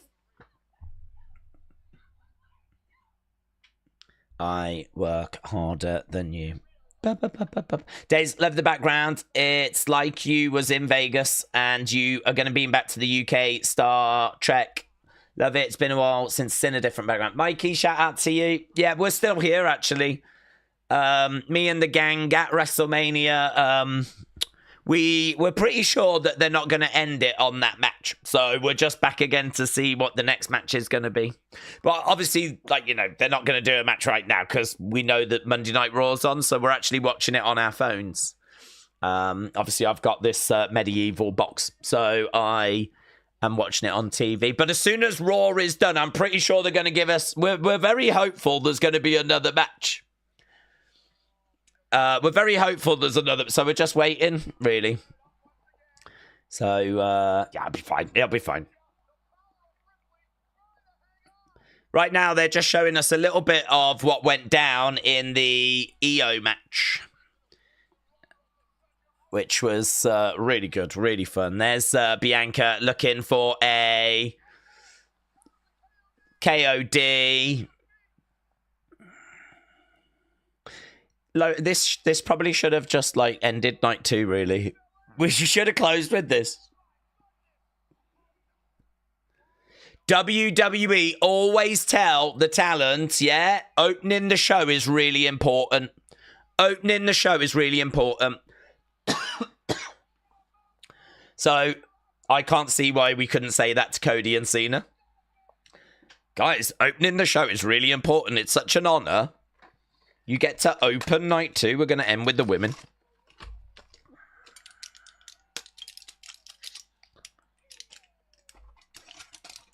Yeah, it was really good, really fun. Daze, it wasn't as loud. I'm not sure what else Rusev would offer, as his peak was when he came back from in a tank at Mania. Well, he could have come out in a tank here, couldn't he?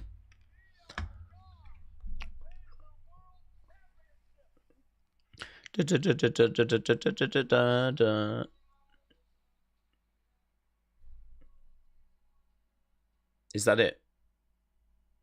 Am I tripping? Have we just brought Iyo out so we can show a clip of what happened and that's it? Is that it? We are going back to Iyo in the ring, aren't we?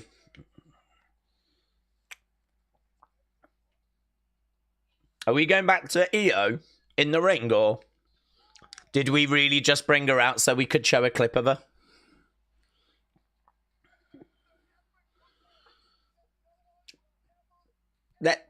We'll wait and see. Survivor Series, San Diego. San Diego. Okay, we're just seeing, is that San Diego? I don't even know what I'm looking at. Cruise ships, warship. Is that a warship?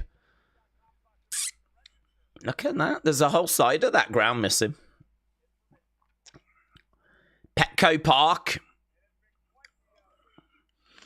Yeah, guys, we're just about to go to Iyo right now. She's just in the ring waiting at the moment. Logan's B, shout out to you, buds. Petco Park, outdoors, said LS Dub. Is it? I don't know where this is. Where's San Diego? Oh, she is in the ring. Good. Good. I legitimately thought we had moved on. Let's go. Let's hear from Iyo. Yeah, is it going to be cold? I mean, I'm guessing it's going to be cold. I like going big for the big shows, though. I'm not down on that.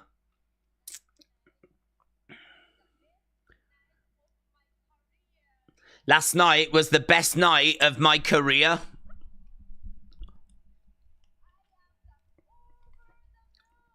I am over the moon.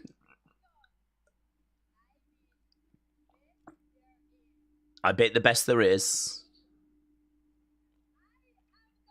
That means I am the best. Yes. Hey, could someone come out now? Could someone come out? Rhea Ripley tried to forget me. You deserve it, Chance. David Bull Nakano could come out and beat up Iyo. Oh my god. I'd explode. Asuka could come out. Kairi could come out.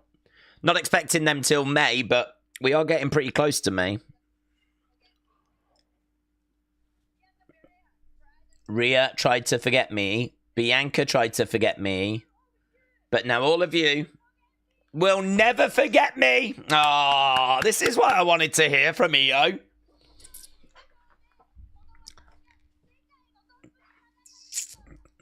Yeah, we'll never forget you, Iyo.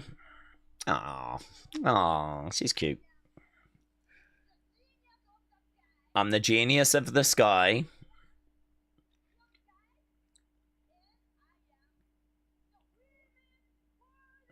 Champion.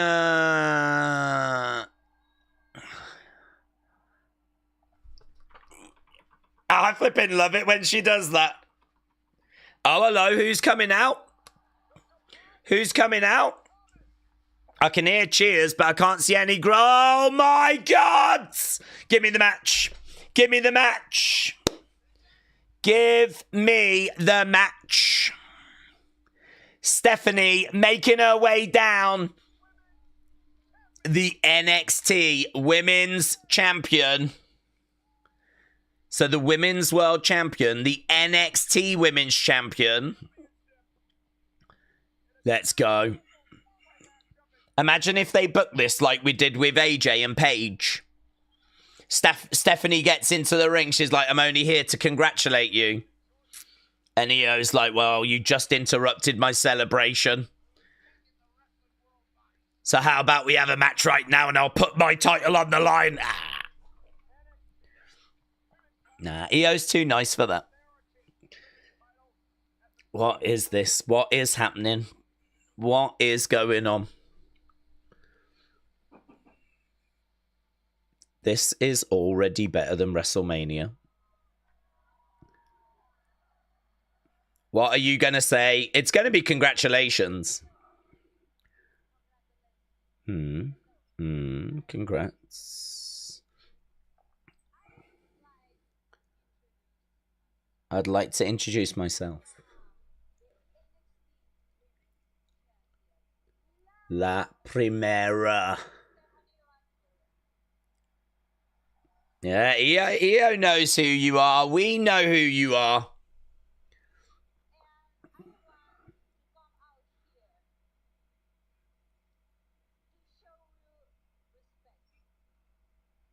La Primera chance. La Primera chance. I want to come out here. You are amazing.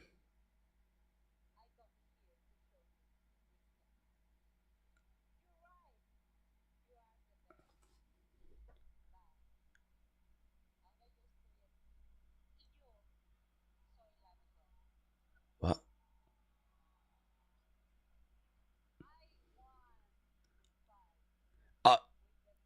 I want to fight with the best. Stephanie says, I want to fight with the best. Iyo smiles. You want to face me? Yeah. I think that's what she's saying. Yes. When are we doing it? When are we doing it? What about right here? Right, oh my God. Oh my God. We're back. We're back. Oh, who's this boomer? Huh? Oh my God. Adam Pearce. Don't you dare. Don't you dare. Don't you dare take this away from us. Okay. He just wanted his moment, didn't he? He wanted his moment in the spotlight. Right now! Let's go! Oh my God, we're getting Stephanie against Iyo right now. Guys, we're so back. We're so back. TKO's the best. TKO is the best. Triple H's cooking is the GOAT. Triple H is the GOAT. We don't deserve Triple H. He never puts a foot wrong. This is awesome. This is awesome. Guys, next year I'm going to skip WrestleMania. I'm not going to bother watching it, but I will tune into the Raw after WrestleMania. Iyo and Stephanie, we are under Triple H's cooking. There's no way this doesn't get interrupted, says Darren. Here we go. Let's sit back and let's flip and enjoy this.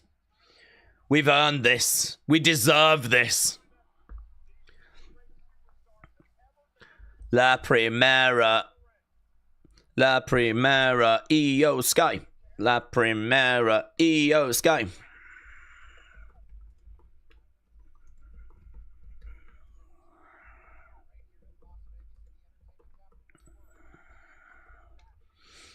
The titles aren't up for grabs, are they? She didn't say the title was on the line, so... I mean, these two just hopefully putting on a banger. Very quick smile. I mean, both of them have got massive smiles on their faces. Stephanie going against the ropes, round the houses. Down she goes, flipping over there by Iyo. Iyo on her feet. No. You got to be better than that.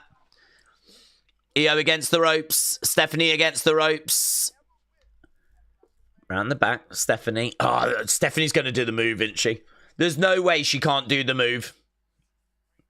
And this place is going to go cray-cray when she does.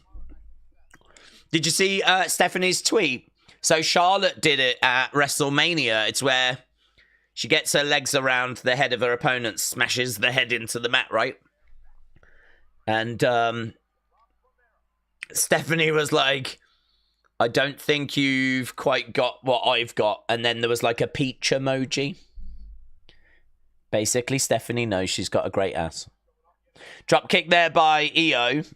Daze, would you still do the stream whilst we watch WrestleMania next year? Would you still do the stream while we watch WrestleMania next year? Yeah, I could probably play like 2K26, couldn't I? I'll be here playing 2K26. You can let me know if it's any good. Like that. That way I won't feel the disappointment anymore. Iyo to the outside. Oh my god, guys, we haven't even done the poll for the tag match. Oh, Jesus.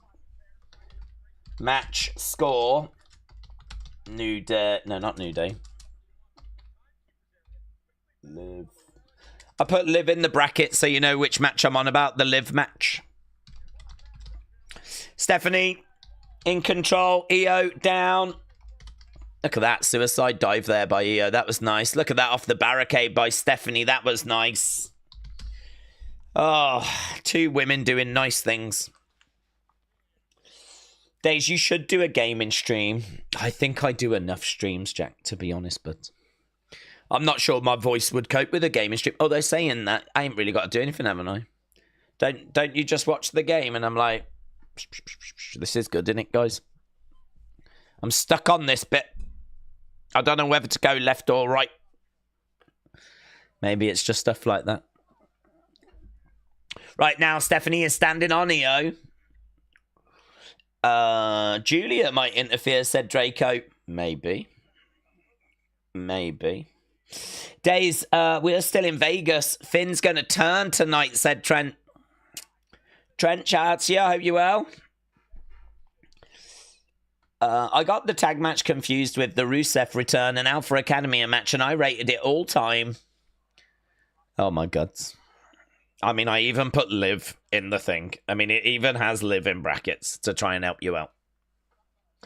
Mr. Unfamiliar said, make your own WWE universe and have wrestlers wrestle themselves. I could have community members, couldn't I? I could get pictures of community members, and we could be doing William Hensey against James Chadwick. We could have It's Kaz against Trini. We could have Vikings Wolf against Rare Breeds. Metal Mama against Jennifer. We could do some cooking. Clothesline there by Stephanie. Justin said Finn will cause Dom to lose the IC title. Right, here we go. Stephanie in control. We are at commercial break. But I've got the VIP package, which allows me to still see the action whilst we're at commercial break. Forearm shot coming in there by Stephanie, unloading on Iyo. Headbutt coming in. Trent said, Survivor Series trailer said nothing about War Games. Oh, good. I'm done with War Games. I don't need any more War Games. Maybe they've just not quite confirmed it yet. But hopefully not. Hopefully we don't get it. I'm down for having a year off. Right now we got Iyo over against the ropes. Stephanie is getting back to her feet. She's in the corner. Iyo is looking to come charging in. And she does. She gets... I don't know what that was. She just sort of bumped into Stephanie there. Right now, swing and a miss round the back. Looking for a... Boom. Look at that. Nice little suplex going up. She is perched. She is ready. She is... No joy. Iyo coming over, throwing in an open hand. Joe said, I'm going to destroy everyone in here in a match. Joe's calling everyone out. Joe has just done a Becky. Oh, my God. Joe's just done a Becky heel turn. Guys, if you are joining us, Becky has turned heel. Liv's got the tag belts back. Finn has congratulated Dom, but not really. Stephanie has... Oh, look at that arm drag off the top. Come out to challenge Iyo. Rusev has returned. We're only an hour and 20-odd minutes in. It's been bonkers. It has been bonkers. Aggie said, bring back SmackDown versus Raw versus NXT. Kyle said, Daze, Roxanne Perez might appear. Your thoughts? I'd be down for it. I would be down for it. Mackenzie said, only if Julia comes out as well. Well, we could get Julia. I don't know if we would get Julia here, but we could get Julia. She could interfere, cost Stephanie, set some up for Tuesday. Stephen Somerville, Irish Rugby. Hi Dave, now with Liv and Raquel champions again. Do you think this sets up Alexa and Nikki to go after them, which I think may lead to SummerSlam, and with a potential Wyatt 6 versus Judgment Day feud? Yeah, I'm not going to change what I said before, though. I don't think we need the belts involved in that feud, so I'm a little bit confused about why we've put it back on them. I don't personally need Nikki Cross, Abby the Witch to be a women's tag champ. I just don't see that being needed. I don't think that Alexa's going to go after Liv because she's got the belt. She's going to go after her because she eliminated her from Elimination Chamber. She eliminated her from the Rumble. And she basically cost her being at WrestleMania. So for me, like, the belts being around is like, I don't know, yeah. I didn't think it was needed. But listen, WWE doing things that I wouldn't do is absolutely nothing new. So I can't say that this title change has now made me think even more it's going to lead to that feud. It's probably made me think less that it's going to go that way. But the rumors have been that Alexa is expected to be in a tag match. And really, ever since she got eliminated at the Rumble, I think everyone's gone, oh, it's going to be Liv. Dragon screw there by Steph. Right now, we got Iyo down. Stephanie is coming over, grabbing the hair there of Iyo. Picking her up. She's got her in. Oh, no. She goes straight over. Iyo with a kick. Duck underneath there by Stephanie. Kick in. Picks her up. Roll through there by Iyo. Double stomp to the midsection. Going for the cover. 1, 2. Nasty mark on Io's elbow, isn't there? Nasty little wound that she's got there. This pace of this just settling down a little bit. Blame Darius. Blame Darius Presents. $4.99. Been a while. Hey Daze, do you believe we saw Joe Hendry bury last night? Che DazeCon. Shout out to you dudes. I hope you're doing well. No, I don't think it was a burial. I think him being at WrestleMania was flipping mind-blowing. I mean, that is the biggest stage. There's so many superstars that can't get a WrestleMania moment, you know? Look at, like, Karrion struggling to get on the show. Bailey not even on the show. It's really hard to say that Joe Hendry, here's that move. It's really hard to make an argument that Joe Hendry got buried. I don't think anyone thinks that Joe Hendry, who has had no story going into this, is not massively known by loads of WWE fans. There's a lot of fans that are there, a lot of hardcore fans that are aware of him. He was obviously at the Royal Rumble. But there's a lot of kids and whatever that, you know, just don't know Joe Hendry. And so, you know, really, should he have had a competitive match with Randy? I think it could have gone longer. I do think that. But I certainly don't think it's a burial. The fact the TNA World Champion was a singles match at WrestleMania. Oh, lovely reversal there by Steph. That was great. So, yeah, I mean, I reckon if you ask Joe Hendry, he's on cloud 9 today, to be honest with you. I mean, Imagine if you was a wrestler, you got to wrestle at WrestleMania, you got to do your little turnaround thing. And not only that, Randy Orton did it as well. There's going to be a lot of people that didn't know who Joe Hendry was that know who Joe Hendry is right now. He'll be able to do flipping fan conventions on that for the rest of his life alone, wouldn't he? Do you know what I mean? A WrestleMania moment is huge. It is huge. It is absolutely huge. Did you see Karrion's promo with the F? But I did, and it was really good. It was really, really good. I think he summed up a lot of people's thoughts and frustrations with that. Big forearm shot there by Stephanie. Iyo goes down to one knee. Duck underneath there by Iyo. She gets round the back of Stephanie. Lovely suplex there by Iyo. Stephanie goes down. Iyo grabbing the hair there of Stephanie. Looking to go against the ropes. No joy. Stephanie with a German suplex. And both of these women are really going at each other. It's a really good contest, this, you know. It's a really good contest. These two women have really gone at each other. They're really testing each other. WWE have given this match time. And the crowd are chanting, fight forever. Crowd are chanting, fight forever. I can tell you the scores are in, and open palm strike there by Iyo. So good 96 for our first match. Right now we got Iyo in the corner with Stephanie. They're up in the corner Spanish fly position. Yeah, yep. Spanish fly. Iyo goes down. Stephanie is down.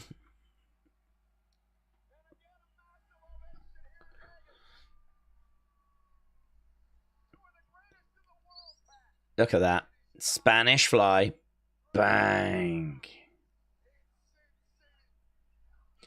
Crowd are chanting for Iyo.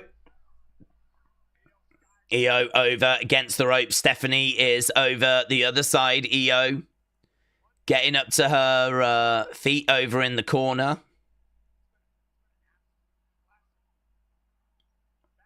She's pointing over. She's running over. Oh, who's getting involved? Is that Roxanne? Roxanne gets involved. Roxanne gets involved. Ah, derails the match. There is Roxanne. So Roxanne Perez gets in the ring. She waves at... Oh, and Julia. Julia is here as well. Wow. What's going on? What's happening? Julia, is this a call-up for Julia? These two are working together. Roxanne and Julia. Okay, the crowds are booing. Is this Rhea Ripley? This is bonkers. Am I watching someone play 2K25? This is bonkers. Yeah, have you seen her eye as well? She's got a real black eye, Rhea Ripley. Roxanne Perez. Oh, she gets dealt with. Oh, there's Julia. Julia backing away as Rhea Ripley stares over at Julia. Look at this. Mate, I'm so here for this match. Imagine Rhea against Julia. I'm really here for this. Stephanie is down. This is like a Raw after Mania of old, where we've got like this NXT talent mixing with main roster talent. Yeah, Julia's like, nah, I'm all right. I'm all right. Julia gets out the ring. I just don't know if this is a call-up. Is this just a one-off? Is this just a Raw after WrestleMania treat? Mommy chants. Look at that. Look at that eye. Look at that eye. Julia looks amazing as well. Really fun match before as well between Iyo and Stephanie. I don't know what Rhea's about to do here. Oh. She's about to make it very clear, is she, that she wants that belt? Or is she going to hand it over to Iyo? Iyo is... I think she's going to hand it. Yeah. She hands it over. Oh. I think she's making it known that...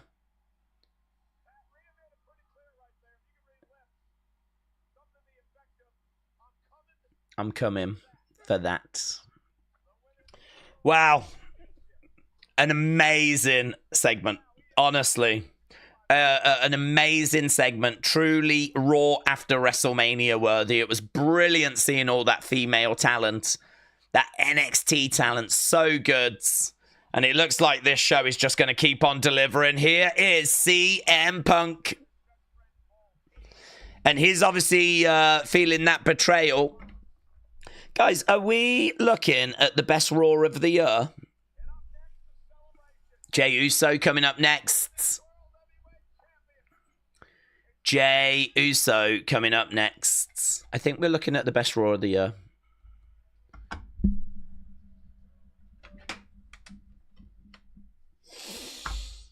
Oh, we are cooking tonight, said FOTY.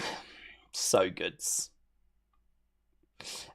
James said, we've stopped crying about Mania now. I can't even remember Mania. I think I really enjoyed it. I don't know. I think I really enjoyed it because if it was anything like this show, I mean, it's been excellent. They were enjoying themselves a bit too much, says Neil. Daze, how do you think John Cena could become a babyface again and expect the fans to forgive him? A lot of the fans haven't turned, to be honest, but a lot of the fans have not abandoned him anyway, so there's some that are Cena fans for life, and I don't know, the right situation, you can find a way. It's really hard to know how the story's going to go and you know, what story they want to tell, but if he goes into that final match as a heel and he's got the championship and he drops it and he looks dejected afterwards and everyone knows they've just seen the final John Cena match, and certainly if it's going to be in Boston where he's from anyway, and you know, in that moment it doesn't really matter if you're a heel or a face or whatever the hell you are. I mean, in that moment it is just thank you Cena, innit?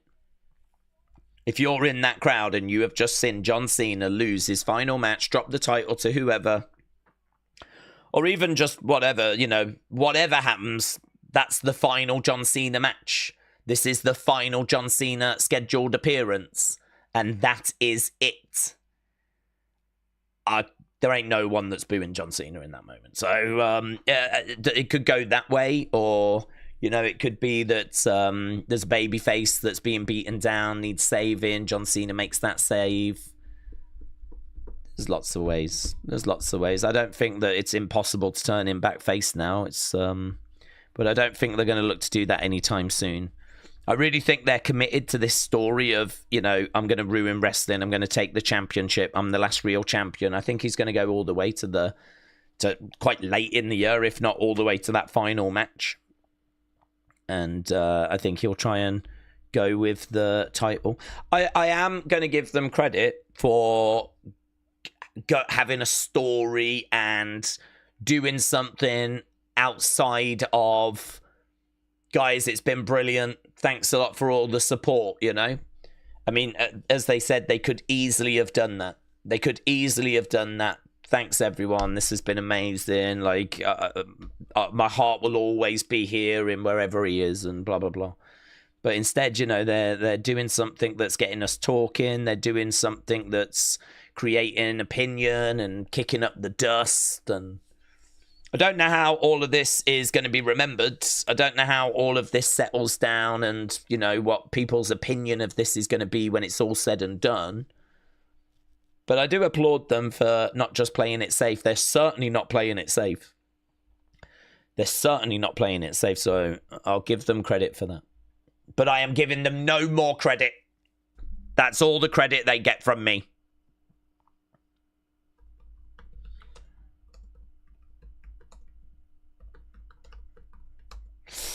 Daze, do we think we could get Bronson Reed tonight? I don't think so. When is he due back?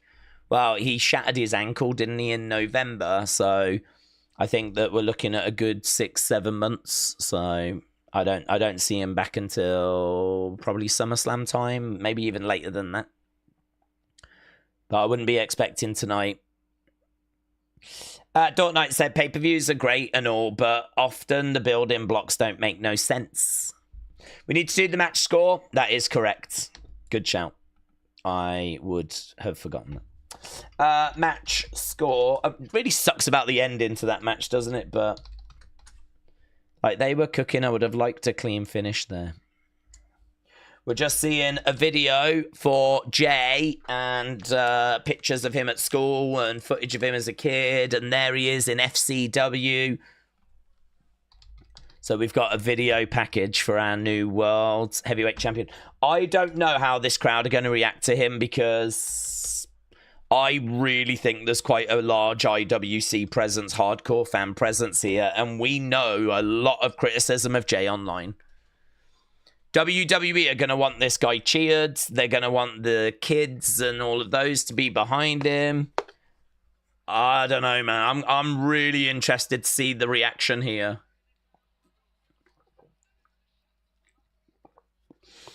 It's John Cena. He's incapable of being a heel no matter what. Be real. He's too big of a name. There's always going to be Cena. Cena sucks, says WrestleRants. AP said, you're easily pleased if this is enough for you to be happy about WWE already. Well, look, joking aside, I'm disappointed about yesterday. And, you know, I'm disappointed about WrestleMania. It left a sour taste in my mouth, and I was very clear about that before Raw began. But I was also clear in saying that I think this show is going to be really good. And I went into this with optimism.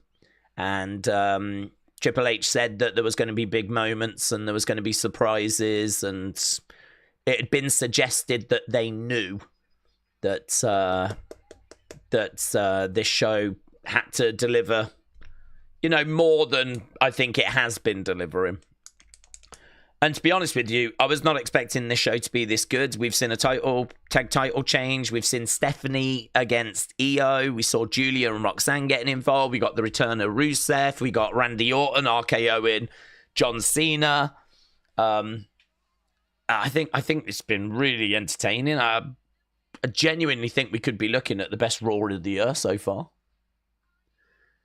So that's a hell of a thing to deliver after, you know, the kind of frustration of yesterday. So, but a lot of when we kind of talk and whatever is kind of surface stuff, you know.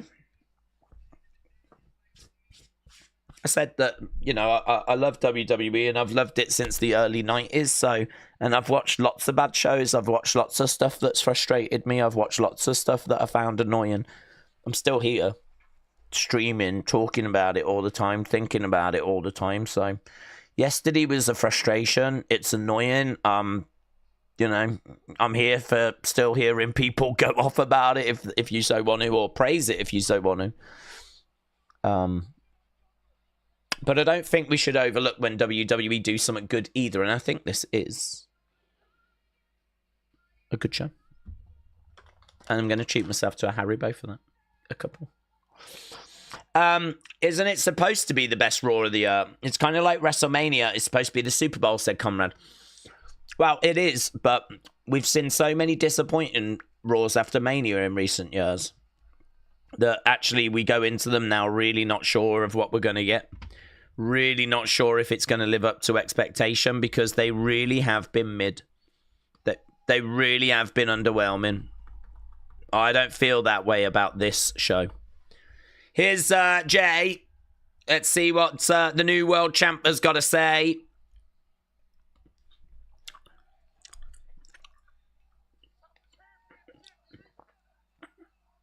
I'm looking at who's yeeting. How many are yeeting?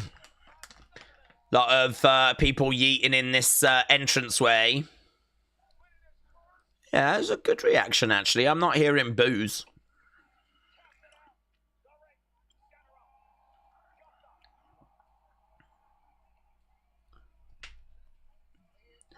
Jey is making his way down.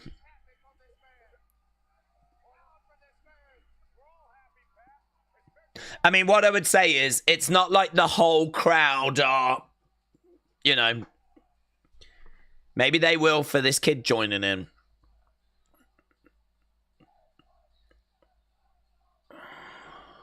We've not done this big shot of the crowd and everyone doing it. We've kept it quite tight on where he's coming down to the ring.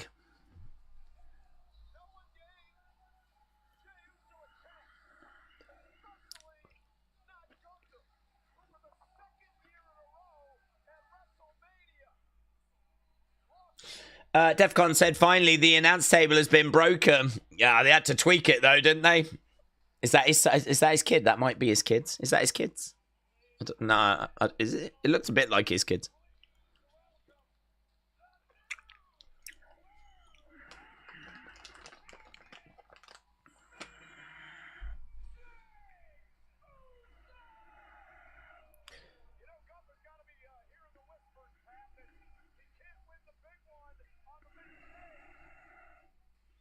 Do you want it?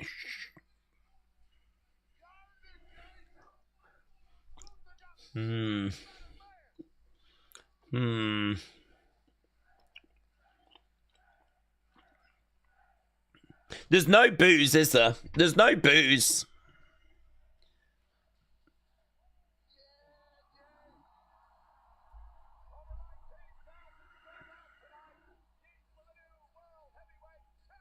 Jey is in the ring.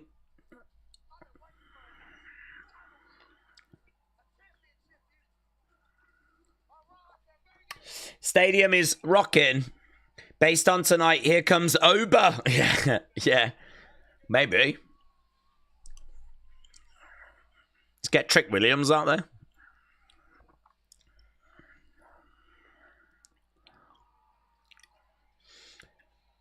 We're still calling him main event. He didn't main event on day one or two, said Nerd upstairs. Well, that's got him going, isn't it? That's more than when they were coming down the steps.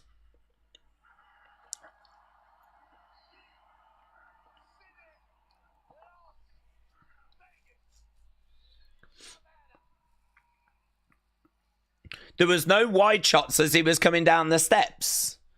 But when he's in the ring, like, they do a wide shot and everyone is yeeting. Interesting.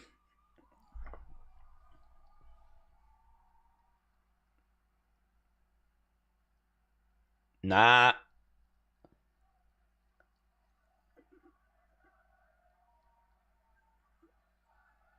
You deserve it.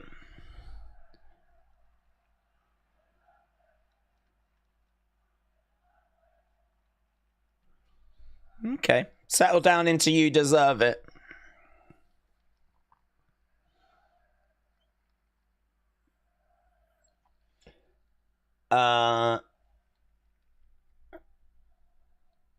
Yeah, you deserve it, Chance.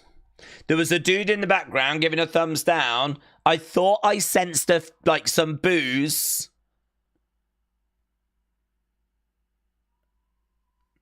But no, that was a loud you deserve it, so. They're with him. They're with him. He was going to talk there, but no joy. He couldn't do it. He forgot how to do it. One more time.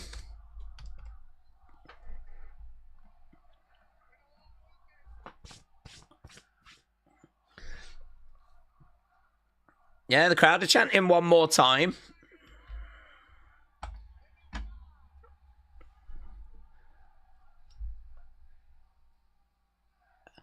Mate, what's happening? This crowd were not this excited when he first came out. What's happened? Whoa, I don't understand what's happening. When he was walking down, they were not that enthusiastic. I don't know what's happened. He came walking down and It weren't like that. It sort of feels like the crowd have agreed, yeah, we're going to get behind him. It sort of feels like the crowd weren't sure how they should react. And they've all kind of decided, like, yeah, actually, no, yeah, this is okay. We're going to support him.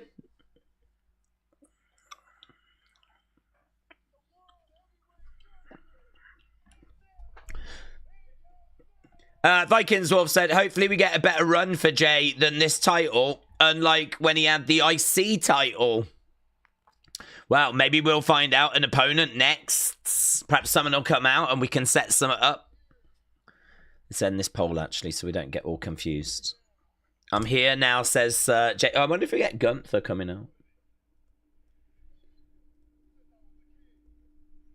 Yeet. I'm here now. I'm here now, says Jey. I've been wanting it since I was a kid.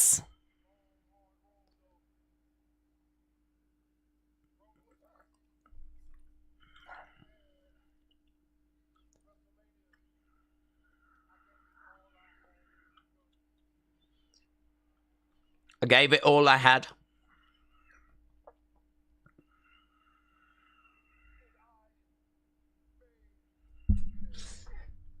Ugh, yeah. Yeah, we know you did. I made him tap.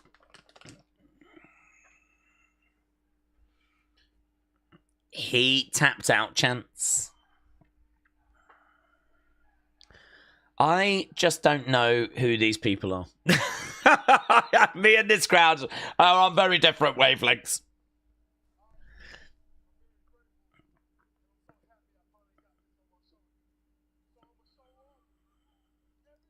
I'm going to show up every week, every day, put the work in, like I always have.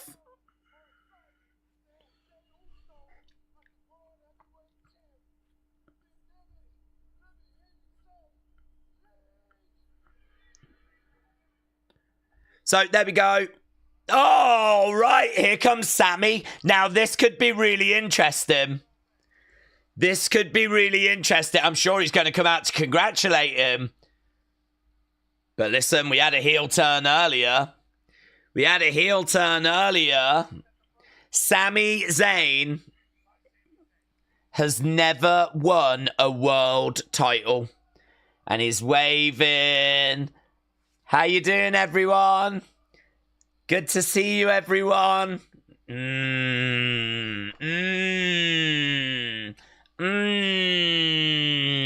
Hello, Sammy. Hello, Sammy. You're looking well. Hey, Sammy, your friend won a world title that you've never won.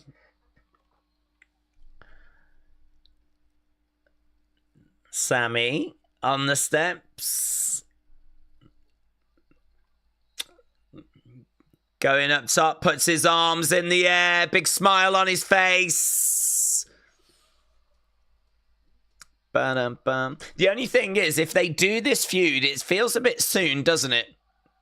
Well, it does if you're a Sammy fan, because I can't see them flipping, taking the belt off Jey so quickly.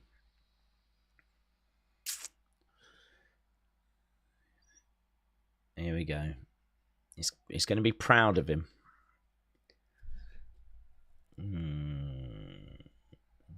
Sammy Chance goes over, gives him a hug.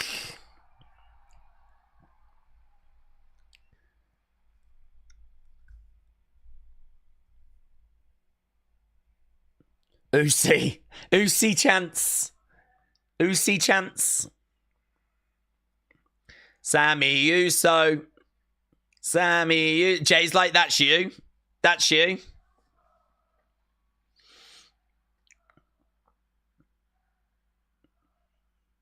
Sammy Uso Chance.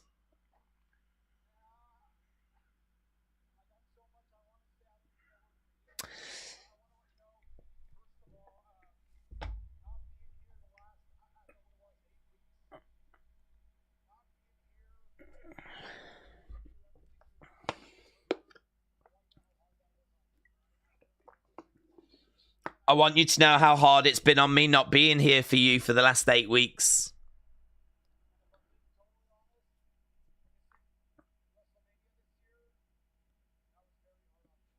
Missing WrestleMania was very hard on me. We don't do well on the sidelines.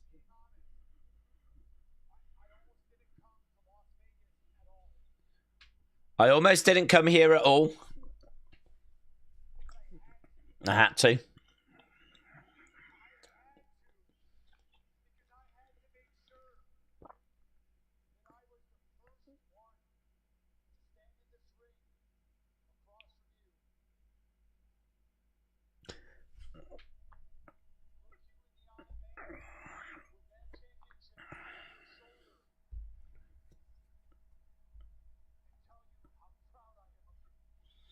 I had to be the first one to stand here and tell you how proud I am of you. You are my brother. You are my dog. You're my oos. You deserve that. You deserve it as well, Sammy. You deserve it as well, Sammy. Give him the belt, Jey. Give him the belt. Do the right thing, Jey. Do the right thing, Jey. Give him the belt. Give him the belt. That's your dog. That's your oos. Yeah. Crowd are chanting, hand it over. Hand it over. You deserve it. Chant for Jey. Jey holds it up.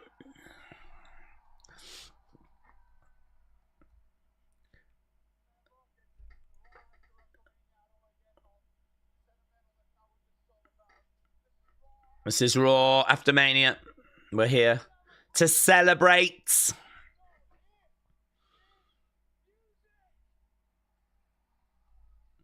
Mate, he's going to mess him up. He's going to mess him up.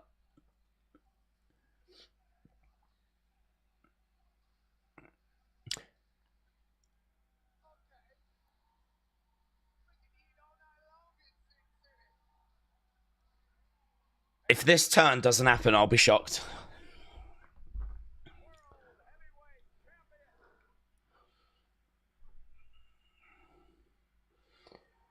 Hit him. Said Callie, hit him.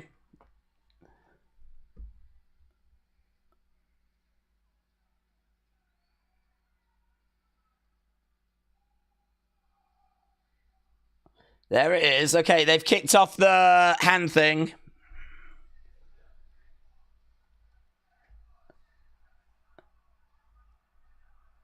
Yeah, the crowd are sensing it, man. The crowd are sensing it. Jey in the corner. Sammy going over. Giving him a hug. Ooh. Is Jimmy coming down? They know what they're doing here, don't they? They absolutely know what they're doing here. Okay, this is interesting because now you've got an extra piece in the puzzle and I don't quite know where this goes now because now you got Jimmy coming down.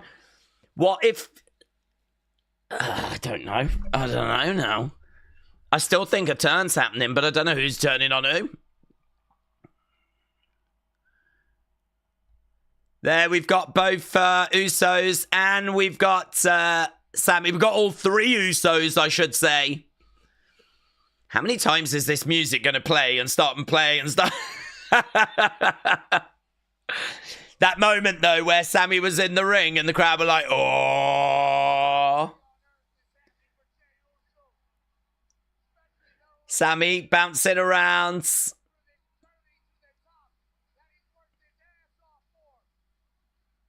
Jim in there. Big Jim in there.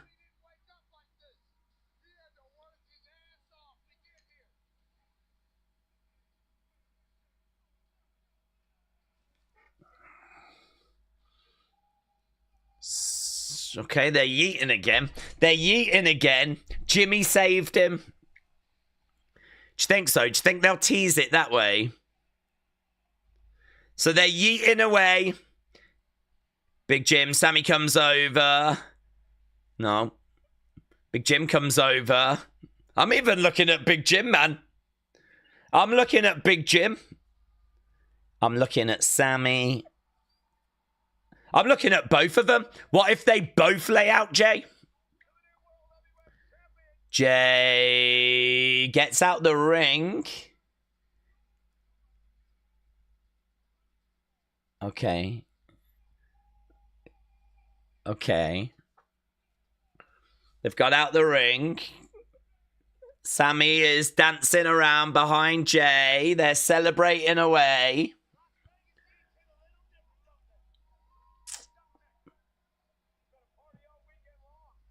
It's whatever happens, they've done really well because they've teased it so many times.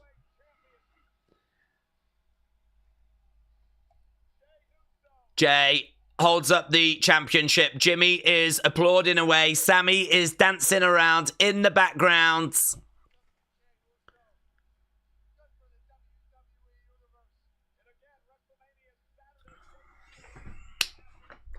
And they end the segment. God damn. I was adamant that was happening. I was convinced. That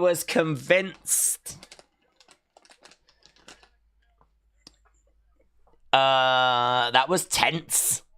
Do you think he did save it?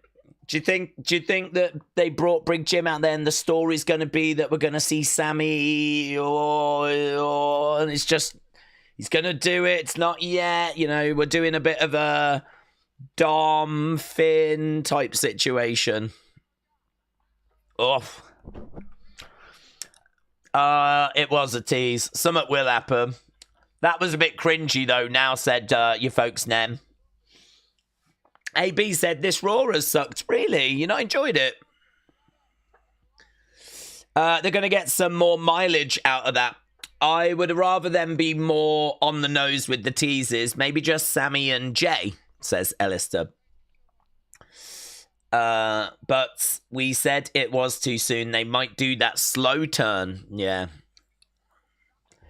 Yeah. It was really well done, actually, because when Sammy was in there and he was staring at Jey, I think that even the crowd you could hear going, oh. So to bring out Jimmy in that moment was kind of like, oh, this is interesting. What happens now? Is Jimmy and Sammy going to turn on Jey? Is Sammy going to have to lay them both out? I didn't think Jey was going to turn, so I was like, I don't know anymore what's happening. So, yeah, good. Kept me on my toes.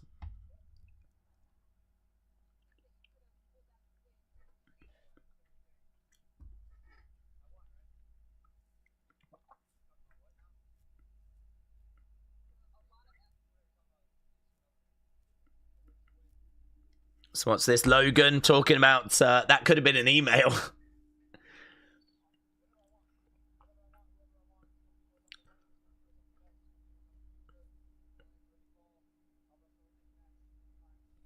What's the future for Logan? He says, whatever I want.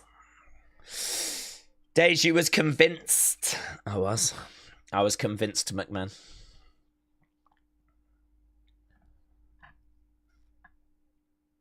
There we go.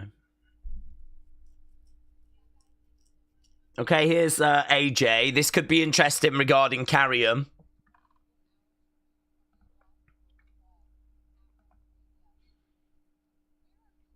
Where you at?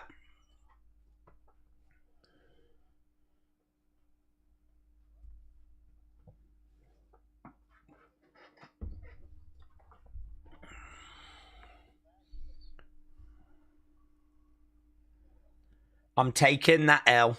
I'm going to move on.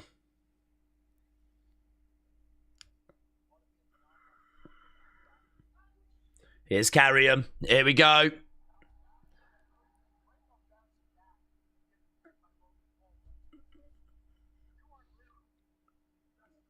You are the best of us.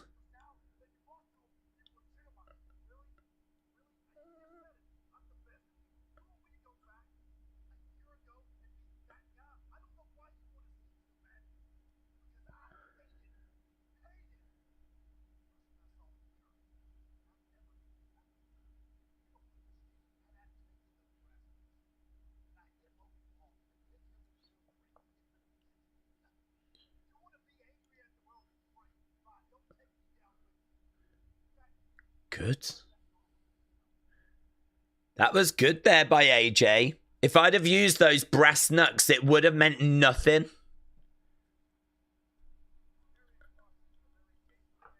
Good. Really good. Where was The Rock yesterday? It was embarrassing. I don't know if anyone told him it was WrestleMania, so I wouldn't be too down on him. I wouldn't be too down on him. I don't think he knew, so that was a segment. The angry man opens his mouth and shuts his eyes, says Yamil. These Karrion segments are becoming a bit redundant, said your folks Nem. Nerd upstairs said Scarlett pregnant and still out there. Is she? Is Scarlett pregnant? I didn't know that. Is she really? Congrats. Congrats to them. Rock was posting pics of Hawaii. Oh, well, there he goes. In Hawaii then. Well, if I was in Hawaii, even I would forget about WrestleMania. There we go. Dirty Dominik Mysterio is going to be defending against Penta. So Dom and Penta coming up next. I would pay to not have to see Logan. That would be a really good option for WWE. They're into money, aren't they? How about we do that? How about they say, right, guys, Logan's booked for a match, but if you can all raise a couple of million, then we promise we'll take him off the cards. And then they start a GoFundMe. We all contribute. They make money. And we get Logan removed. That's low-key a great idea for everyone involved. Matt Pete said, can we do Unreal watch-alongs? That actually might be really interesting because that show looks great. That show does look great. Here is A Town Down Under.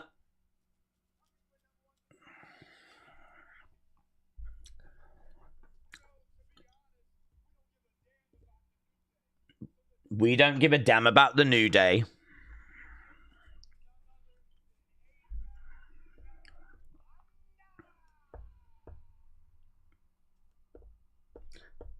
Oh, here's the War Raiders. War Raiders are coming out and they're not going to be in good spirits, are they? I sort of feel like this... I feel like this show's going to go a bit longer. Normally, we'd be starting the main event segment now, but we're going to be doing a match. And we've still got to hear from CM Punk. We might be looking at like a 3-hour Raw here, you know. 736 likes. Are we really on 736 likes? Wow. Guys, if you're watching and you've not left a like, leave a like. It is greatly appreciated.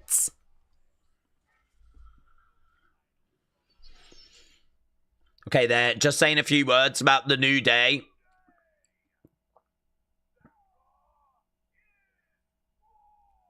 Raw is war.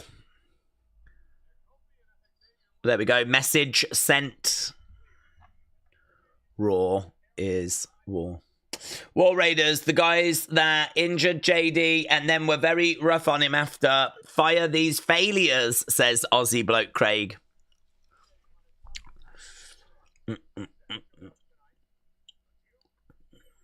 Okay, we're just seeing inside the T-Mobile Arena. Oh, Gunther.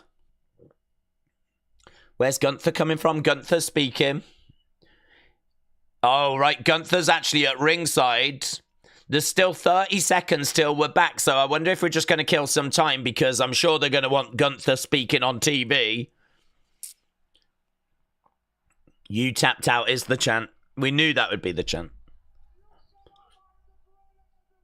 I'm the greatest in the world. Nothing has changed. Everything has changed, Gunther. You tapped out. You tapped out, Gunther. Here we go.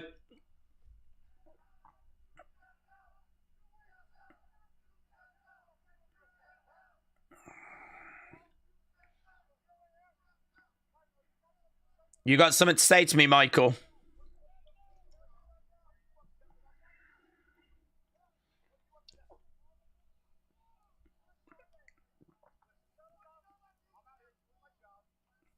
Yeah, I think the best way to follow up Gunther tapping out is to do a match against Michael Cole.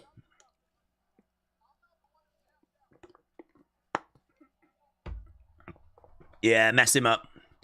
Mess him up. Gunther, oh my God, he has grabbed him. He has actually grabbed Michael Cole. And he was choking Michael Cole out. We got officials coming down because Gunther getting at it with commentators. And we might be...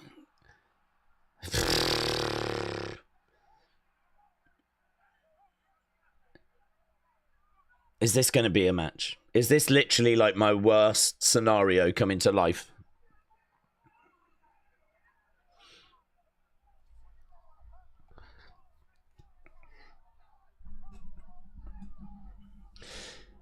Is he just, hopefully he's just going to be brutalizing different people. Hopefully he's going to be like choking out Michael Cole, choking out loads of different people, choking out referee. Go choke out flipping Triple H. He's the one that booked this.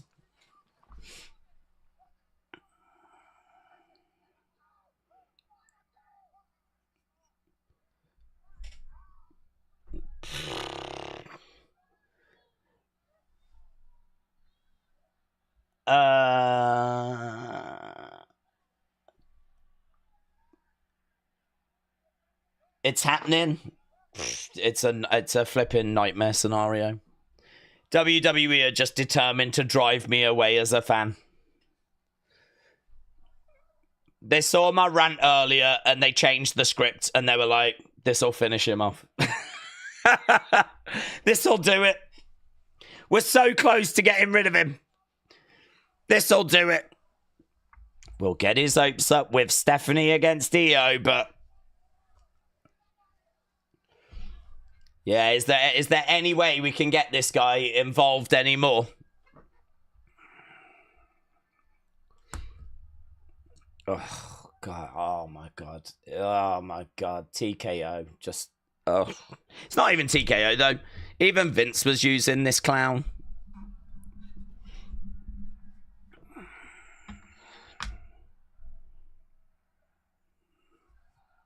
Crowd is still chanting, you tapped out to Gunther.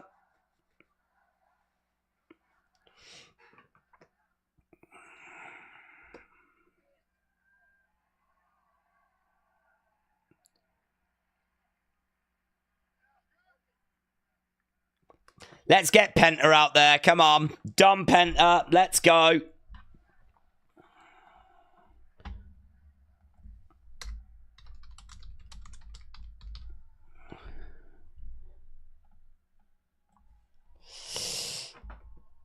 I wonder if we'll get a segment between Heyman, Seth, Punk, and Becky will blindside Punk, and Punk will need a partner, and maybe AJ.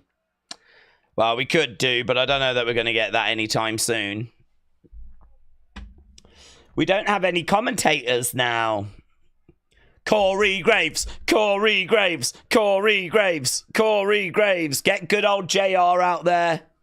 Jerry, Jerry, Jerry, Jerry. Booker T, Booker T. Let's go. Let's go. Callum said Pat's gone. Hallelujah. Yeah, but it's just going to build to some... What's happening is you're getting some sweet relief, but it's only going to lead to more TV time and probably a match and probably just the end of WWE as we know it. What's the deal with Corey? They legitimately told him he wasn't famous enough. They legitimately said to him he wasn't famous enough. And so he missed out. But we might be looking at a 3.5 hour Raw tonight. You need to get the candy dish out, says Hannah. Well, maybe. I don't know. I don't think Triple H would want to go that long, to be honest. Casey said, thank you, Gunther. Now bring back Corey. Perhaps he's gone to get him. Perhaps he's jumped in a cab and he's gone over. He's like, perhaps he's working with him secretly. That would be sick.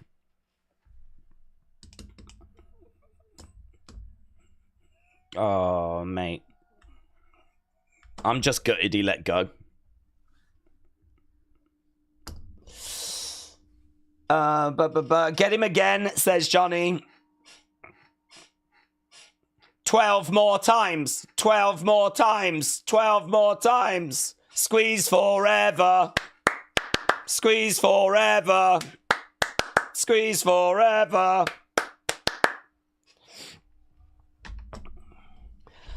Oh my God. What's going on?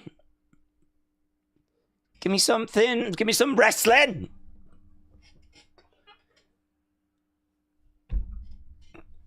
Michael Cole is 56 years old. Gunther put his hands on a 56-year-old non-wrestler, says Nightmare. Lols, isn't it?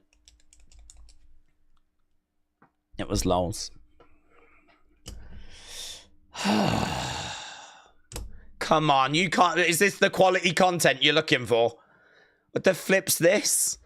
Why are we so focused? I'm at commercial break, that's why. I was going to say, surely they're not streaming this around the world. Surely this isn't what Raw's become. It's just going to become 3 hours of watching Pat's red face. Blimey now. Do you know what, though? That might mean I've got 45 minutes without Pat on commentary, which does up my score, actually, for the show. So... there are positives that can be found. Mate, if we follow up Gunther tapping out to Jey Uso with a flipping match against Pat, and I don't know, maybe Pat wins because, you know, that'll be good for impressions. Oh, that might do it. I might be done. I might be out. I might have to find a whole new thing to stream. Is there like a really big NFL team or something? Like, you know, is there like any NFL teams that haven't got any streamers or watch-alongs or anything? Like, maybe I could be like the Miami Dolphins guy and I could do streams for them. Oh, no, I don't want to get into football because he's on football as well, isn't he? God, he's everywhere. Jesus. Basketball. Is there any teams that haven't got a streamer at basketball? I could do basketball, couldn't I? Bulls. They're good, aren't they? They've got Michael Jordan. I'll be a Chicago Bulls streamer. Do UFC? Oh, I already do UFC. Do AEW? No, I'm all right. I'm okay. Do the Kansas Jayhawks? Okay. No, does no one do the Kansas Jayhawks? I'll do them. I'll be a Jayhawk. Like that. Yeah, I'll do that. Oh, guys, it's going to be such an exciting summer for me. This is going to be such a drastic change. Obviously, let's see where this goes first. I don't want to throw the baby out with the bathwater, but, you know. Sonny says, do hockey. Oh, yeah. Michael Cole's got a better Wrestlemania record than Gunther, said Nine Ducks. No, you're joking. You're joking. Come on, give me anything else. Oh, my God.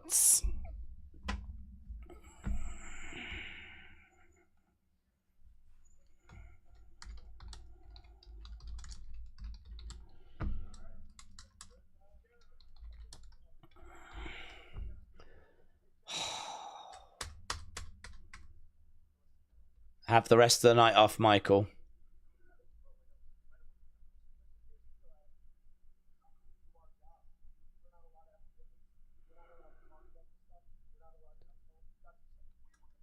You can't have opinions, Michael. You can't have opinions. You're meant to be a fan, not a critic. Yeah. Yeah. Go on, Michael. I'm not going to let some bully me around. Michael Cole. Hopefully we get Michael Cole. I want Michael Cole against Gunther.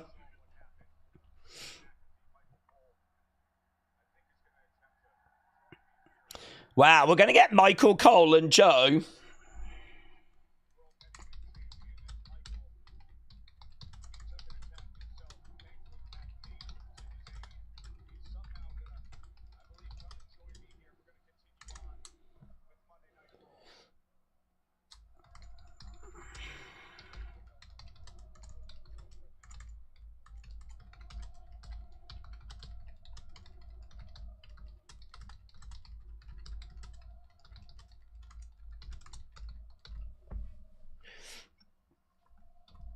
Joe Tessitore with Michael Cole's going to be really good. Oh, he's upset.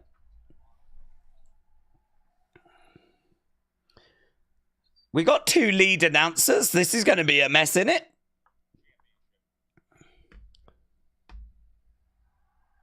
Here's Dominik then. Here's Dominik.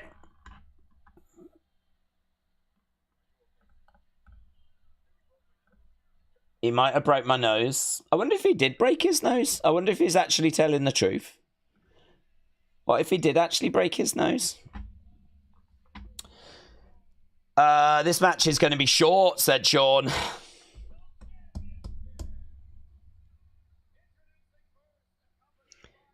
Here is Dominik.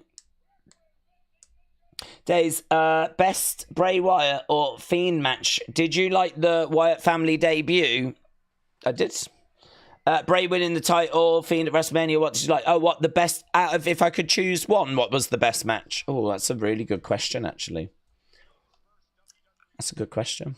The Wyatts had some fantastic matches with the Shields. So if I was to go back to the Wyatt family, I might look at those. I think there's something really special about that Elimination Chamber when he finally gets his hands on like the WWE Championship. People had wanted that for so long that I think that's really special. I don't know that I would actually choose any Fiend matches, you know.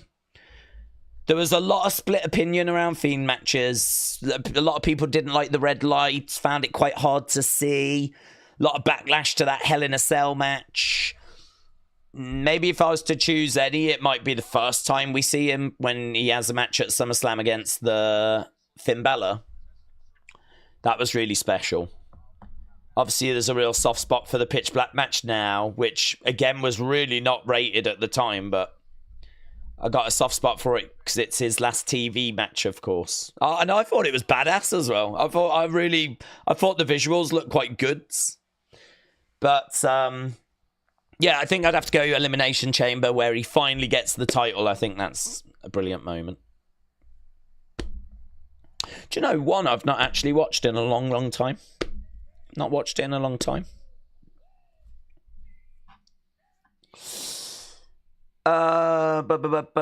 Daze, I'm confused. I thought it was a great segment, but is there real life heat between you and would you have altered it? No. Hannah, stay confused because I just don't want to talk about him at all. Stay confused. Nico said, I don't think we see Cody or Roman at all. No, both might be off on a bit of break now. Tamar said we might as well eliminate the terms face and heel now. Sim said the match versus Daniel Bryan was great. Oh, yeah. Yeah. He had a feud, didn't he? I think he faced him at Royal Rumble a couple of times. Bike said Penta is going to win. Do you think so? Another title change.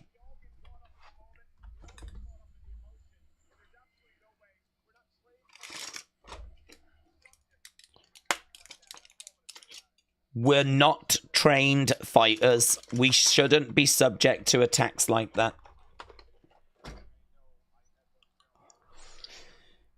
I tell you one thing I'm thinking, and that is we know that he goes away It tends to be when, is it the football season starts again? He tends to go away, which is after WrestleMania, but I don't think it's for a little bit yet. So that could set a matchup, and that feels like the most likely way it's going to go. So it could set a matchup, or it could be a way of writing him off TV.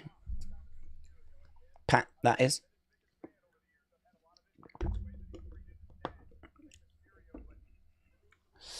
David said Penta is gonna mask and it'll be Chad Gable. Let's go. Hannah said, Daze, is this building Gunther versus Michael Cole at Backlash? A fan interfered in the Gunther brawl. Is it building Gunther versus Michael Cole? I don't think that would be the direction they would go. Penta in the corner. Kicks coming in there by Dom. A. Jobson said, this might be a 3-hour Raw because we still do need to get Seth and Heyman. Yeah, and well, I think it definitely is. They're really making the most of the Johnny Stones chant, said Decay. Michael's not getting in the ring in 2025, said Wrestling Fan. Okay, Penta, drop kick there by Dom.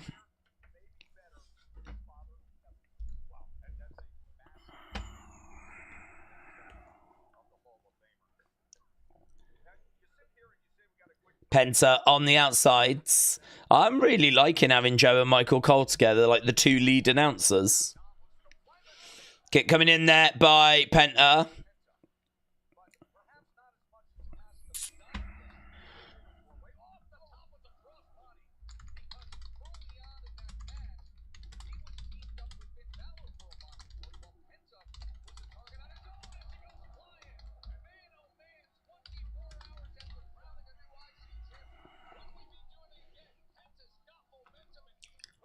So Penta going over the top to the outsides.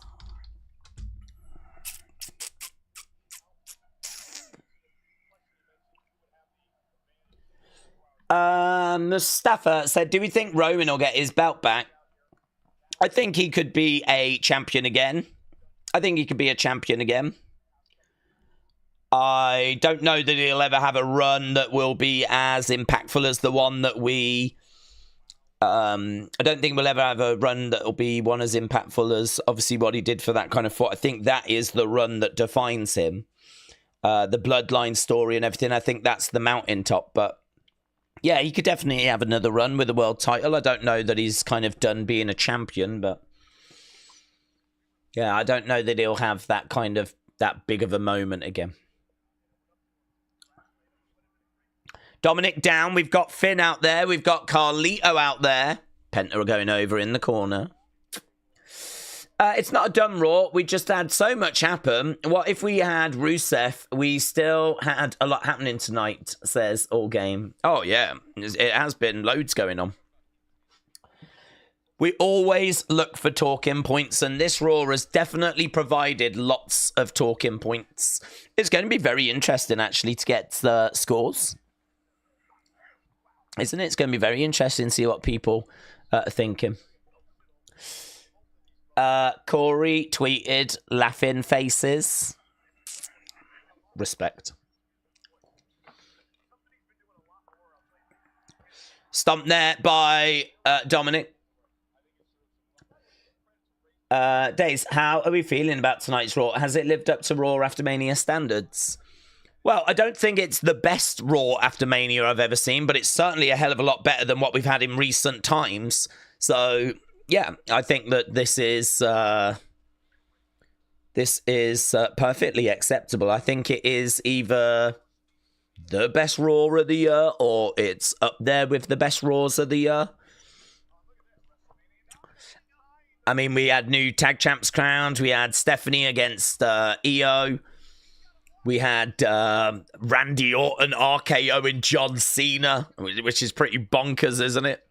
Obviously, we just had Gunther brutalizing the commentators, which obviously didn't do it for me, but mainly because I'm a bit worried as to where that's going to lead. but that will have entertained people. I can recognize that would entertain people. And we've still got CM Punk and Paul Heyman coming up. Kick coming in there by Dominik. Dominik grabbing Penta.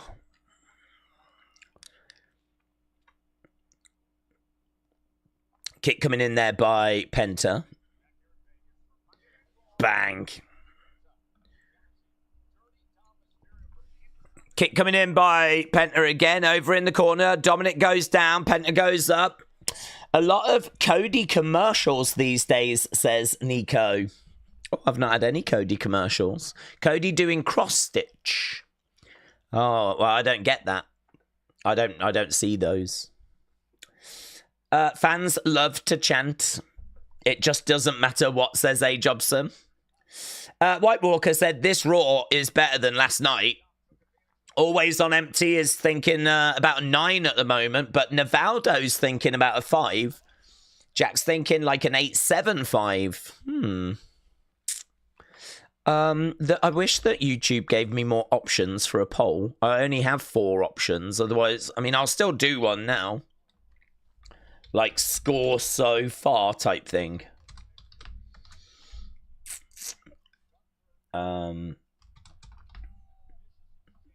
to 10.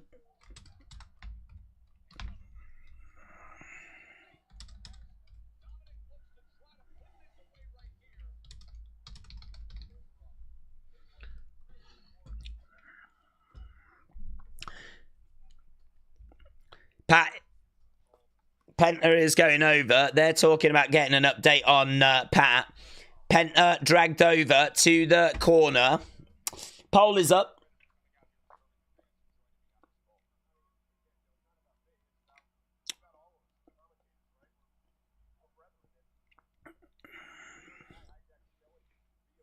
Chop coming in there by Penta.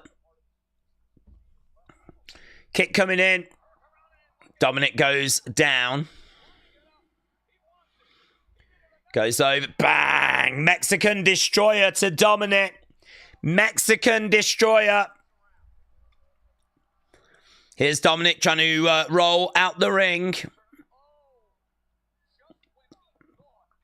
So Dominik is down. Penta is getting up. Finn Balor's coming round. This could be interesting.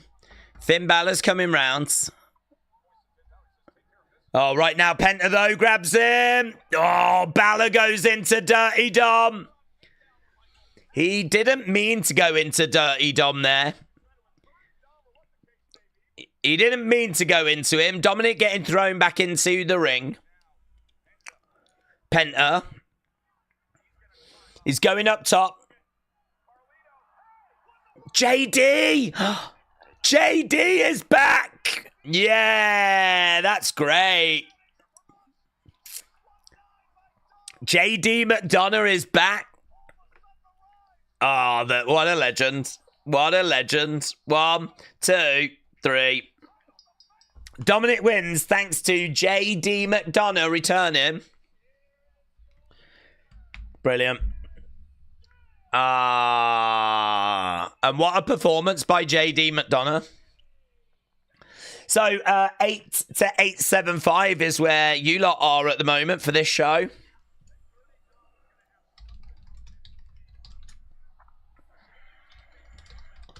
JD McDonough.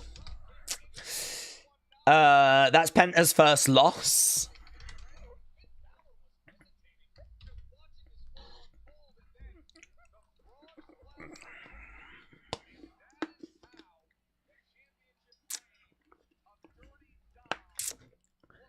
I don't mind that, to be honest. I mean, obviously, he's protected.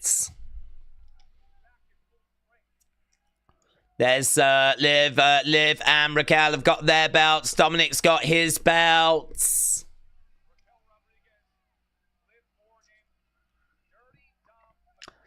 Finn Balor is looking as Liv and Dom and Raquel have got belts, and he doesn't have a belt.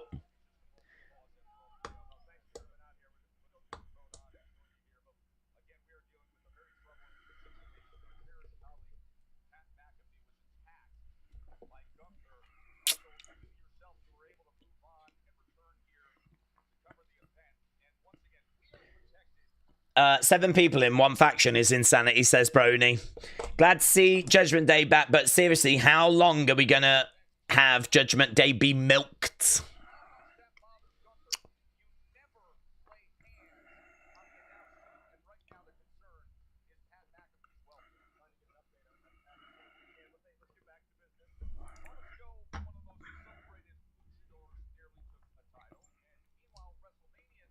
Wrestlemania.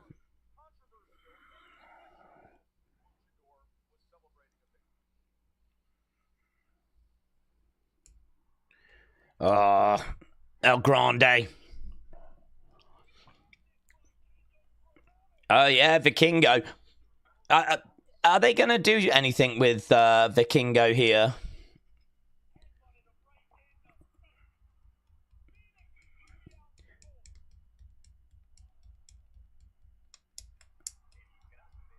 El Grande Americano.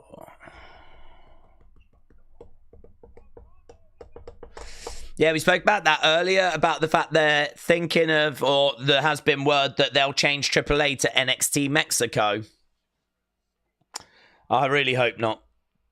I could really understand the AAA fans being really off with WWE. Imagine if you watched that promotion and you loved it and you'd spent your life watching it, like... And then here comes WWE, they buy it, and now they're thinking of calling it NXT Mexico.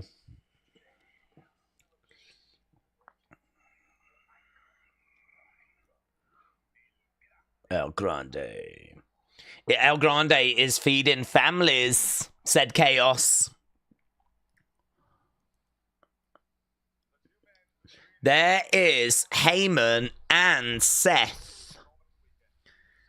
Okay, we're going to get this segment next.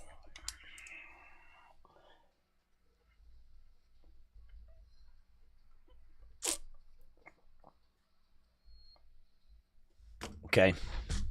He's still dressed goofy, says Alex. Vikingo and Phoenix in a video package. Tony Khan is punching the air. Still insane how WWE purchased AAA. Feel like it's not being talked about enough. It is great. I think we've covered it quite a bit on here. But, yeah, I suppose there's just so much stuff that's kind of needs to be spoken about. Jack Arzer. How do you guys get this guy and Gable mixed up? It's true. There is a lot of people that still are absolutely insistent that they are one and the same person. WWE biggest fan? WWE biggest fan. Daze, hope you're okay. Do you think we will ever do a Raw or SmackDown in a stadium? Oh, yeah. Always on empty 72. Gunther will pay a big fine for assaulting officials, I hope. And needs to be fired. Always on empty, shout out to you. Mr. Unfamiliar. Mishran Famler. Envelope in Heyman's front pocket. We'll keep an eye out for that. Mitchell. Mitchell Gillum. Member. Daze, if you were a bouncer for the 8 Club, is this show getting in? It's a really good question because I feel like this show is like a 7.75. So the way I feel about it is that I always look for big moments to get a show in, and I think that we have had some. I think Randy Orton RKOing John Cena is a really big moment, and so that really sets up where we're going. We haven't had the kind of final segment now, so to find out some more details about Heyman and Seth is going to be really interesting. So, yeah, I'm really looking forward to this next segment. I think by the time we're done, we could be at an 8. My gut feeling right now is that I'm 7.75. But that's still really high, and it's higher than I've been for, you know, the majority of Raws. I'd have to really look back to see if there's any that I have gone into the 8s for. So, Stephanie and Julia, I mean, it was brilliant seeing those. Didn't really get much from Dom Penta other than JD coming back. New tag champs as well. Yeah, I mean, it's been really entertaining. We've been watching it for 2 hours 39. It's just absolutely flown by. So, I'm probably at a 7.75. Okay, we're going back from commercial break, but by the time the show's done, we could be in the 8 Club. We could be. Scottish Nightmare said, I didn't realise that Americano was so popular. WWE Live. WWE Live. Notice how they've not spoke about Cena because they know it sucks, says Comrades. Punk had better come on a damn mission during this segment, said Alex. Bike Vlog said, here we go. 9.5 for me, said Dion. 8.46 said Robs. Daze, is this hinting at a hockey days or a basketball days? Well, we'll have to see where it all leads. Here's Seth. This is where it's leading. It's leading to Seth Rollins. And it is still the same music. Here is Seth goofing around. He's got Paul Heyman with him, and this just doesn't feel right. But, well, I don't know. Maybe there'll be some development.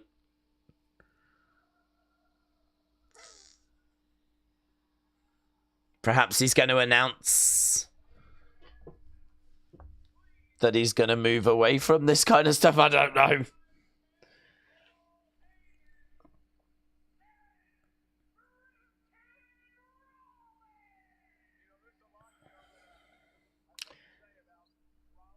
Uh, 10-minute entrance incoming, said Tiny Tails. I don't want to see Punk against Seth again right now, said Chaos Theory.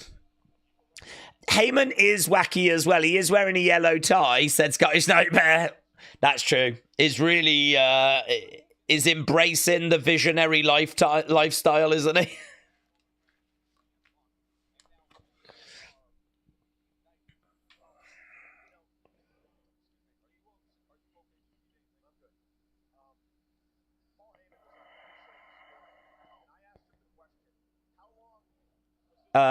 We can't get them fighting again. He is bright tonight. At least they're the same colour, said Penny for your thoughts. He's so different, said Porky Pig. Yeah, there ain't no difference here at the moment. I was really hoping that we would see a difference. Seth in the ring then. Mackenzie said, Seth with his wardrobe advisor. Yes. Perhaps that is going to be Paul Heyman's new role.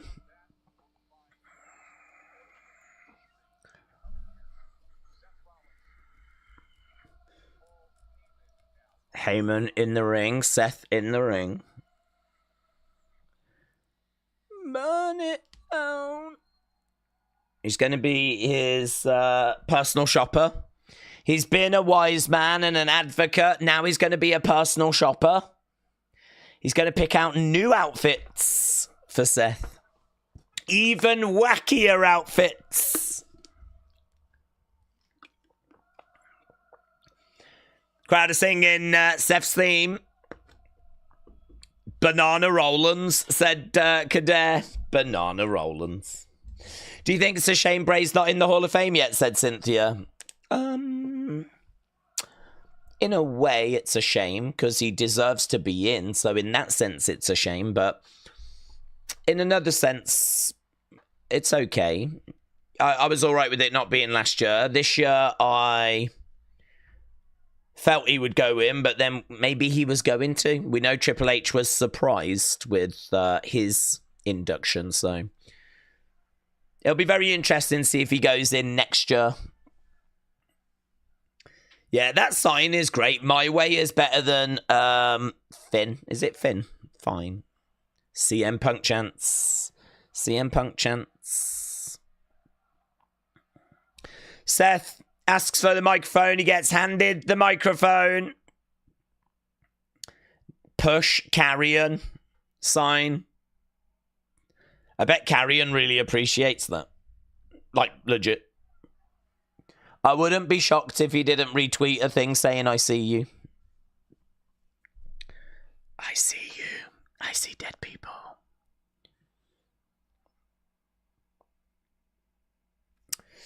Burn it down, said A. Jobson.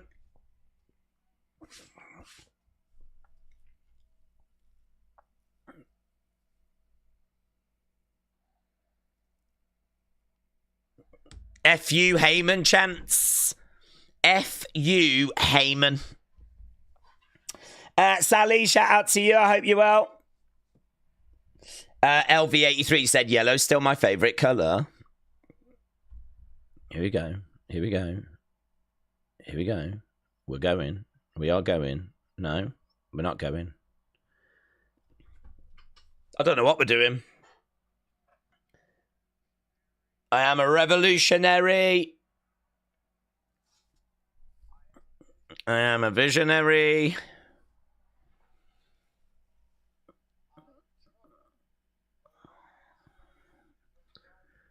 I took a wise man from Roman Reigns, and look at Heyman, he loves it. I stole CM Punk's best friends. And why is Heyman pleased about this? Why is he so proud about this?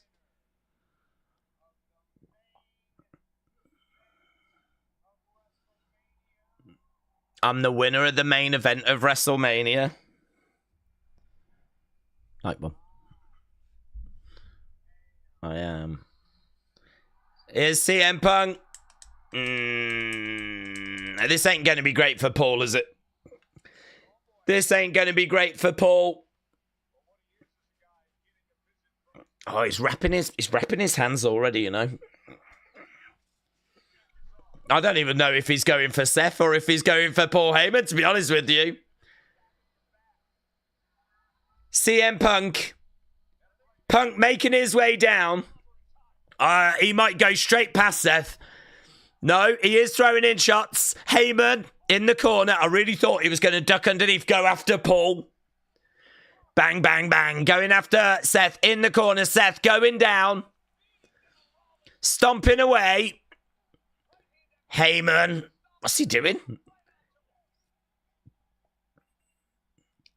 I mean, is Heyman maybe wondering if he made the right choice right now? Because his guy just got absolutely destroyed.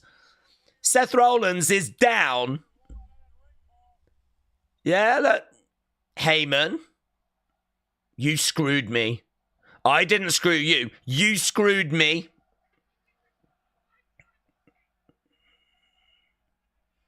Gets his hands on Heyman. Seth, though, grabs CM Punk. Down goes Punk. Seth back in the corner looking for it. Curb stomp. Curb stomp. CM Punk is down. He's curb stomped. Crowd are chanting OTC. I don't know that Roman's there, to be honest. I mean, he might be. I'm not expecting him. But right now, Seth is standing over CM Punk. Here's Heyman.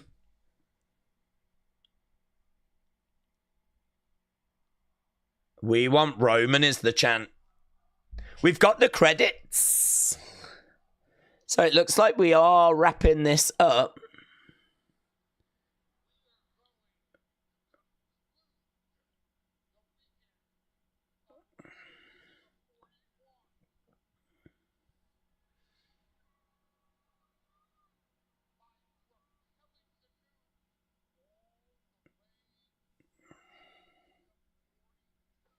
Okay, what's this then?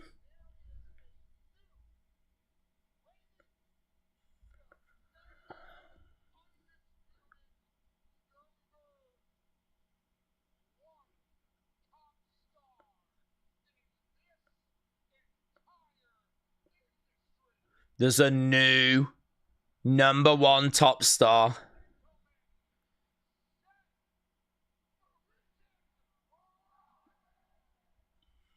Okay.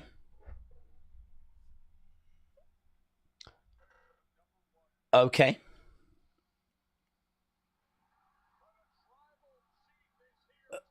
No way. No way. I mean, I really thought he had left. Is the OTC really about to come out? Or is this a... I'm wondering if it's a trick that they've played and they're going to laugh about it. We have seen that before, but... No, I think it is him. There's a big cheer. Oh my God. It is Roman. So, is he not going away? Or, I don't know what this is going to set up. Roman is actually here. Roman getting in the ring, duck underneath, against the ropes. Yes! OTC, OTC, OTC. Oh, mates. Why is it that both CM Punk and Roman have come down? They've both got the better. Oh, Superman! Bah! Superman punch! Oh my God. What? Is he going to spear him? Is he? No. Oh my God. Heyman's going to be sent to the Shadow Realm. He goes in. Oh. Is that Braun Breaker? Oh my God. Oh my God. Oh my God. Braun Breaker. Braun Breaker. So they've moved Braun up to that level now. Is he working with Seth? Is he working with Seth? Is he working with Seth? Oh my God, is this a power duo? Oh my God! Oh my God! That's my boy! That's my boy! Holy...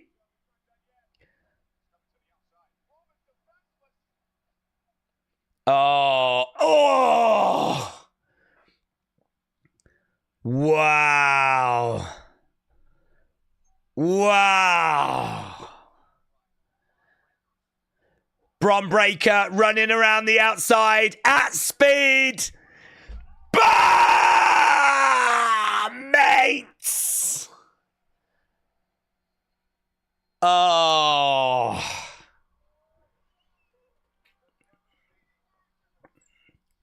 Yeah, this is going to be a lot of fun. This is going to be a lot of fun. They have put a rocket on Braun Breaker. An absolute rocket.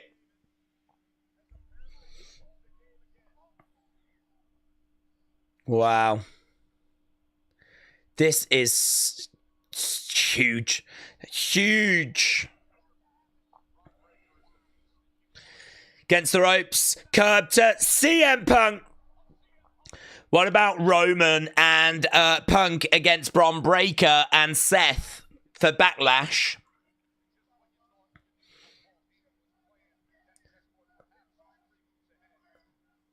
This future, the bit against the ropes is going to be curb to Roman. Wow. Wow.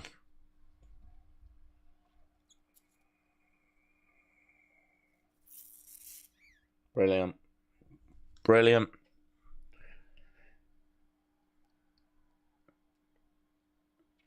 And look at this image of all three of them. Seth, Braun Breaker, Paul Heyman. So Heyman has traded in his wise man for a power duo. And that group could get a little bigger. You can always add an extra member. Don't think it's needed right now. Could always add a female. What an ending. What an ending. Hey, live, laugh, love. Oh God, I don't even remember WrestleMania, honestly. Don't even remember it. I can't even remember what happened. Yeah, really good. Definitely in the 8s for this show. With that finish, I mean, I was around a 7.75 going into it. I think I've settled on maybe an 8.25, something like that. I mean, I don't want to get like too giddy about it because I don't want to jump up too much. But yeah, really good, really good. That's what we needed. That's what we needed. That's the tonic right there. That's the good stuff. People are getting their scores in. This is 1,000% better than Cena and Travis Scott said. yeah, I agree with that. I would also agree that this is better than Cena and Travis Scott. Triple H teased this not long ago, saying that Heyman was helping develop Braun, said Aston. This is the best Raw of 2025 so far, says Thomas. JP said the name is going to make or break that stable. Call them the Jolly Good Lads, the Bant Bros. Call them the Banter Bros. What would you call them? What's happening? So many changes, said Ninja. It's like WWE just refreshed and changed everything.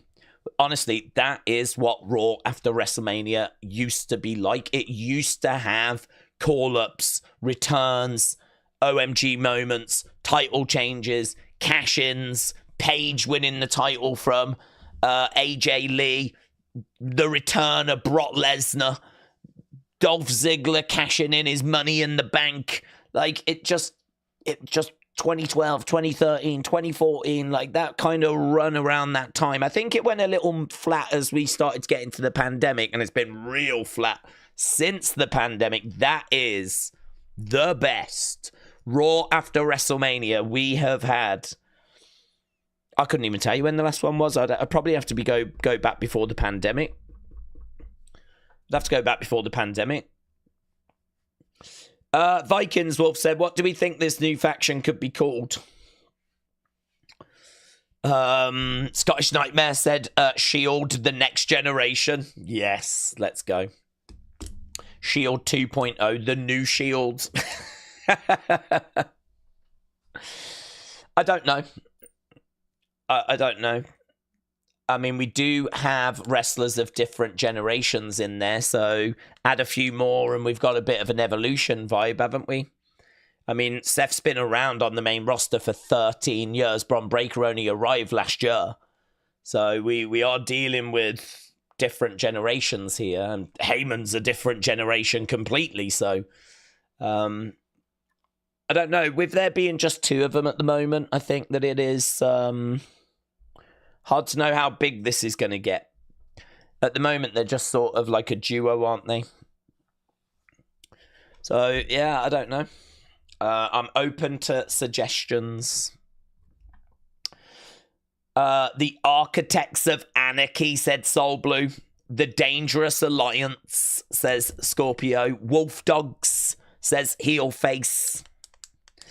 How about the Dude Wipes? And we can actually get money from Dude Wipes, and that will work really well for WWE, because they do love sponsorships, don't they? So we could call them Doom, the New Generation, or whatever that game is called. We could name them after that.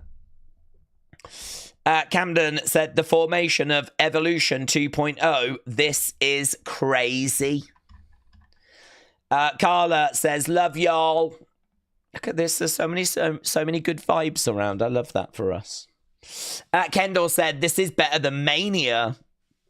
Meat 4C FC said, unbelievable Raw. Absolutely shizzes all over WrestleMania. Yeah, man. Could you imagine if you went to the 2 days of Mania and you thought, we just can't push for those Raw tickets. So, we've gone home. Like, you'd be gutted, wouldn't you? You got to go to Mania, but like all this crazy carnage went down tonight. That was crazy. Vikings Wolf said, how would we feel about the Messiah coming back? I was never crazy about the Messiah, but to be perfectly honest with you, I really am open. I'm really like, come on, entertain me. Like, I feel like I've seen the worst of TKO, as we said. Like, definitely WrestleMania, there are things that left me very frustrated. And I went into today just really hopeful that we could pick that mood up, pick the spirits up, and we've definitely done that. You know, I will go to bed tonight very happy. I'll wake up tomorrow very happy and excited for what the future is going to bring and what the future is going to hold. And hopefully that is the same with all of you out there as well. I know there was frustration. I know that I wasn't alone when I was kind of expressing like frustration and anger earlier. I know not everyone felt that same way as well, but I know that I see social media. I know kind of where feelings are. And if you loved WrestleMania, hopefully you loved what we just had as well. If you didn't love WrestleMania, hopefully that has improved your moods. And yeah, as we said, WWE was not dead. It was not sunk. It was not done. It was not over. It had just hit choppy waters, and I think we've found calmer waters here. I think we found a way out of those choppy waters, and I think that Backlash is actually looking really interesting. I mean, we could be getting John Cena against Randy Orton, and we could be getting Bron Breakker and Seth Rollins in a tag match against CM Punk and Roman Reigns. Don't know that it's going to lead to that, but it may lead to that. It could lead to that. Those would be matches that kind of jump out to me. I'm also real interested in Sami and Jey. Are we going to spend the summer sort of teasing that split, and maybe they finally split and we get the match at SummerSlam? I was adamant that was happening. I was like, it's happening. This is happening. Can see this a mile off, and they kept teasing it and teasing it and teasing it, and then it didn't flip it happen. But, yeah, really good for the soul, this show. Good for the spirits. Jeremy Madog 316 Maddock, $1 and 99 cents. Generations. Is that what you'd call them? Generations? That's interesting. Generations. SP. Travis Scott ruined WM. WE redeemed itself mostly. Yeah. I mean, look, there's always going to be a little, for those that didn't enjoy it, WrestleMania, going to be that little bad taste in the mouth. I get that. But I don't know. You kind of have a bit of a choice, really, don't you? In that, do you allow that to depress you and prevent you from enjoying what follows, or do you brush it off and move forwards? And I am very much brush it off and move forwards. I am very much, that was that, on we go. And I suppose, you know, Triple H said that, and I think this is the point he was trying to make. He said that as soon as WrestleMania finishes, I will be handed the script for Monday Night Raw, and that will be it. We're on to the next thing. And I think that is a real positive for WWE. I mean, if that was WrestleMania, was their season finale, and you had to wait 7 months for the season premiere, I think that would be a problem, because people would be stewing over what we witnessed for 7 months. But that's not how it works, is it? Sunday night is, ugh. And then Monday, we're back at it, and it's like, and we're like, yeah, we're back, baby. So they're kind of fortunate in that sense that there is no prolonged break, and you can just brush it off and move forwards. And don't forget, I mean, we got NXT tomorrow. We'll be watching Evolve on Wednesday. We're back with SmackDown on Friday. And, you know, we're not too far away from Backlash, to be honest with you, because I think that's May 10th. So we've just had a really long period between Elimination Chamber and WrestleMania. Elimination Chamber was like, what, 1st of March? And WrestleMania was like the 20th of April for WrestleMania. Now we've got to go from the 20th of April to like the 10th of May. That's the next show. So it's the next one's quite close. So it does just keep coming at you, keep, you know what I mean, moving forward. So yeah, goods. Erasure Mind said NWO, neon wearing order. Nita Nitro said this is Seth's version of Evolution. Yeah, that Evolution vibe has kind of really come through. I do understand that. This is an elder statesman, someone that's been on that main roster for 13 years, seeing the potential of this young gun. But listen, I'd put Austin Theory in this group. I would put Austin Theory or Grayson Waller in this group. Grayson may be a little bit too silly. I don't know. That could be interesting, though, because I think that Bloodline worked really well because they had Sammy goofing around and he brought like a bit of comedy. And maybe Grayson brings a bit of comedy to this group. Maybe, like, you know, you put Grayson in there. I feel like A-Town Down Under are dead. There's no point carrying on with that group. And I think there's real potential in those two. So you could do something in that direction. I don't know. Do you put Karrion in this group? How about Karrion goes in? It's a weird mixture, really, of Karrion, Braun, Seth, Grayson, or Austin Theory. I feel like Austin Theory fits a bit better, if I'm being honest. But I would like to turn Theory face. But it does kind of make you go, oh, who would you put in this group? Who would you put in this group? That's a whole separate video, and that's a whole separate conversation. I mean, perhaps it just stays these two for now, you know, for now. He's going to go after Jake Paul. Oh, mate, if he puts Logan Paul in, then that might just kill. That might finish me off. If he puts Logan in this flipping group, then all that goodwill might be undone. We could put in Wrestling Daze. I need to get my voice back after this WrestleMania weekend, I can tell you that. Santi said Theory can be comedic and eventually turn face. That is true, actually. That is true. That is a good point. It's probably going to be Seth, Braun, Becky, and Seth, Braun, and Becky against Punk, Roman, and Lyra. Oh, good point, actually, about Becky, Lyra. They're definitely on opposing sides, aren't they, at the moment? So that looks like a potential match for Backlash as well, yeah. Good shout. Bronson is crazy. I would love that. JD McFlurry is back, said A. Jobson. How about Rusev against Fatu? Yeah, Rusev back. Jim said the original Dangerous Alliance were also quite an odd group. That is true. Alistair Black in 3 days, said James. Days Seth, Braun. Next add Becky with Izzy Dame. And we could have power couples. Yeah, Braun is in a relationship with Izzy Dame, isn't he? I don't know if she's quite ready for the main roster. That's the only downsides. I mean, I think she's still kind of learning and putting it together. Might be a touch too soon for her, but it is something to chew over. Triple A said, best Raw, let Triple H cook again. Bro is insane. Bro doesn't let someone be angry at him for long. Triple H is actually insane. Bro is insane. Yeah, I mean, it is crazy, isn't it, that the same person that booked the WrestleMania is the same guy that just gave us this Raw. Like, it does kind of make you scratch your head. You're like, so you do know what we want. So you do know how to put together a good show. What? How did you deliver WrestleMania 41 and then deliver this show? Like, what?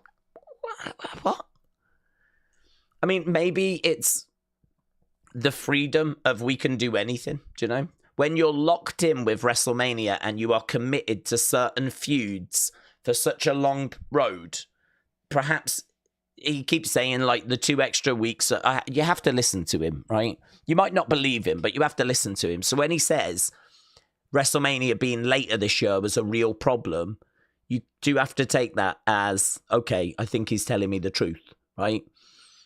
So perhaps there's truth to perhaps WrestleMania being later, a few weeks later, was a real problem for them. I think the European tour was a problem as well. And so perhaps there were little problems on the road and frustrations, and they were locked into certain things, and maybe they thought something was going to work better than it did, and it wasn't, but they were locked in, and this is what we're doing, so we've just got to do it. And perhaps there's been a bit of that. And, do you know, this feels like freedom. This feels like an exhale. This feels like, here you go. You know, here's Rusev. Here's JD McDonough. All right, here's we can book a good show. Here you go. And it does feel like a deep breath, like an exhale, like, oh. But it is also crazy that this is the same guy that gave us WrestleMania. We're breathing, and it is some relief. The Triforce of Destruction, said Afsel. But maybe an Aleister Black debut and Wyatt 6 on SmackDown. Yeah. Harry said, tweeting opinions. Yeah. And I tell you what, right? My voice is not bad.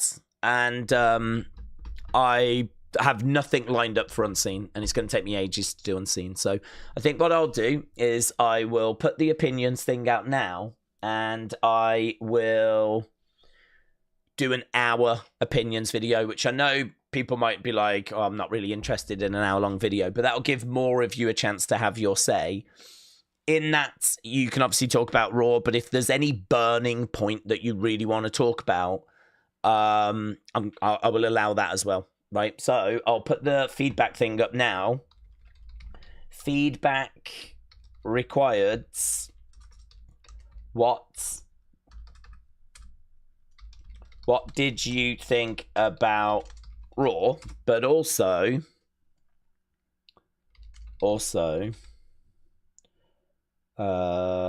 do you have a burning point to make?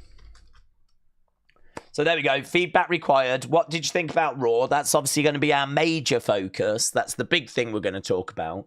But if you're anything like me, you might be like, oh, I've just got to say this. I've got to get it out. Like, you know, like I did at the start. And I was like, hey, guys, this is how I'm feeling. Here's half an hour, right? You might feel that way as well. So I'll put that poll up now.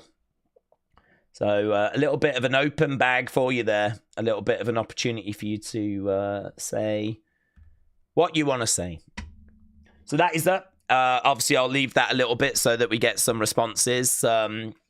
Normally, in about half an hour, I can get through about 40 comments. So I reckon I could probably do 100 when... I reckon I could get through 100. So well, think about it, but I wouldn't think about it too long. So that's up now, and you can leave your feedback there. Dre said, Raw was flipping fantastic. I'm glad that Papa H remembered how to book a great show. We all are, bud. We all are. I bet he is as well. Hopefully he's looking at... I mean, we obviously don't know what social media are saying, but I think there's enough of a sample size here to know how, if we feel about something, chances are we're not going to go online and everyone's going to be like, well, that sucked. So I'm fairly confident everyone enjoyed it. Everyone loved it. So, yeah, I think if he is looking at social media, hopefully he's like, okay, good. Because it kind of been fun looking at social media last night. Yeah. Ninja said, the problem is it doesn't make sense, though. Hopefully we get a good explanation from Heyman on why he chose Seth. Well, he has sort of said it. I mean, he did say to CM Punk, he did say... You know, you put me in a position that was unfair. You shouldn't have made me choose between you and my tribal chief. So the fact that he was put in that position and CM Punk, like, made it that awkward for him. It's like, how dare you do that to me? How dare you make me choose between you and my tribal chief? And then, to be honest with you, I think the way Roman reacted to the news... and, you know, pushed Heyman over the other week and was, like, not answering the phone and being really off with him. I think Heyman was like, forget you as well, you know? And then Seth as an option is there. The one thing, I mean, there is definitely stuff here I wanted, like, when did this come together? They must have spoke. So when did they speak? And how did Bron Breakker join? And... there's still time to explore that, of course. And yeah, I agree. I'd like to explore that. But yeah, I can sort of see enough reasons as to why he turned on CM Punk, why he turned on Roman. But you are correct. There is another option, which is he just walked away from everybody. Why has he aligned with Seth when the other option is just to walk away? So I agree. It does need a little explanation there, but nothing to the point where I'm like, oh God, this doesn't make sense. I can't get with this. Like, it's not that bad, but there is a bit like, yeah, I would like that at some point, but Oh, adding Bron Breakker as well. That's sick. That is sick. Hannah said, Daze, it's the same with a smart kid. Triple H acting his ace in his tests, but he was not prepared for the big one due to a disruptive kid. Let's name him Dwayne. He messed up his studying, so we got this Mania. Thoughts? I don't know, to be honest. I mean, maybe The Rock caused some pain. Equally, though, you could say that the best thing we had on the road to WrestleMania was The Rock and the heel turn. So part of me is like, yeah, maybe The Rock did mess it up, but then part of me is like, well, he also provided the best moment, really. So I don't know. I do think Rock getting involved and then not being able to be at WrestleMania, I do think that's a big problem. And I do think that's a frustration. But equally, we did get the heel turn, which was shocking. And I mean, I feel like for me, the jury is still out as to whether that was the right thing to have done. But it's definitely the biggest thing that we had on the road to WrestleMania. There's nothing else that reached that level. So, I don't know. I think Dwayne was a problem for not being at Mania, but I think, unfortunately, he also was part of and provided the biggest moment. Even though it was weird of will you sell your soul and all that stuff, you know, that was strange. But, yeah, don't know. The whole Rock thing's a whole separate conversation, isn't it? It's quite tricky, that one. Pros and cons to it. I think there's a limit to how we can blame The Rock for how WrestleMania panned out. That is true as well, because, okay, if The Rock's not involved in the main event, that's one thing. But you still could have done a better main event, and we still could have had, you know, others coming down. And, you know, we still could have done some different things. I mean, do you make the... Well, I think they wanted Cena in his last WrestleMania to have his moment. On reflection, you could say, should we have had Randy come down and, you know, get revenge for Cody and lay out Cena and make it clear that we're heading to Randy and Cena? I mean, that would have been good, wouldn't it? Cena's last WrestleMania and Randy's in there with him. And they're face to face, and the crowd are making it very clear this is what we want. But I don't think they wanted to do that, because I think they wanted Cena to have his moment of getting 17, and they saved the Randy moment for Raw. So I can understand them not doing that, but oh god, just really, there's so many ways I think you could have fixed that main event. But I don't want to keep focusing on it. We just got a great show. And I think it's better to focus on the fact that we just ate really good. And I'd rather focus on that. Ninja said, it's the fact that it was Travis that was the one to interrupt. It felt so awkward and anticlimactic. Yeah, but we didn't really tease anyone else being involved, did we? I think we would have had to have teased someone else. There wasn't really anyone else aligned with John Cena. I mean... Really, Cena's been on his own. The only people he's been around have been The Rock or Travis Scott.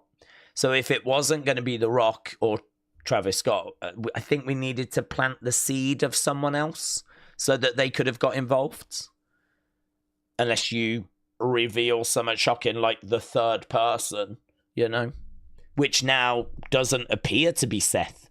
It looks like Seth's starting his own group, which is actually another interesting point, isn't it? Because a lot of people thought it was going to be Seth. But it looks like he's doing his own thing now. So many repercussions here, isn't there? So much for us to mull over. Interesting. David said the fact they had a close-up of Cena calling moves to Cody on tape is wild to me. So yeah, that is true. Roman's brand of wrestling is one that's become very played out and overdone. I've gotten to the point where I've seen enough of him in large spots. That ending solidified this opinion for me, says LS Dub. The Rock didn't come to WrestleMania because WrestleMania wasn't cooking, said Absol. James said, super chats. Thank you, James. Did I miss one? Did I miss one? Oh, I think, did I miss that? I might have got to them all. I might have done them. I think I read the Erase Your Mind saying, did I read that? NWO neon wearing order? I mean, I don't know if Paul Heyman's going to start wearing what Seth's wearing. Part of me hopes so. And Nita Nitro said this is Seth's version of Evolution. Okay, I feel like we're pretty much done. Do we see Cody and Drew as the next feuds? Could be. I think Cody's going to be out for a little while. He wasn't on this show. I don't think we see him on Friday. He really might be taking a break. I mean, he did do a lot over the last year. A lot of, like, all the house shows, all the dates. He was full on, full time. You could understand him having a little breather now. Edward said, Daze, is this better than the Raw after Mania 2014 and the Raw after 2001? The greatest Raws of all time, in my personal opinion. I'd have to look back at everything that was on those, to be honest, buds. Delwyn said, it was me. It was my super chats. Has one been missed or something then? I've got little ticks next to...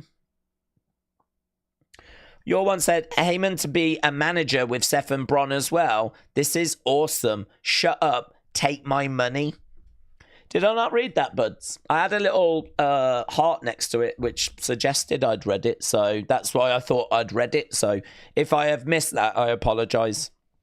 I don't know how that's been hearted if I've not read it, but maybe I botched it. We can't rule out a Wrestling Daze botch. Even the greats make mistakes. Yeah? Maybe I just had my Triple H WrestleMania moment. I don't know. Yeah? Perhaps I had my Stone Cold crashing into the front row moment. Although, did you see the alternative angle on that? Delwyn, I'm sorry, by the way, and a big shout out to you, and you've been really supportive. And honestly, I wish I'd not read someone else's rather than yours, because you're so supportive. You don't deserve that, mate. You don't deserve that. Justice. Justice for Delwyn. I want to show you the footage.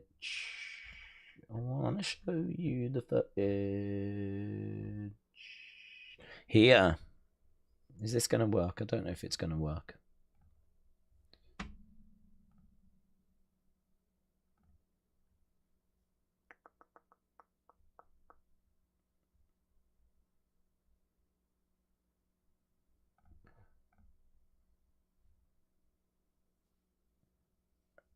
I don't know if it's... I mean, it played, but I don't know how to make it play again. Oh, here. Yeah, there. It's really hard to make this bigger. He kind of... This angle is a better angle. So he crashes in, and he does lean in, but it doesn't really look like he hits her from this angle. There was a breakdown from the other angle, but I'm just going to be honest. I couldn't tell. People are telling me they could tell. But for me, he kind of moves forward, and I can't tell if he hits her or not from that other angle. I genuinely couldn't. This is a much better angle, in my opinion, where he kind of shoots forwards. I mean, can I slow it down? I'm really not very good when it comes to this. I don't know if you can do things. Is there no way? This sucks, really. Can't you slow the footage down? No.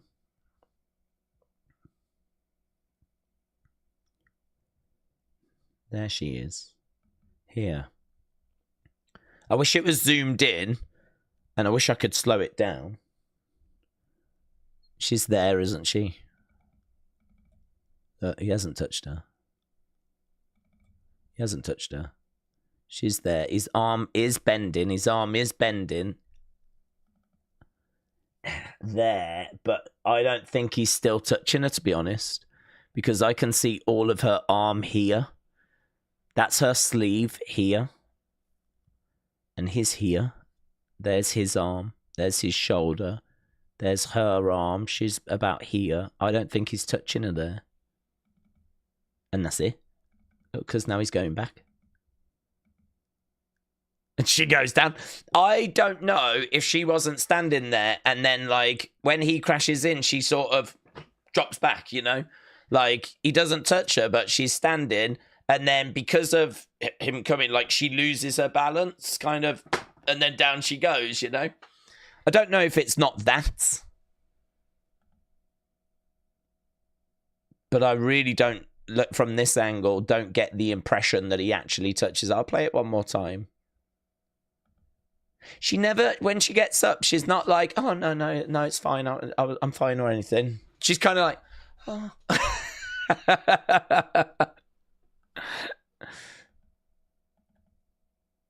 Look, you can see his arm there.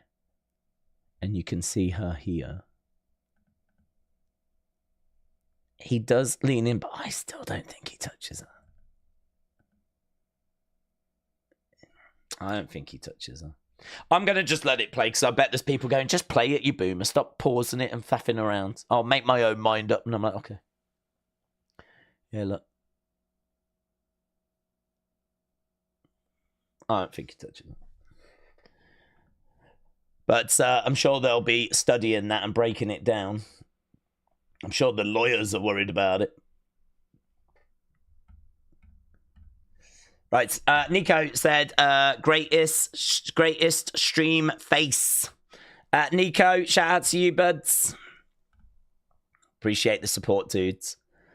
Phoenix said, I bet green shirt guy has the past view of it. Daze, let's call the new group The End of Days with you as the mastermind. Paul Heyman's the mastermind. I'm just the streamer that gets upset. But still loves. And then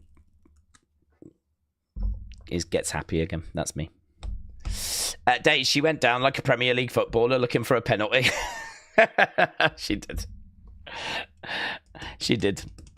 When do we think The Rock returns? Pfft, mate, whenever he's free, whenever he fancies it. Yeah, whenever he's up for it. Right, I'm going to run away. I'm going to do that opinions video and all of that stuff. So thanks a lot for joining us. I really do mean that. And a big thank you for joining us all over the weekend. And sharing your thoughts, sharing your opinions. And yeah, good. I'm glad we're ending on a high. I'm glad that we've had a good episode there to get our teeth into. Listen, Stand and Deliver was sick, so there is every chance that tomorrow's NXT is going to be sick. If you're around, come in, share your thoughts. We can talk whatever you want to talk about. NXT, Raw, SmackDown, WrestleMania, Backlash, flipping, whatever. So that's tomorrow, so we will be back again. You don't have to wait long till you see me again.